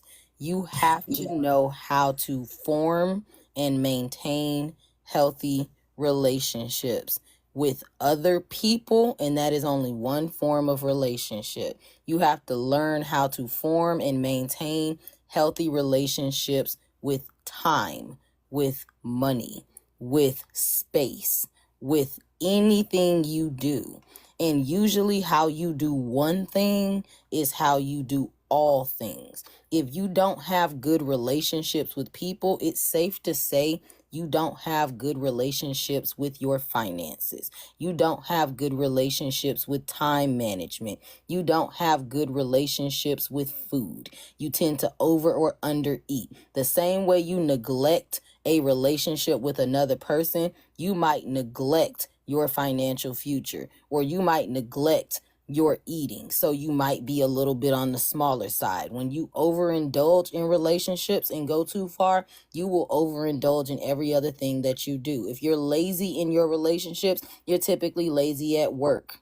You're typically lazy with money. You're typically lazy with time. And that shows in everything that you do. And the sooner that people realize that, because what we were talking about how everyone has an individualistic mindset, when you take that concept and apply it to every aspect of your lives and be like, dang, I'm being lazy as hell with my girlfriend or my boyfriend. Dang, I'm being lazy at work too. Dang, I'm being lazy with money too, which is causing me to spend more. Because people have a need to be selfish in the day and era that we live in, maybe if they start recognizing and realizing that the way they do one relationship is how they do all relationships, they'll want to better other relationships, and in turn it betters their ability to be in relationship with other people. I love that you just pulled up such a great point, Mimi, because we don't just have relationships with people, we have relationships with things. People, places, things, all that stuff. And if you think about it, we are actually born into a relationship. So it's going to be a natural desire for us to desire a relationship with something, someone else, somebody, all that stuff. So you just brought up a huge, a lot of people don't even realize what they get attached to. Like you said, like you can get attached to food. You can have a relationship with food. You can have a relation. This is how people get into addiction. This is how people get addicted to things or attached to things or identified with things or they idolatrize things. It could be with music or movies or food or all that stuff. So it's very, very, very powerful. It's not just people. It's also people, places, and things. Yeah, and I'm speaking from the mindset of, remember how we were talking this, I'm going somewhere with this. Remember how we were talking about how people are really self-serving in the society that we live in. I think if we put a focal point on, like I said, how we do relationships with every aspect, like take the relationships, romantic, familial, and friendships, take that away. Don't even focus on that, because when you do one thing, it's a domino effect and everything else will follow suit. And that's why self-care, and like Stella just said in the comments, I think it was Stella, about having a healthy relationship with self first. Yeah, in order to have a healthy relationship with self, you have to manage your time effectively, because it allows you to function better. And then when you start managing your time effectively, you start realizing, dang, a part of my time is my food schedule. I need to eat in a appropriate time or at appropriate times. And now once I start eating at appropriate times, it's like, dang, I need to eat appropriate portions because I don't have enough time to eat this much, or I might be sitting idly when I'm supposed to be eating, so I'm not eating enough, so I need to eat more. Then you have a healthy relationship with food. And then you say, dang, well, I have to, this time, since I've made this time schedule work so good, my food and my time and my sleep, now I got to make sure I get the right amount of sleep because that follows into my schedule as well. And then now it comes for work, and then your work ethic and making the most of the moments that you're at work. And then when it comes to work, it's like, okay, well, I'm interacting with coworkers, and then it's like, okay, well, now I have to cut that off. You become a well-oiled machine in your everyday life, and inadvertently you end up becoming a better person, and those morals come back, that sense of community comes back, that sense of humanity comes back, because it just is gonna follow suit. So honestly, I feel like personally, when it comes to getting people to understand how effective it is to be a good person, I wouldn't even harp on them being good to another person or being less crappy to another person. I would harp on, well, how you do one thing is how you do all things. Maybe you need to take care of this and take care of that, because the others are going to fall in line. So if you can't do it for somebody else, or you can't do it just for the sake of the kindness of your heart, you can do it for yourself. Like, oh, well, that's for me. And that plays right into people's need and desire to be self-serving and to be happy. And then you know what? They end up being better for themselves, which in turn makes them be better for others, which brings it back to full circle. The first thing that I said when I came in here about you cannot give anything to anyone if you are not operating at 100% to begin with. So if you truly want to do that, the first thing you need to do is get in line with self and operate at 100%, because you can't give 100% of nothing, because 100% of zero is still zero. 100% of 1% is still 1. 100% of 10 is still 10. The only way you could put 100% into anything, and I don't care if that's your career, I don't care if that's your kids, I don't care what it is that you're trying to put 100% in. You don't have 100%, you can't give 100%. So if you want to give 100%, you got to be at 100%. And inadvertently, you have now, and this is what we were talking about when you were talking about governing of the mind and government and stuff like that. And see how I'm tying all this stuff together that we done talked about? Now you have governed and conditioned your mind to not only take care of yourself, but the residual effects is going out into the world and taking care of others in community because you're handling your business. Mm-hmm. Exactly. Mm-hmm. Crazy that I got 2 disagreements in one night in Kev's live. We disagree with the capitalism versus the self-governance. We also disagree with the I felt like men did not have soul ties as much as women do. Whenever they're intimacy situation. But they disagree with me on that too. So I'm like, dang, I'm losing. Well, I mean, it comes down to this. It comes down to if a person. You mentioned soul ties, Stella. I want to say when it comes down to soul ties itself, is that if a person gets, I want to say that emotionally attached easily, they should not be sitting there going from partner, partner, partner. And a lot of times is, I'm pretty sure you heard the phrase, is just because he's good for your whole doesn't mean he's good for your soul. Because loving the wrong person can really F you up. Correct. And that was my only kind of point, that I was trying to draw. But I think that some people like okay, so some men do get attached. Some men do connect soul ties, which some men came in that conversation with that notion because again, there's the minority, then there's a majority. So I think that's where that went, left. But as far as I know, a lot of women, not saying every single woman, but a lot of women, they get attached to, the guy, even if he's like married or whatever the case is. And then the guy's just like willy-nilly out here just messing around with a bunch. So I was just trying to make people understand that part. But hey, it's okay for people to disagree with me. To be honest with you, I feel like that goes back into exactly what I was saying, and it also goes back into something that Stella said as well.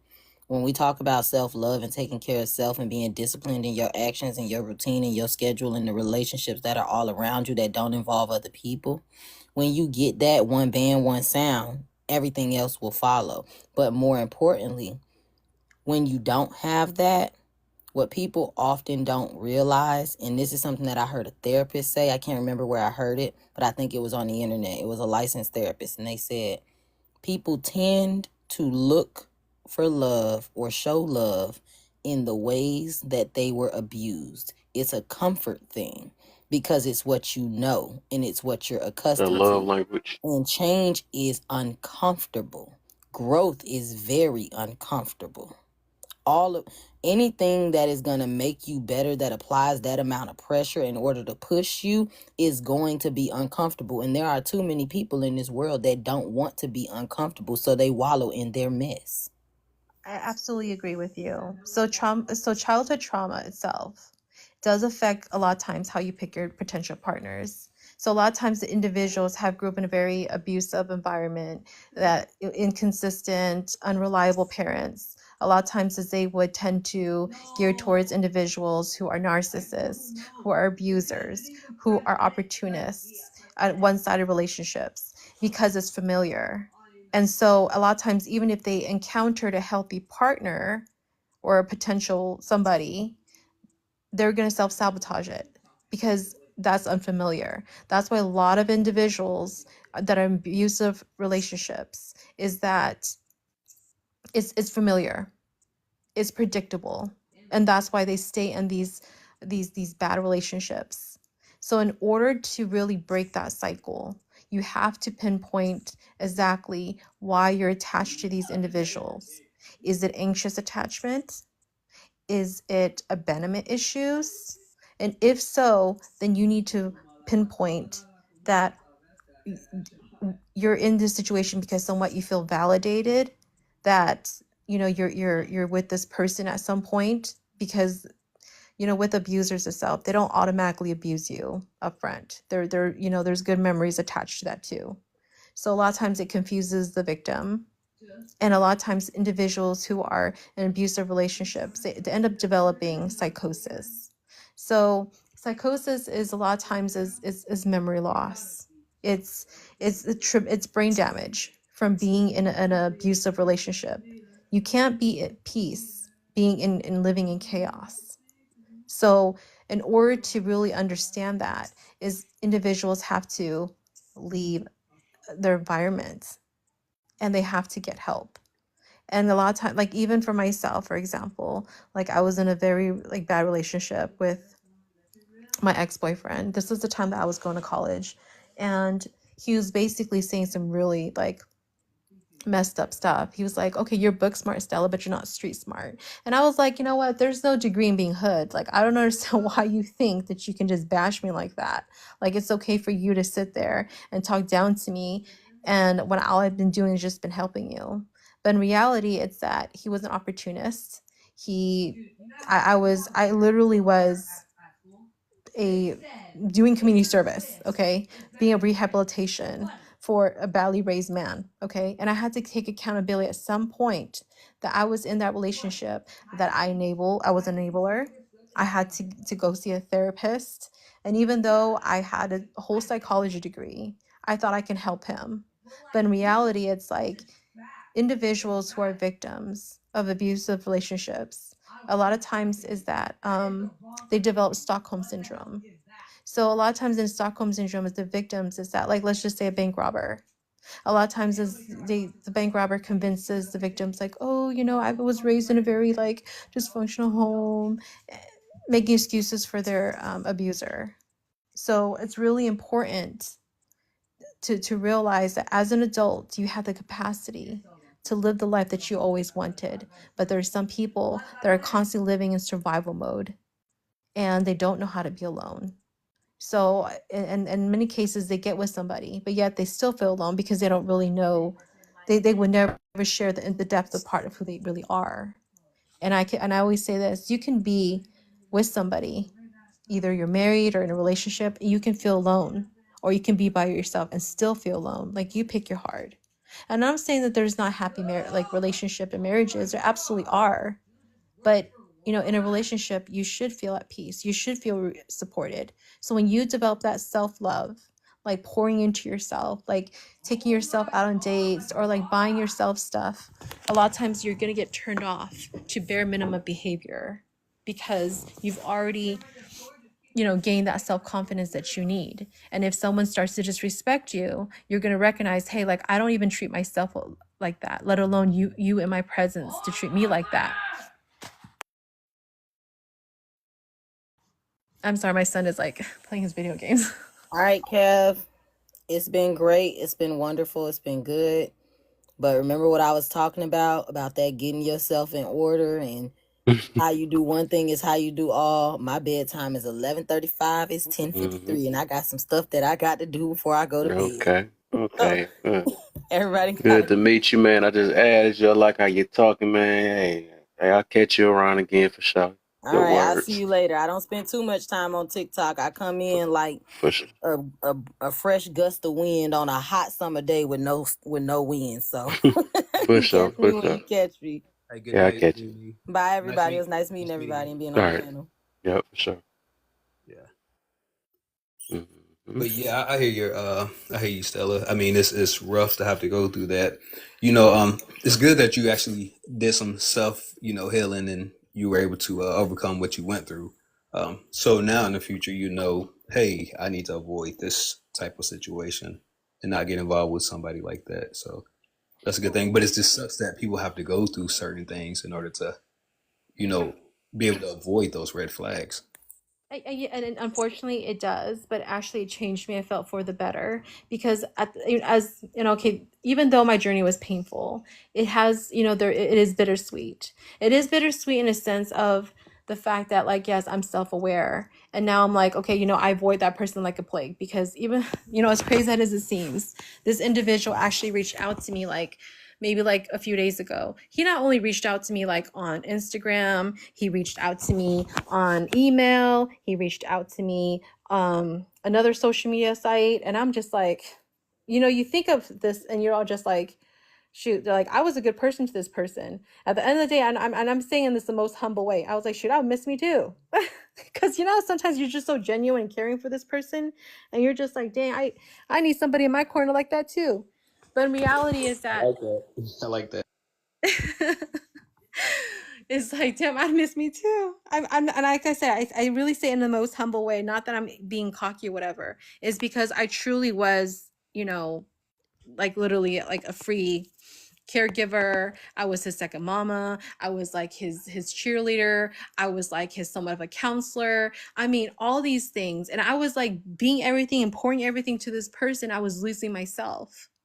And at the end of the day, you look back on the situation, you'd be like, dang, I just spent like 3 years of my life with this person for what? But, in the midst of that, I learned lessons, and I can teach other women and other people, like, you have to love yourself because you have yourself for the rest of your life. And if you're not going to stand up for yourself, then who will? You owe it to yourself to live your best life. And I always say this is that a relationship is not a be all and end all. Living your authentic life that you're proud of is a pivotal point for individual to achieve. I mean, there's a come a point in our life that all of us is going to look back on our life and be like, what we should have could have done. Like, you have now. You can't look back on the past. True. Sorry about the tax. I was sitting here, I'm typing, and I'm trying to like do my nightly stuff, like brush my teeth and stuff. Oh no, you're fine. You're fine. I understood what you said. That's why I was laughing. Yeah, I had to take care of a few things. I'm like you, trying to multitask and be on here at the same time. I love to talk. Okay, I could probably talk your ears off. So I was like, okay, let me let me do what I need to do. I caught the tail end of the conversation. I was just listening. I agree. Sometimes you have to leave people in order for them to understand who you are and what they're going to miss. Because other than that, if you remain there, they don't understand you know what I'm saying, like who they have really until you leave. Yeah, I agree. And the crazy thing is the person try to get back in her life. And sometimes these abusive, mentally abusive or manipulative type of people, they want to get back in because sometimes it's like an endorphins for them. It's like a rush for them to be able to Yeah. have that. Yeah, to be able to have that. It's like a comfort for them, but at the same time you're hurting somebody in the process of you belittling somebody or hurting somebody, and that's really not a good thing. And I know other relationships like that, and it's Yeah. destructive. Yeah, it's not Well, helping them back. So it's yeah. a good thing that, so Stella, you ended the relationship, correct? The relationship itself, I at one point, he just said like that he wanted to pursue his education and that he didn't want a relationship anymore after 3 years of a relationship. And so I was like, okay, you know what? I can't be friends with you because I still had emotions. I still loved him. So Right. at that point, he was like, well, you know, I have a few days. He's like, oh, I miss you and I love you and I want to see you. And I said, I'm talking to someone else, Hmm. and I don't think it's fair for me to see you. I asked you what we were. You told me that you didn't want to be in a relationship. So if we're not in a relationship, I'm single, right? Right. Exactly. So I feel like I'm the type of person, once I'm done, I am done. Like I will pour and That's good. pour until I can't love anymore. And I've never been the type of person to fake loving someone. I just can't do that. I'm even with my facial expression. I'm like, you can straight up tell when I don't like something because Right. my face just shows it. That's why I can't be a therapist. I mean, I would have got my master's, but I was like, no, I'll just stop at a bachelor's because I'm like, how do you, like, I'm sure you probably hear stories about some people, they tell you outrageous stories, and I just have such a facial expression. Like if I don't like something, there's no amount of covering your face with your fingers is gonna cover those facial expressions. Yeah, I'm Totally. like that too. I can't fake stuff. I can't do it. Well, that's good that you stood on business, because sometimes people will say that they're done, but they're not done.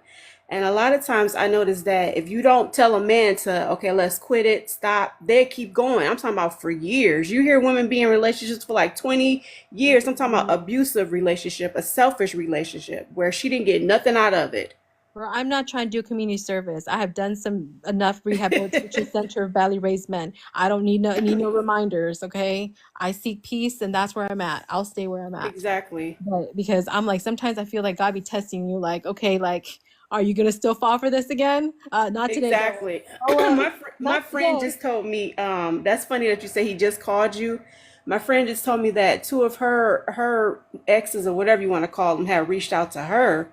And I'm like, why? I mean, are they bored or something? You just reach Yeah. out to exes? Like, who Mm-hmm. No, does okay, so that? before him, I had another ex that reached out to me, and he was like, I know you're a good woman, and I just want to talk to you. I'm telling you, once I'm done, I am done. Like, I don't have no feelings for you. Like, I avoid you like a plague. I mean, Right. they don't believe me until when I tell them I really don't would ignore you. I really will ignore you. Like, I would treat you like you trash, okay? Like you stink. Like I will not come back the block and anything like that. So in this matter, it was that so after that narcissistic relationship, I did get into another one.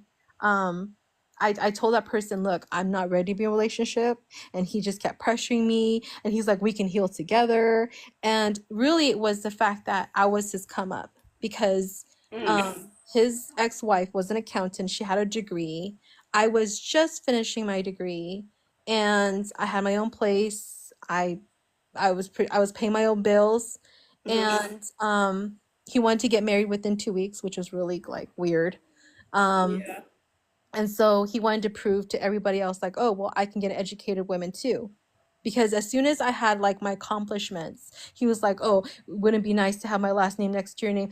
Mister, you did not earn this degree. You're gonna pay half of this 60,000? Are you gonna contribute to my debt? Like, Wow. don't sit there and be like you earned it, like you done, did the work. Like, how dare you? So I mean, it it was just it wasn't just that, but I think what really was like the silver line, like the thing that really kind of broke the camel's back in that relationship is like when he went to Cancun with his daughter. She was like 12, and he went there for like a whole week. And I guess like, you know, I was sharing some information about like my relationship at the time, and people were like, oh, he probably cheating on you, because what kind of person like brings their daughter to Cancun at 12 years old?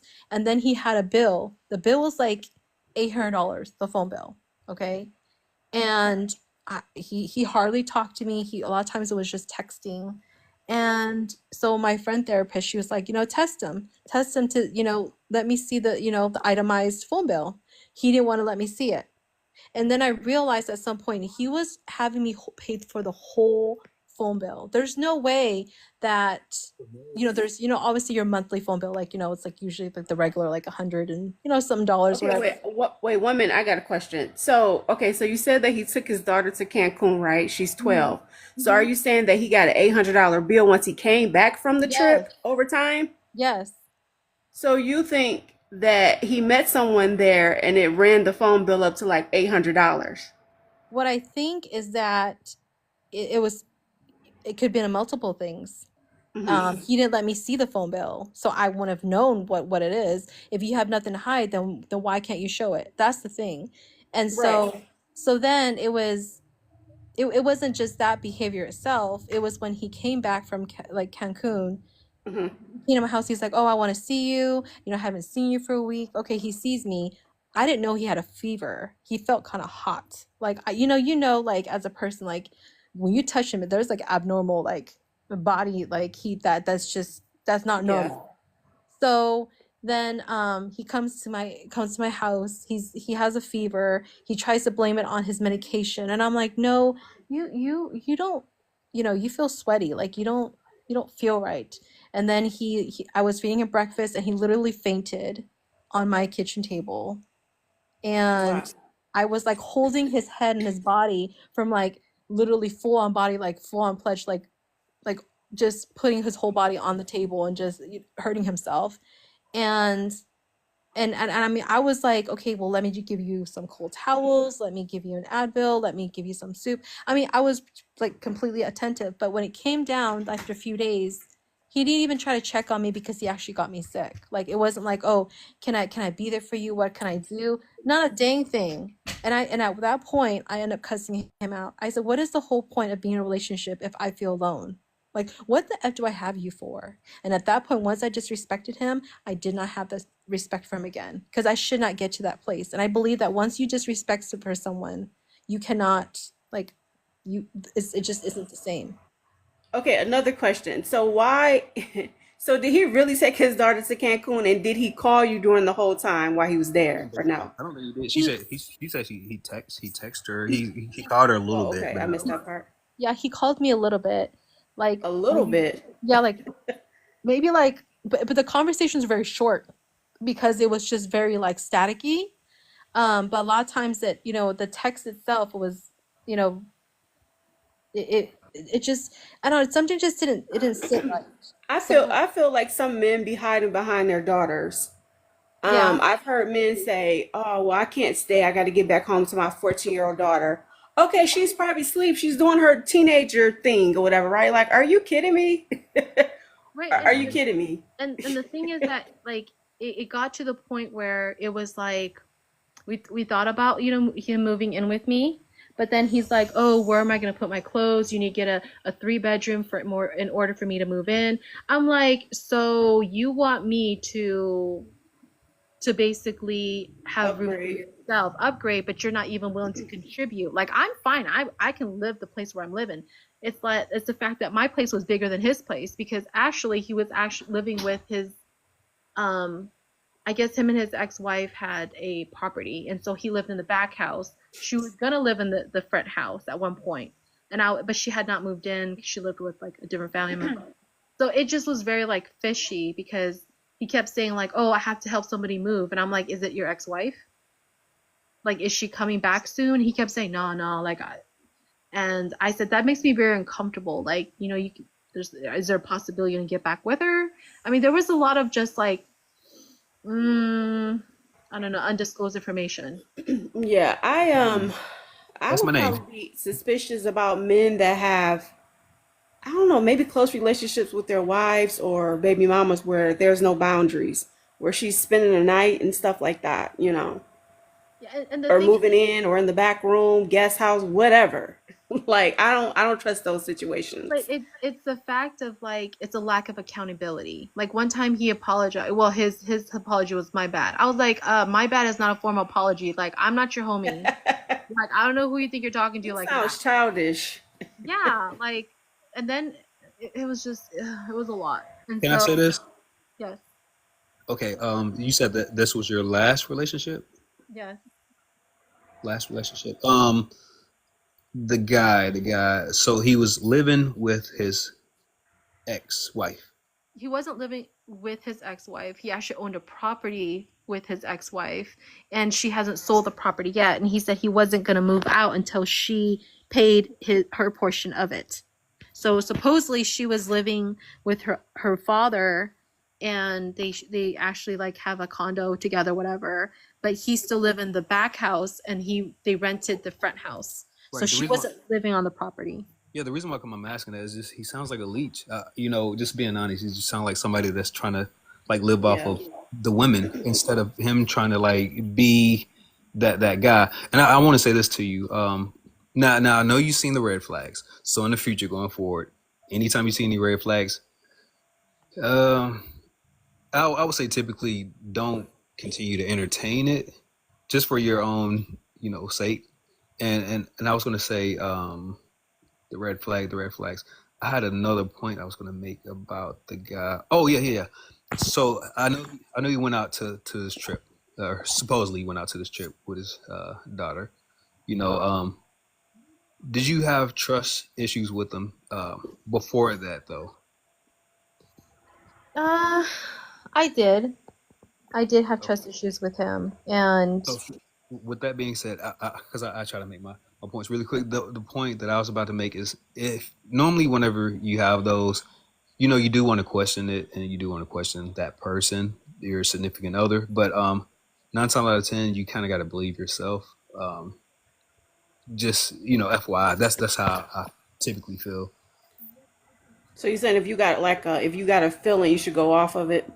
Yeah, because here's the thing: if you have trust issues, okay. Say for instance, hey, I need to look through your phone. I need to check this, check that, check this. If you keep having these type of thoughts in your head, that relationship really isn't going nowhere, because it's like at the end of the day, you want to have trust in your partner, in order for things to work properly or smoothly. Because if not, it's kind of pointless if and you I, if you look at it. and I agree. When it comes down to emotional safety, it's absolutely vital in a relationship. Because I always say, like, sex is not the ultimate intimacy. It's emotional safety. Because a lot of times is individuals don't know how to be vulnerable. I mean, sex could be very transactional, but to feel emotionally safe, knowing the fact that you're valued, that you're seen, that you're heard, that is vital in a relationship. Right. Yeah. Kev. One wish. I could barely hear your ass. Yo, I said, what up? Okay, there we go. Hey, Kev. Okay, so what question are they debating about exactly? we free It's talking not at a the question. moment. It was about a incident or a Oh, relationship. oh, so you haven't even started the damn question. Yeah, y'all been going back and forth. No, we've been answered all those questions earlier, honey. Oh, That okay, was like a well, couple hours. That was some hours ago. We went through all the questions. People left and came. We just talking about something different now. oh, okay. It was just Was you my gonna answer the personal question? experiences about relationships, about my past experiences doing community service. She said community Yeah, let service. me think about what I What? have here. Okay, well, okay, first of all, okay, I'm gonna skip to the question 3. Fighting for quote unquote happiness, end quote, has caused more destruction than advancement. Agree, disagree. Um,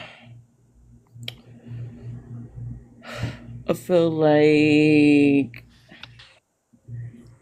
you already know what I'm going. I feel like we both know each other to where you already know I'm gonna go with this. I kind of feel like fighting for happiness. Don't get me wrong.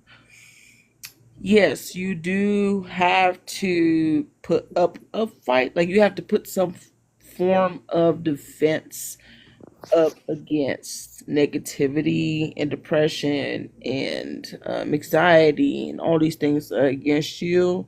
But fighting for happiness, I feel like this is a contradictory statement in itself. So fighting for happiness, in my personal opinion, in itself is a contradictory statement. Let's move on. Has caused more destruction than advancement. Agree, disagree. I don't think it's caused more or less. I don't think people's been fighting for happiness. I just think people been fighting for money, greed, and whatever they think is happiness to them. I think happiness. Ooh, Kev, I think you're probably one of the only people. You or like maybe basically Black Jesus or Omega is probably the only people that could break it down to me in a different way. But um, has caused more destruction. I don't think whenever human beings ever fought for happiness. I think that we fought for things that could possibly create happiness. But at the end of the day, happiness comes within ourselves and within whatever situations we're going through. Because I'm just naming one thing, right? Let's go back to the Mayan Aztecs, right? Go to South America or Central America. You go to the pyramids, and you see that, and that could have made them happy, but they could have been satisfied. However, that could not satisfy the modern world. That could not satisfy the modern world and make them happy. Um, first of all, there was less things to make them quote unquote happy or quote unquote even satisfy them. So I feel like the more advanced the world gets, the more advanced happiness or satiation in general gets. Am I getting too deep? Kev? Oh, no, keep going. Um, so I do think that over the years, we may fight for the things. I think this is what I think. You know what? You coached me good, Kev, because I got out of I feel. Anyway, sidebar. Kev, anyways, if you don't follow Kev, share the live. Laugh for learn with Kev, share the live. I'm a personal witness that he's gotten me out of saying I feel. I think he's gotten me to say I think or I believe. So I think that no, bring it back up because I need the words to stimulate my thing when I was going. The point I was doing.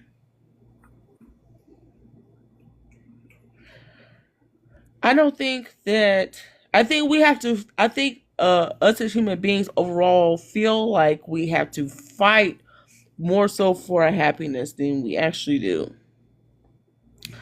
And I think that we fight for our happiness in ways that we're unnaturally supposed to satisfy them.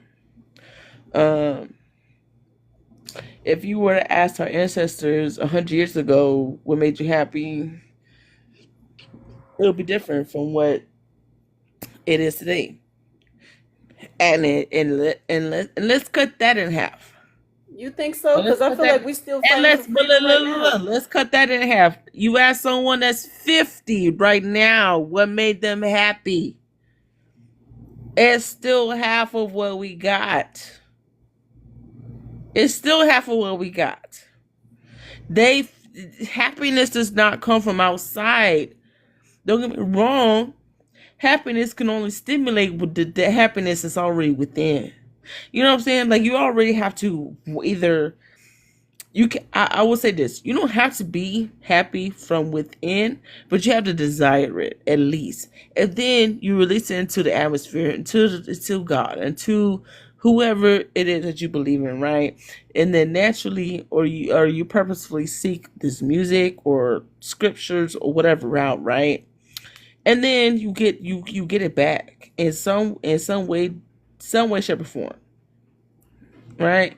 And what I think what happens is a lot of us is like, well, I don't want happiness that way.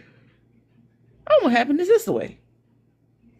However, happiness in certain ways can actually open more doors, open more portals to our spiritual world or God's world, to things to happen better for us.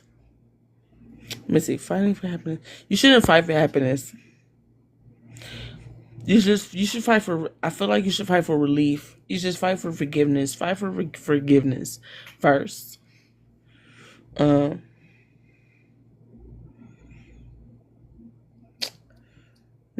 I mean, really, I feel like it's forgiveness first, and I am not discriminatory of that. I'm still in a process of that, so I'm not preaching or talking to anyone. Okay, I have a question. When you say you have to fight for forgiveness, are you talking about the enemy fighting for forgiveness? Because, like, why would you have to fight for forgiveness if you haven't done anything wrong? Because the hardest thing to do is because the number one thing is forgiveness is for yourself, not for anybody else. So when you forgive someone else for doing something to you, the hardest thing for you to do is say, like, well, you know what? Even though that person did that to me, even though that was trauma to my childhood, even though it was traumatic to my childhood or even my adulthood, I'm going to forgive them. That is one of the hardest things as a human being you will ever have to face, in my opinion. But it's not for the other person, it's for yourself. I also wanted to add to what you were saying about the ancestors. I still feel like it's a continuation of what they wanted is what we want. We're still fighting for freedom. We're still fighting to be ourselves. We're still fighting to be happy and comfortable. We're still fighting for that. And we're still fighting for what's ours. I get that. Wait, we are still even fighting to even be a family. You know what I'm saying? With black men and vice versa. We're still fighting for that. No, I feel you on that. I cannot. That's been taken away, and it's been like that for a minute. You know, people make it seem like it started in the 70s. No, it's been like that. That's not what I'm. That's not the way I'm. I mean, if that's the way I'm portraying it, that's not the way I'm. No, I'm just adding on to what you say. I'm just. But I feel like we're still fighting. I want to add to what you're saying. Because here's the thing, I 100% agree with you. Like, I'm over here, like, damn near punching a fist into my mattress because I get it. I get it, girl. Us black people deserve all, like, I want to say some things that I'm not going to get kept live shut down on. Try not to say certain, because we were talking about this topic and it was about to go deeper than what you thought you were about to do. Yeah. And his live had got shut down because we started talking about politics. But here's the thing though. What you have to think about, and what I had to learn to think about. What if our ancestors thought just like us? We wouldn't be where we are. And I want you to really think about that for at least 60 seconds before you answer. Our ancestors, including Frederick Douglass, Rosa Parks, what's his name? Dude that invented George Carpenter. What's his name? Dude that invented peanut butter? Any of our inventors. Just think about it. Just think about it for a whole 60 seconds without responding. And think about if they would have responded how we would respond today, and how you think our advancement would be today if they responded how we would. And I'm going to give you a whole minute to think about it. I agree with you. I feel like us nowadays are a little more lazier than our ancestors. They might have been a little more quieter, right? Because if they didn't, we wouldn't be here. What I mean by that, sometimes we might be quick to respond, and it comes with consequences to where we may become unalived and etc., because of our response, compared to our ancestors. That's how I look at it. So, and they seem like they were more creative too compared to us. Well, they had no choice but to be more creative because they didn't have the internet. You know what I'm saying? You have to always, with all these. Wait, you mean we had the internet? Everybody, anybody. You know what I'm saying? Like, imagine, like, let's think about it. Let's think about it, Pearl. If in the 1960s, if we had TikTok, Facebook, and Instagram, do you think that cops would have been to hold us off with some dogs and some fucking water? No. They wouldn't have. Period. Point blank. Undisclosed. Do you want to add to this? Go ahead, Kev. If it's okay, yeah. So with that question, I can see it going two ways.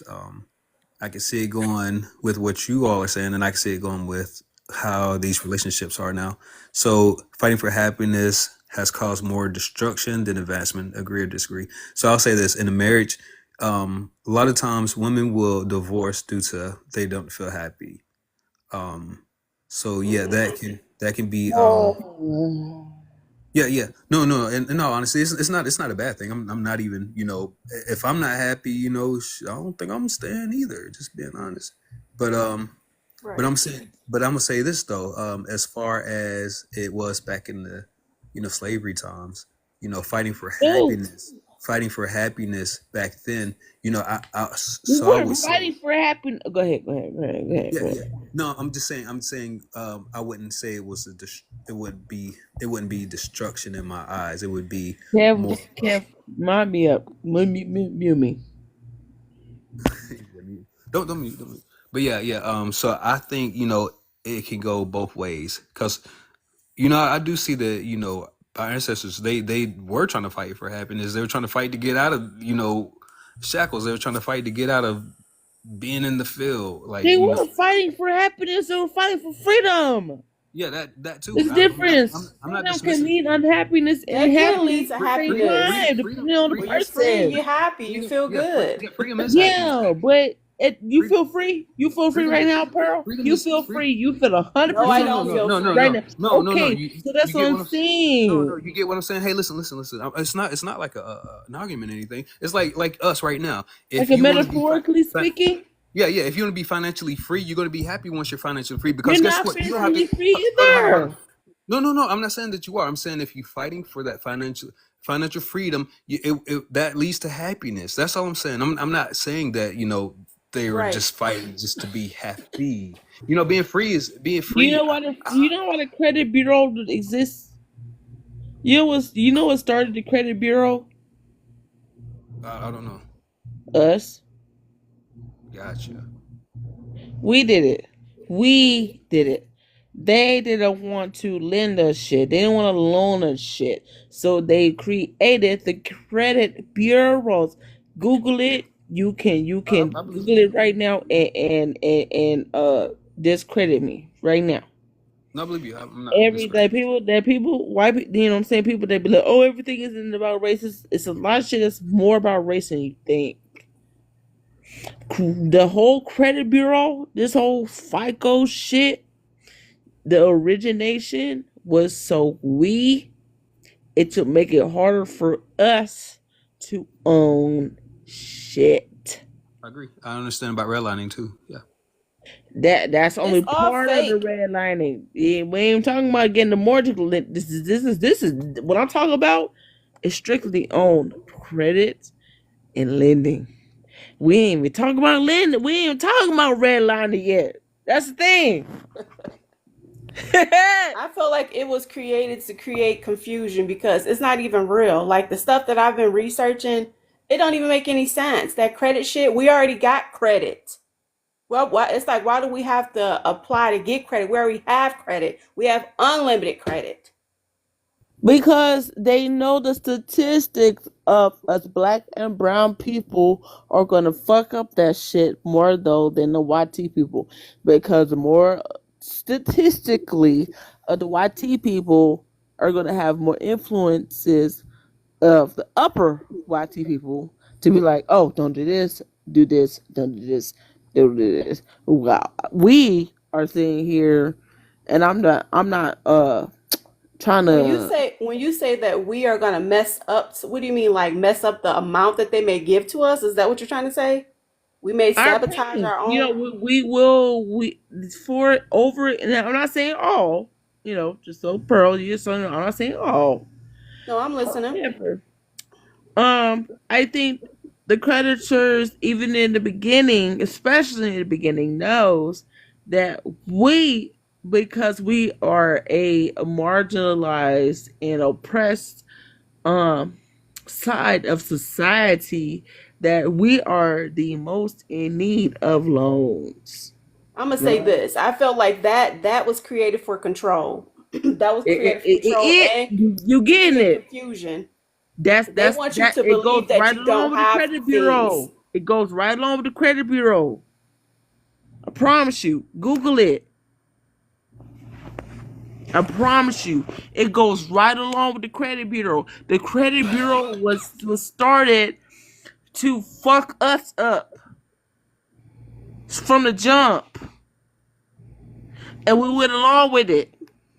But we didn't really go along with it until they started burning our own shit down because frankly, we had our own banks, we had our own schools, we had our own middle elementary schools, middle schools, high schools, banks, parks, loan officers, attorney offices, lawyer officers, dentists, Yeah, pediatricians. We had our own we had shit. a You know lot what of I'm saying? stuff. We had But at the same everything, time, but they they wanted burned you it to be a down part so of the that way we system. have no choice but to depend on them. Did we That's the really? thing. Go ahead, go ahead. No, I don't know if I believe that one. I just feel like they So took what? things Okay, from so us so what? we can be a part of their system. We were doing fine by ourselves. We Now were it's to doing the fine by point ourselves. where We're doing great we by ourselves. yeah, Go now ahead. it's to the point where now we have to undo what they done taught us, which has all been lies from what I didn't discover, you know? So Well, okay, you know what? And I'm not going to downplay you or discredit you or disrespect you oh, I don't care. for well, I do care because No, and I'm not saying it to be funny or disrespectful. I'm just saying I'm going to stand on what I believe because I've been doing my own research and I've been applying it at the same time. okay, And you well, got what you some people that believe is try what to you believe. stop It's you based on what from you've been finding out the researching. truth. So I don't care what anybody say. I'm still going to do what the hell I want to do Okay, because well, I let feel me ask like you it's a part simple of my question. purpose to Okay, help let me ask people you. as Okay, well. Pearl, let me ask you a simple question. This ain't got nothing to do with race. This ain't got nothing to do with color. This ain't got nothing income, low income, high income, whatever. How do you know what is no? How do you know anything? You test it out. I How mean, do through so? experiences, should I say? No, that's how you know. Like you know for sure, 100% with blood through your body, blood through and through. You know something. Experiences and discernment. No, that's opinion and experiences. How do you know something? You Okay, don't know you tell anything. me. You don't know anything. Nobody knows anything. Nobody knows anything. We only believe what we want to believe. Kevin don't know shit. He only believes what he wants to believe, even though he wants to see and believe. I believe in horoscope. I know shit. How about me? How Whatever. about me? Do I know But shit? even though you only know what you want to believe, man. Kev. You don't. I'm gonna say No this. one Yes, on. we don't know everything. It's impossible for you to know everything. Yes, we learn stuff every day, and when you get older, you don't stop learning things. But I Okay. know what I know. And can't Have nobody you take hear that them talk from me. about us like that? I know everything. What are y'all talking about? This undisclosed. I know everything. It's just Kev or Ty. Kev or Ty talking. Because I see you, Ty, in the comments. Come on, Ty. No, hey, one rush. This is undisclosed. I'm talking. I'm the guy at the Yeah. bottom. I'm the guy at the bottom. Yeah. I'm the guy at the bottom. That's Hey, what. down Hey, here. One Rush, was you So what about me partying out here? earlier? Say it again. Say it again. I said, was you partying earlier? No. Oh, okay. I thought maybe you might have had a couple glasses of wine or something. I don't know. I mean, I did have a couple of She wines, got but that's not swerves. me partying. So that's subject to a subjection. Yeah, I knew she. I knew She tried to be nice with it, same just partying. That's all. Right. Have you been partying? No, she been sipping. You had your little self party, you know. Weekend feel. Rush me, rush. Kev, I'm being nice. I know you being nice. You're doing good so far. You're doing good so far. I appreciate it. You know. I had one too many drinks. I'm gonna start playing it when you. Pearl. You should have a song. You should have a song for just me. You should have a song for just me when I come in Wait, tipsy. undisclosed. I can't hear you. I was saying you being all pretty with it, like just tiptoe. Hey, was you at the party? No. She would be cute with I was it. partying earlier because she did show What up. I know is, speaking of know and believe, I don't believe she been feeling good. I know she been good. Get Ty ass up here. Pause. No, No get Ty diddy. ass up here. I was gonna lie about my damn self. I don't give a fuck. No, I don't know. You can say things to people that you're comfortable with, but when you don't know people, you don't know how they're going to respond to things. So it's like I feel it.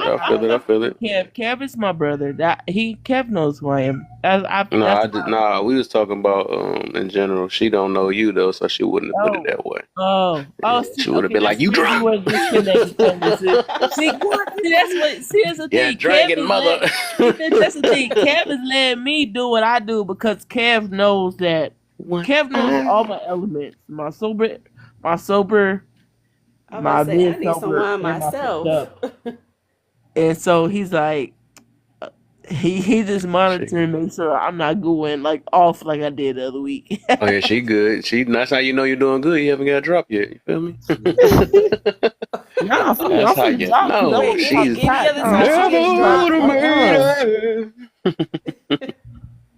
she lasts for a long time. You. I'm supposed to be singing in my boys' live tonight, man. What I'm doing over here? Who have an acapella? Mirror, he be doing his thing. He over there now. The talent show. Yeah, they be doing that karaoke. We be getting a little song, and the vocals going over there. Hey, question. I noticed that I don't see your regular girls that come over here. Are y'all still cool and stuff with each other? You know what I'm talking about? What's her name? You talking to me? Hold on, I'm trying to think. Wait, one of them is Kate, right? Kate. Oh. And then the other one, she always come in. I can't think of her name. Who? AJ? No. Dang, I can't think of her name. I just saw her name the other day. I can't think of it. But yeah, I haven't seen them over here lately though. They always come up all the time. Yeah. One of them, I think she's a mod too. Yeah. She come in tonight or no? No, she ain't come in tonight. I was just wondering, just being nosy. Yeah. Because I know sometimes people be falling out on TikTok. No, people be nosy. Nosy ass. I just put it anyway. The nosy ass. I think some stuff is just not as obvious, ain't it? Right? I'm messing with you. Already know. You know the deal. We know the deal, man. Some stuff you can't even hide it for real, low key. We be playing it off, but things can't get hit. I'm just put it this way, shoot.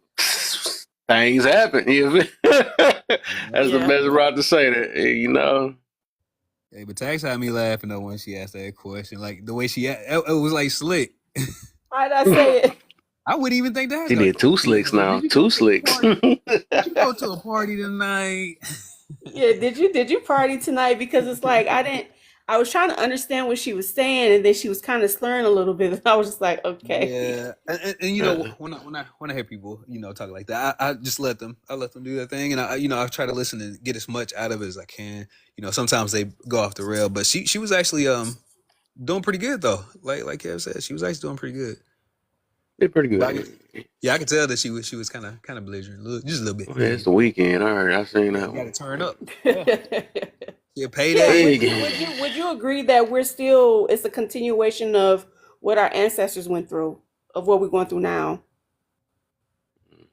Ty, I hope you clip that video, man. I actually want to repost that and save it for my own too, man. I want you to get that video that day, man. That exposition was epic. That exposition was epic, boy. I just find it's just so. I actually went in the room today, though. I find stuff like that so funny because I'm like, that stuff built up over time. I'm like, bro, why you always in lives saying some opposite stuff? Like, I'm good. Like, my thing is, I'm cool. I'm cool with her doing her thing, even though I feel like what she's doing is very destructive. But she say I'm doing it for entertainment and all this other stuff, right? Okay, stay on your side, right? You do that. But when we in lives, like I be seeing, we already know I mess with Kanai, I mess with all them and stuff, and now you coming in here, hey, what about that? And I'm like, bro, don't come in here trying to mess our situation up, and then come here playing with, and that's why I'm saying it's a difference with the mentality and stuff. You can't, so I'm like, bro, don't be saying what we saying is harmful, and I've seen some stuff that you posted. I knew this time was gonna come. I'm like, all right, let's see. And then look at her, lost for words. That's what I said. That's what I was saying, right? Playing, right? Because I told her, I was like, man, I mess with you, but you're not about to play in our face like that. Now I see what people mean by playing in the face. Now, sometimes people be using that too loosely, though. But that was really, when I know you, or not like that, when I know of you and I've been in your room plenty of times, you're not about to play with me like that. I'm like, no, you're not about to act like, and I feel like there's a lot of people do that junk. They be playing like they taking up for one thing, but we know your overall thing. Some people just want to manipulate, and that was a prime example of people. Speaking of the topic right here, individual mindset versus communal, right? Some people bring that individual thing and make it seem like it's facts and put it. It's funny how I just tied that to the topic though. But people act like, no, it's really people that's like that. No, you feel like that. Don't put it like that though. That's you that feel like that. You put it on everybody else because you're gonna grab them by their feelings and stuff. BB, what's the deal? I didn't know you was big time. Like I've never heard your vocals before, man. I didn't know you be preaching like that. Okay. I'm in your room like, oh, that's big. I came here just to say thank you for coming by the other day and supporting me. I really appreciate that. For sure. But it wasn't me. It's that particular topic, that particular person that I was talking about that day, that celebrity. Anytime you put her picture up, it's gonna be a room like that. Anytime. Wasn't me. He said anytime. I'm about to make it real tiny down there. I got you now. Accountability. Trick them and stuff. Right. That's funny, I was playing some little trickery with them because I knew they were gonna come in there if I call her a bad mom, and that's what you kind of rolled up on. But it was fun. I see. Hey, but at least you got your vocals out. That's all that matter, man. Some people they don't like it. They don't like when they get to look at that mirror. It's a wrap. Kev's Picasso. It's a wrap. And today I was telling Laura, I was like, I really want to talk a little bit about, the men being in situations where they're kind of being, I don't think I said a word, but their woman is fighting them. I'll say that because I saw a video today of those two, and I was like, oh my, I didn't know it was that bad. I think homeboy's afraid of her, like literally. So. But I'd never seen that in real time, like a man to be afraid like that, and I can see this woman hitting. It's crazy. Man, I'd be afraid too, cause somebody. All right, let me stop. I forgot. I've been on. They've been trying to banana my life for the class couple. I think I'm on watch or something. I don't know what's going on. So I was about to talk about a group, but I'm just gonna leave it that way. Because I'd be scared too, because I don't know what I'm getting hit by. I'm put it that way. Okay.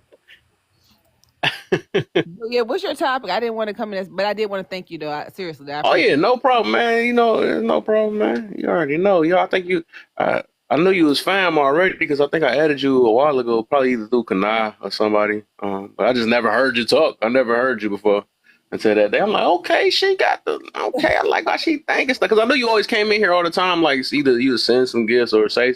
I don't think I remember you. Have you been in my panel before? You might Yeah, I've have. been down a couple times. That's what it is. I think I just talked to so many people, and I don't know. You do. Hey, BB, Yeah, I I talked think to so many people though, but shoot, at night you got my attention now because I was like, I ain't never like really just focused in, yeah, I and think I she had a heard you that different day. I'm like, wow, she on it. she had a different profile. Or have you been having that profile for a while, BB? No, I She got have a a different different one. profile That's a picture. different one. Yes, Yeah, different profile picture. Yeah.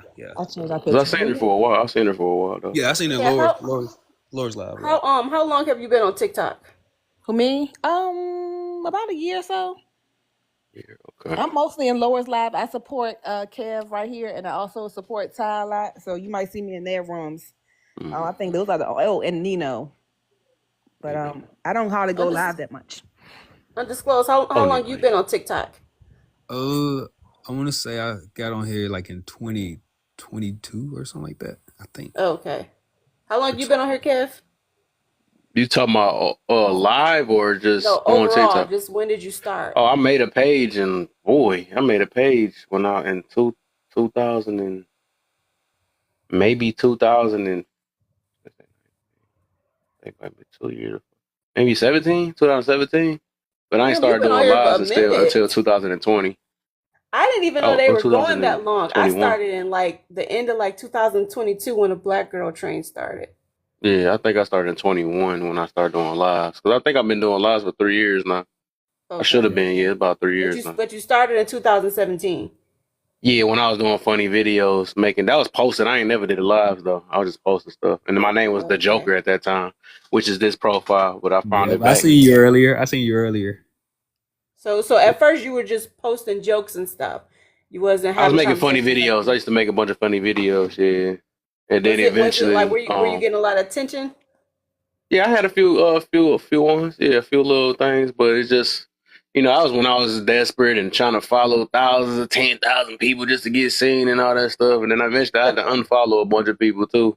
After I got my following, I'm like, hey, I can't follow too many people no more. And then I started kind of taking it more serious that's when I changed my name later down the line. Because I started, eventually when I made a change in my life, which was, it's basically just when I say change, it was me actually making a lot of, I don't want to say sacrifices or change, basically like disciplining myself or whatever on different things and realize what I had to work on. When I said I want to become a better person, then I actually started doing like motivational videos and stuff. And I was like, you know what? And I felt that I was lame for a minute, but then the more I started getting into it, the more I just started speaking out instead of just laughing all the time. So that's when I came up with the laugh or learn. Stuck with that. Yep. I love joking around and laughing and all that. So have you been getting a lot of people that's been following you like on YouTube? Man, my YouTube's so slow. I don't know how the heck you get followers on like, it. It's like pulling teeth trying to get people off TikTok to come on to other stuff. It's like, no, I don't want to go. Yeah, I post on everything. I got a Clapper. I sound weird saying that, John. It's an app called Clapper, though. It's supposed to be like TikTok, though. So I got that I post on. I got Twitter, Facebook, Instagram. I don't like Facebook.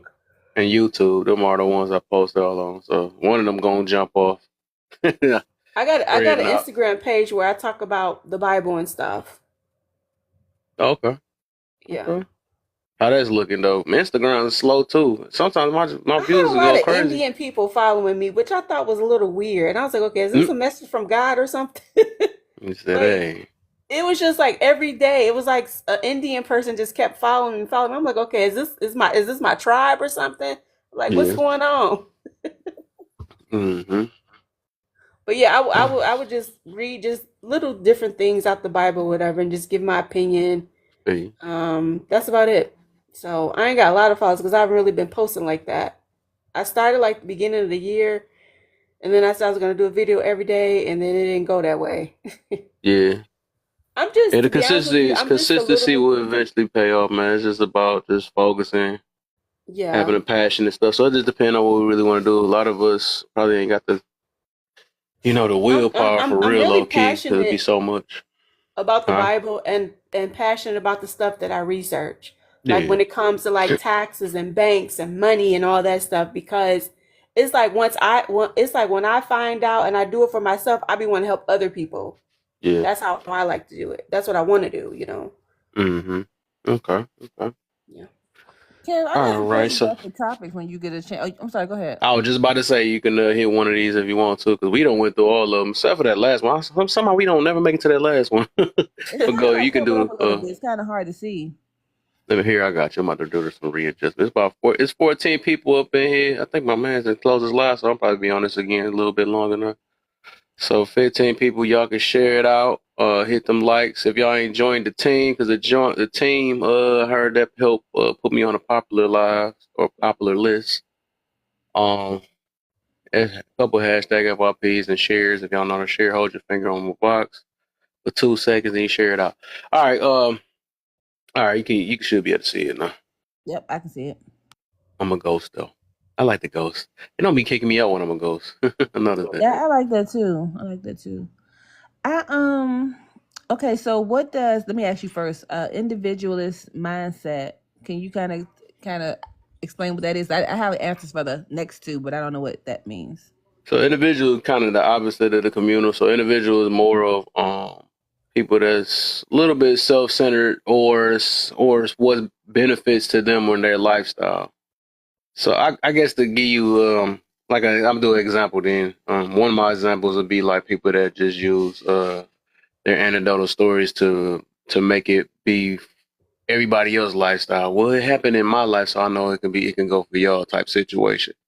Happy birthday, Okay. Peach. Okay. Yeah. Undisclosed, how can y'all read it? He just changed it, undisclosed, where he made it bigger. I can see it now. I'm not saying anyone is bigger, but I can't even see it when it's tiny. Okay.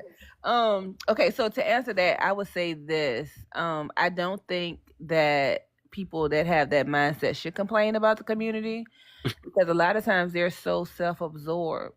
You know what I mean? Like, it's fine, and that's fine, but like, it's kind of like pick a struggle, pick a side. Uh-oh, baby Peach. A little echoing. So that's the answer to that one. Give example of individual statements versus communal statements. I really don't have an individual statement, but I think I have a communal statement that I hear a lot, and that is, I know my worth. Like, I heard so many people say that. And then when I say, can you quantify that for me? Can you kind of explain, can you break that down? What does that mean? But I hear a bunch of people, especially women, say that they know their worth, but nobody has ever been able to really quantify what that means. Exactly. Like, I don't want dollars and cents. I don't want like a number value, but I want to understand what that really means, because it doesn't make any sense. It's an oxymoron, literally. But go ahead. Thank you. Happy birthday. Thank you. Oh, happy birthday. Thank you. Happy birthday. I'm over here. Thank you. I'm over here singing Tupac. She said something about making $1. I said I was finna sing that Tupac song. Gotta keep your head up. I thought she feeling good too for me. Is there anything wrong with being an individualist? Do you feel like it? Well, I'm an individualist, so I was just like, okay, curious. That's cool. So it's basically you mind your own business, huh? Easy. Well, I'm an individualist when I need to be, and then I'll be like kind and sweet and stuff like that when I need to be. So it's very on and off. It's called being nice. Hmm? I said that's called being nice. When you're selective with your niceness, that's just nice. Kind is something that's genuine. So, oh, yeah. Well, yeah, I'm just nice when I need to be in there. Yeah, I got you. Yeah. But would you say? Yeah, you're just part of the community, basically. So, yeah. So, yeah. I guess it's just very. And I'm not saying neither one of them is right or wrong. What I'm saying is, and that with the first question is like, you have basically. I mean, everybody can do it. They can complain, whatever, but it's just like, dang, you kind of got most of the people that's complaining is the ones that's damaging the community, anyways. It's like, what the heck? Why are you even saying anything? And you're the problem. Like I used earlier a little bit. This gonna be for the fourth time now, because no group. Like like how some of the men be like, oh, the 304s, they horrible. I'm tired of these 304s. They have no manners. They have no this, and then they literally was just sleeping one last night. You know what I'm saying? That's a problem. You know what I'm saying? Like, how you well, and then come with the, well, it's in a man's nature that we must do that. No, we can't do that, man. Go to bed. I see you down there trying to sneak in there. Go to bed. TT. But yeah, so stuff like that. People come with things and complain, but they're the reason why they're complaining. That's when it becomes what the heck? No, I get the analogy that you just used about the 304 thing. So you think it's wrong to call out the behavior? I think it's wrong when you're part of the behavior and then want to call it out. That's a hypocrite. I mean, I think that for me personally, if you lay down with somebody and you whatever you call them, you're the same thing anyway. Mm-hmm. So you calling a woman the 304 you just slept with, exactly. Equal. That's what I'm saying, right? Exactly. So I don't really have an issue with, for me personally, I don't have an issue with somebody saying that. I mean, it is what it is. You know what I'm saying? Like, if you got friendly coochie, you got friendly coochie. It is what it is. You know what I'm saying? But I get what you're saying too. I see it from both sides. Yeah, I'm just like, man, you got your. I just be feeling like it'd be like them same people that be like, that say they.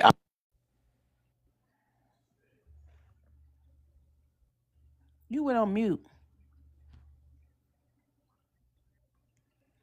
What happened?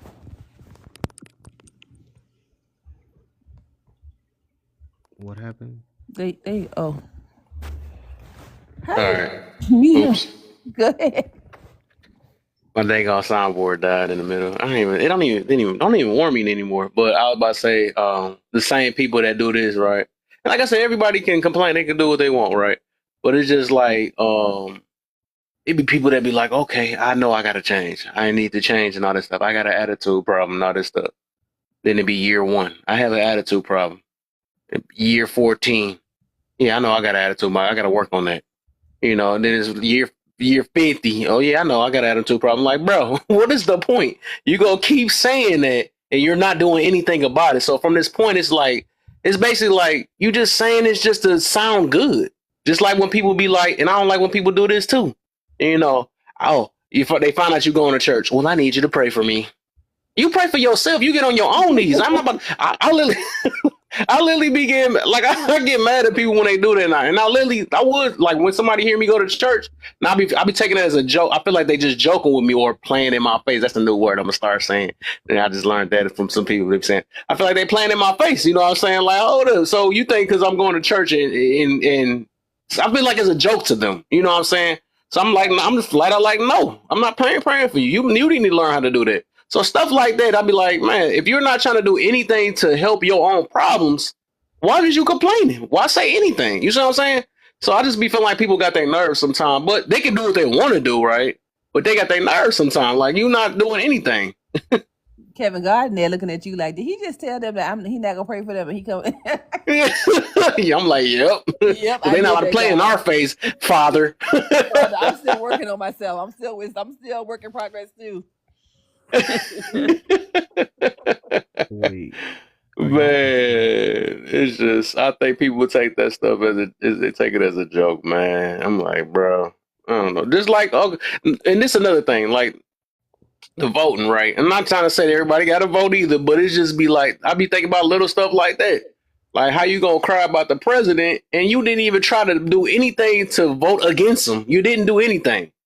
I can't believe he in office. Like, okay, did you vote? No, but I just can't believe like, no. If you don't, okay, it don't make sense. You know what I'm saying? If you don't like somebody, you will probably vote against it. So just little stuff like that. You can't, like, some of these things, people just don't got their nerve. You know, they got. I mean, I said don't got their nerve. They got nerve. Or I don't know. I might be saying I don't hardly use that word anyway. That's some old school stuff. I know you're saying that. You know what you're talking about. I try to say it fast so nobody caught on to it real quick. Just let it blend. But yeah, stuff like that. I just, why complain? Y'all doing y'all like people they so fixed on living their life and doing what's best for them. Even I said even this like me and mines when they say me and mines and stuff like that. They don't look past just their own personal circle. You know what I'm saying? So it's like you only really like I said even with the second one with the examples. I found that the word we, because I know they say I. The difference is will be with the individual be I, me, all this, and then they say communal will be we, us, all this. But I even look at it at we. The word we can be communal and individual because like some people's we only go as far as what benefits them. You know what I'm saying? I think if you're more communal, it don't have to always benefit you all the time. It can benefit impact to the world. Just like me giving, like I used earlier, me giving a homeless guy some money. That's not benefiting me. You know what I'm saying? But it's still helping helping out in the community in some type of way. So it's a sacrifice. I feel like real communal mindset is more of a sacrifice. You don't have to necessarily get something back to help the community. But I think some people only do things because they know it benefits them. You know what I'm saying? So that's how I look at the difference between those two. Because people be thinking like, well, I take care of my family. I have kids. That don't make you still not an individual mindset. You know what I'm saying? Your kids still benefit you in some way. You know what I'm saying? It's about you. You know what I'm saying? So that's how I look at it. That's how deep that stuff get for real. Do you think that? Well, first of all, are you Christian? I say that, yeah. I'm more a spiritual, but a Christian as in relationship, not the religion, more of a relationship. No. Yeah, because I know how that can get sometimes. But what you trying to get to with that? What would you say is your like out of the 7 deadly sins? What would be your biggest one? All of them. All of them? Yeah. Dang. I'm going to drop it. I gotta get some things done. Oh, for sure. I'll be back. For sure. What would you say? Nah, that's interesting that you say all of them. Yeah. I mean, all of them is, What you mean by that? Like, why you ask that? Oh, I just ask people who align with, not. Well, you said that you weren't Christian; you were spiritual, but I'm both. Yeah, I'm both. Yeah, both. Yeah, I'm kind of like an open-minded Christian. Yeah. I got that. I just ask Christians that, and I want to hear their answer because it fascinates me almost. It's very interesting. Yeah, what do you get out of it? Like sometimes they'll say pride or envy or lust. Yeah, that's super bad. Yeah, that's one of the worst ones. I think that's why a lot of us in the predicament we're in now, because a lot of us think we're better than one another, or we look down on people that we feel is less than us or whatever. I think that's one of our biggest problems. Pride, especially ego. To this day, we are hurting our own self off of pride and ego. So I can see why he made that one of a very sin that he didn't like, because he look at us all the same in a way. You know what I'm saying? It's even bad that even we can talk about Christian, right? Some Christians think they're better Christian than others. Well, you don't follow Christ the way I do, so you're not as good. You're more heathenist. I had somebody call me some days ago because I didn't because I guess we looked at it in different ways, and because I didn't have think the way he think, he like, no, you ain't no Christian. You don't talk like that. I'm like, nah, it's not like I said anything harmful, but I think because some of them be so deep into their way of thinking and they look at it like, well, if they don't read it like me, they heathen or they're something else. And it's like, no, who the heck told you the goddess of the Bible? Right. You know what I'm saying? So it's like, I realize everybody got their own way of how they look at it, but they go like, no, well, if you through the spirit, this is how you read it. I mean, I hear it though. Everybody say the same exact thing. And just to basically put it in a way of that I know it better than you, and everybody think that way. Like every church say that different, and when you talk and when you put them together, they got their own way of how they view it. I was in a church that tell you that, or they're gonna go to hell. Hold up. or they're gonna go to hell in the handbaskets and all this other stuff, whatever. And I'm like, and I looked it up for myself. That's why I tell people, look at it for yourself. You got to read for yourself because people, what they push out to be all the way different. I don't even trust other people either. I read for myself. I just had this conversation about stones in the Bible. I just had this conversation. Just had this conversation. Like, don't just, and that's back to your topic though, the individual versus communal thing, because people just go with what they hear and they just run with it. Yep. Exactly. And they look at it, well, I feel bad for them. They're and the Bible have never said to say feel bad, act like you're beneath them type situation. Like it is some situation I can understand it though. Like if I see people yelling their brains out and all the other stuff, getting mad because of, I do feel bad, but as in, and this is like real deep compassion, not as in I'm better than you.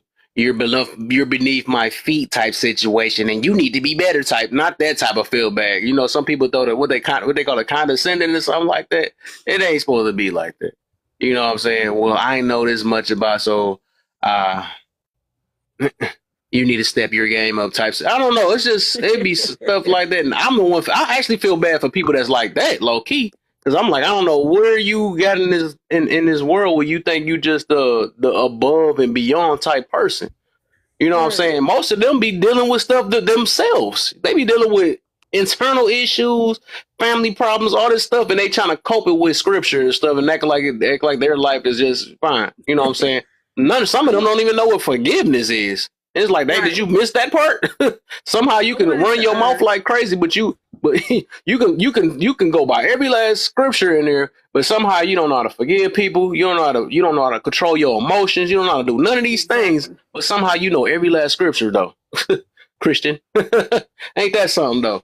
But it's just like at the end of the day, I don't want to stoop to some of their levels. It's just like I just we do got to give each other grace, and I give grace for people that even demonize me. You know what I'm saying? Because I just realized, everybody got their way of how they look at things and stuff. So, so. How are you going to be a Christian or whatever, or be a believer where you don't jump out on faith? It's like they want to see everything. Everything has to be visual in order for them to make a move, right? But you believe in God. And what bothers me is God is actually taking people out of certain positions and putting them in other positions, right? To the point where he's prepping you for that next position, but then people will sit here and laugh at you and be like, well, you believe in God, how come you don't have this? How come you don't have that? Because things take time. I can't rush God. All I know is he's working. That's all I know. That's called invalidation. Anybody's going to invalidate something because they want to continue living their lifestyle. And I realize some people read just to do that. They try to read it like to not believe anymore. But that's just them fighting against their own flesh and stuff. Because they know that they go for the worst parts. So that means that you trying to believe in slavery. You must be like, no, you gotta read these things for yourself and see the reason why they were probably slaves, or see the reason. It's like people just make it how they want it to be. They make it, and it's nowhere like that. I feel like, like when Joseph had to sit in jail for a long time, right? He was patient. He was even, you might say he was even giving out his resume verbally. He like, well, okay, well, tell your boss I do this and I do that, right? Put me on. And they did, and that's how I look at it. Things take time. You're not going to always have. And some people feel like, well, you need to do this, you need to do this, and you need to do that. No, I need to do what I'm doing right now. It's because it's going to come, but it takes time. A lot of the stuff that we read in the Bible is the stuff that we are experiencing now. And some people don't, they don't get that. They don't believe that. It'll be all right. Truth, though. But I feel like a lot of people think they're supposed to like rub the Bible, like we rub the Bible like a genie thing or something. It just that's how they act like it's supposed to just be like that. It doesn't. They don't work like that. Like what it don't work like that. I don't know what people be thinking, but I just keep telling myself like, okay, God is working. I'm still doing my part. I'm not being lazy. I got one friend that thinks that God is just about to come down and just give us a whole bunch of money and do this and do that. And I'm like, no, we still have to do our job. When he did his work, he rested You know what I'm saying? Now it's our turn to step in and do our job. You mean tell me that God created this world, put everything in it for us not to work in it, for us to be lazy? I don't believe that. You mean tell me that God is just going to close shop when the enemy has been whooping our butts all these years and he just going to be like, all right, come home. We done. No, I don't believe that. We still have to fight. We still have to work until he tell us is we're done. You know the real truth though, and the funny thing is the real enemy, and that's why I realized even in the Bible, right? The real enemy is ourselves. That's what he tried to prove to us. He said basically if he gave us free I don't like saying free will because it's only one God's will be done. Right. But is it I really say free will? freedom of choice, right? But he showed that you give everybody freedom of choice, you see how this world will go. You know what I'm saying? And most of the time it's us fighting against our own fleshes.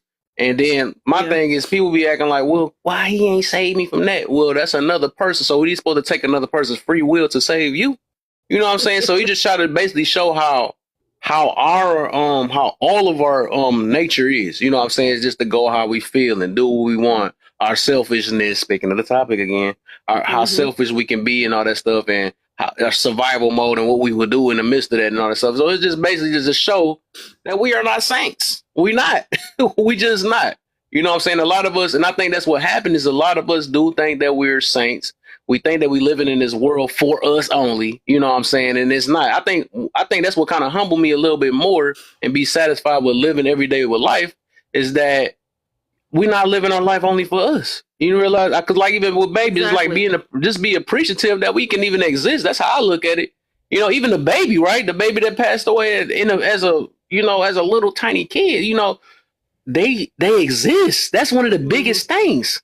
I mean, because God didn't have to make anybody exist. You know what I'm saying? So who is us to say that, oh, that's not fair that happened and all this other stuff? To our human minds, yes, that's not fair. You know what I'm saying? But otherwise, that baby got probably a free trip to what we working towards. You know what I'm saying? Got a free trip there. You see what I'm saying? We going back home, but at the same time, we still have to work. Then we get to come back home because my thing, this is how I look at it. This is how I feel like God is looking at us. My thing is, you don't invite strangers to your house, do you? You got to get to know them right before they step foot in your house. That's how I feel like God is looking at us. No, I'm not going to invite y'all until y'all prove to me that y'all loyal. You do this, you do that. Then you can come back home. Then you can come into my household. Other than that, you got to stay out there. You got to prove yourself. You got to put the work in. Something else I wanted to bring up. We are one. I don't care what nobody say. People be like, this is what people have told me lately. Oh man, just leave people alone. Don't go helping people. Why you gotta suggest stuff? Who told you to do that? I told myself to do that, and I feel like this is my purpose. My purpose is to help people, you know? And some people just be like, oh, people don't need your help. Just leave people where they're at. No, that's why you going through what you're going through, because you selfish. No wonder why you don't have no wife. No wonder why you, What's wrong with being selfish? I was agreeing with you. Said back to the topic. That's that's happening. They selfish. They're selfish or whatever, and they want everybody else to be like them, where you don't help the next person. No, we have to help the next person. I could be helping the next person. I don't know, maybe prepare for his wife or something like that, you know, and vice versa. You just never know what you're doing for the next person. I want somebody to come in and help me if I was stagnant. A lot of people are in dark places, and in the Bible it did mention that Jesus did go along in one city where he basically brought the light, where he was telling people and revealing people what their purpose was, because they were lost and they had no idea, and they were sitting in the dark. You thought the enemy was about to come in and take you out the dark? No, he about to put you further in the dark. He don't want you getting out of it.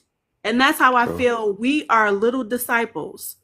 We supposed to go around and enlighten people and help people and show people love. That's what we supposed to do. We're here for that. We're not just here for ourselves. Yeah. What's wrong with being selfish though? Like I don't necessarily see a problem with being I can't really hear him. Extra low, brother. My fault. I don't see a problem with being selfish. Like, of course you don't. What do you already said you was an individual, so I didn't expect less. You gonna say, of course you do. I ain't so shocked. That's That's crazy. That hurt my non-existent feelings. Oh. Nah, like yes, it's we not talked say about it's that no problem earlier. with It is selfishness okay to until be. you get a girl and she start having that same mentality and being her being selfish. Right. Like, why? nah. Until you get some kids that's selfish. Oh no. Then it hits home. Right. Man, yeah, everybody love it until we get it. Ain't no It's problem with okay it to be until we get it selfish to back. a certain extent, but you can't be like that when you're in a relationship or you have children. You know what I'm saying? You can't be selfish. Not like that. It's okay to have a peace of mind, but you got to snap out of it very quickly because you got people you got to take care of, you know? True. Huh? But here's the thing with me, right? I am like Scrooge McDuck when it comes to money, but at the same time, Scrooge. yes, exactly, like Or Scrooge. like the leprechaun. No, like Scrooge. Who's the No, I'm leprechaun? messing with you. No, my fault. But I'm like very stingy when it comes to money and very like selfish. But I want people to help me because I feel like I'm better than them. And that's I don't know if that's a problem or not, but it's something that I've been pondering All right, about. baby. So yeah, I don't know what to do with that. That's interesting. So you don't want to share, but you want other people to share with you because you feel like you're better than everybody else. Yeah, How old are you? I'm 20. Okay, I knew you was about to say that. How'd you know? Did you read my profile? No, I'm just listening to you. Like I said, yeah, he got to be like 2019 or something. I feel like you haven't really experienced life. I don't know. Are you the only child? No, I have two younger brothers. Okay. What makes you selfish? Like where did you get that from? Oh, like I'm just I don't know how to describe it. Like I could describe it through examples, but I guess the bottom line is that I normally only think about myself and like what benefits me. Was your mom like that? Was your dad like that? Like did you see that somewhere demonstrated? Um, I just see like rich, successful people and they seem to be very selfish. So I'm like, I want to be like them. Let me be selfish, if that makes any sense. Interesting. Yeah. Well, I will tell you this: you will be hurting yourself in the long run. Like it's not good to be selfish. Everybody has to do something. Everybody has to give back. Everybody has to share. Mm-hmm. It's mandatory. Like how taxes is. Oh yeah, taxes make Sharing me is mandatory. really mad. Like I hate taxes, bro. I know there's no point in complaining about it because I have to pay taxes, but I just don't like taxes. Well, that's how I feel when it comes to we have to. It's like we have to share with one another. We have to. You What do can't you? really get around that.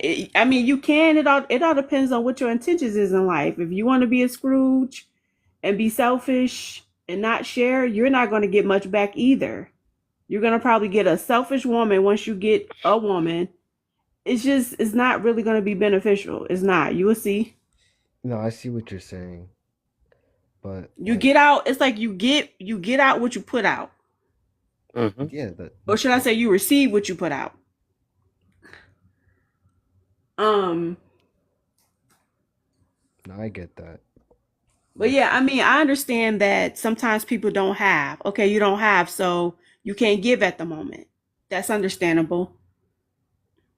But for you to sit on money and not donate, share, I don't care if you buy somebody's groceries or something. You know what I'm saying? Do something.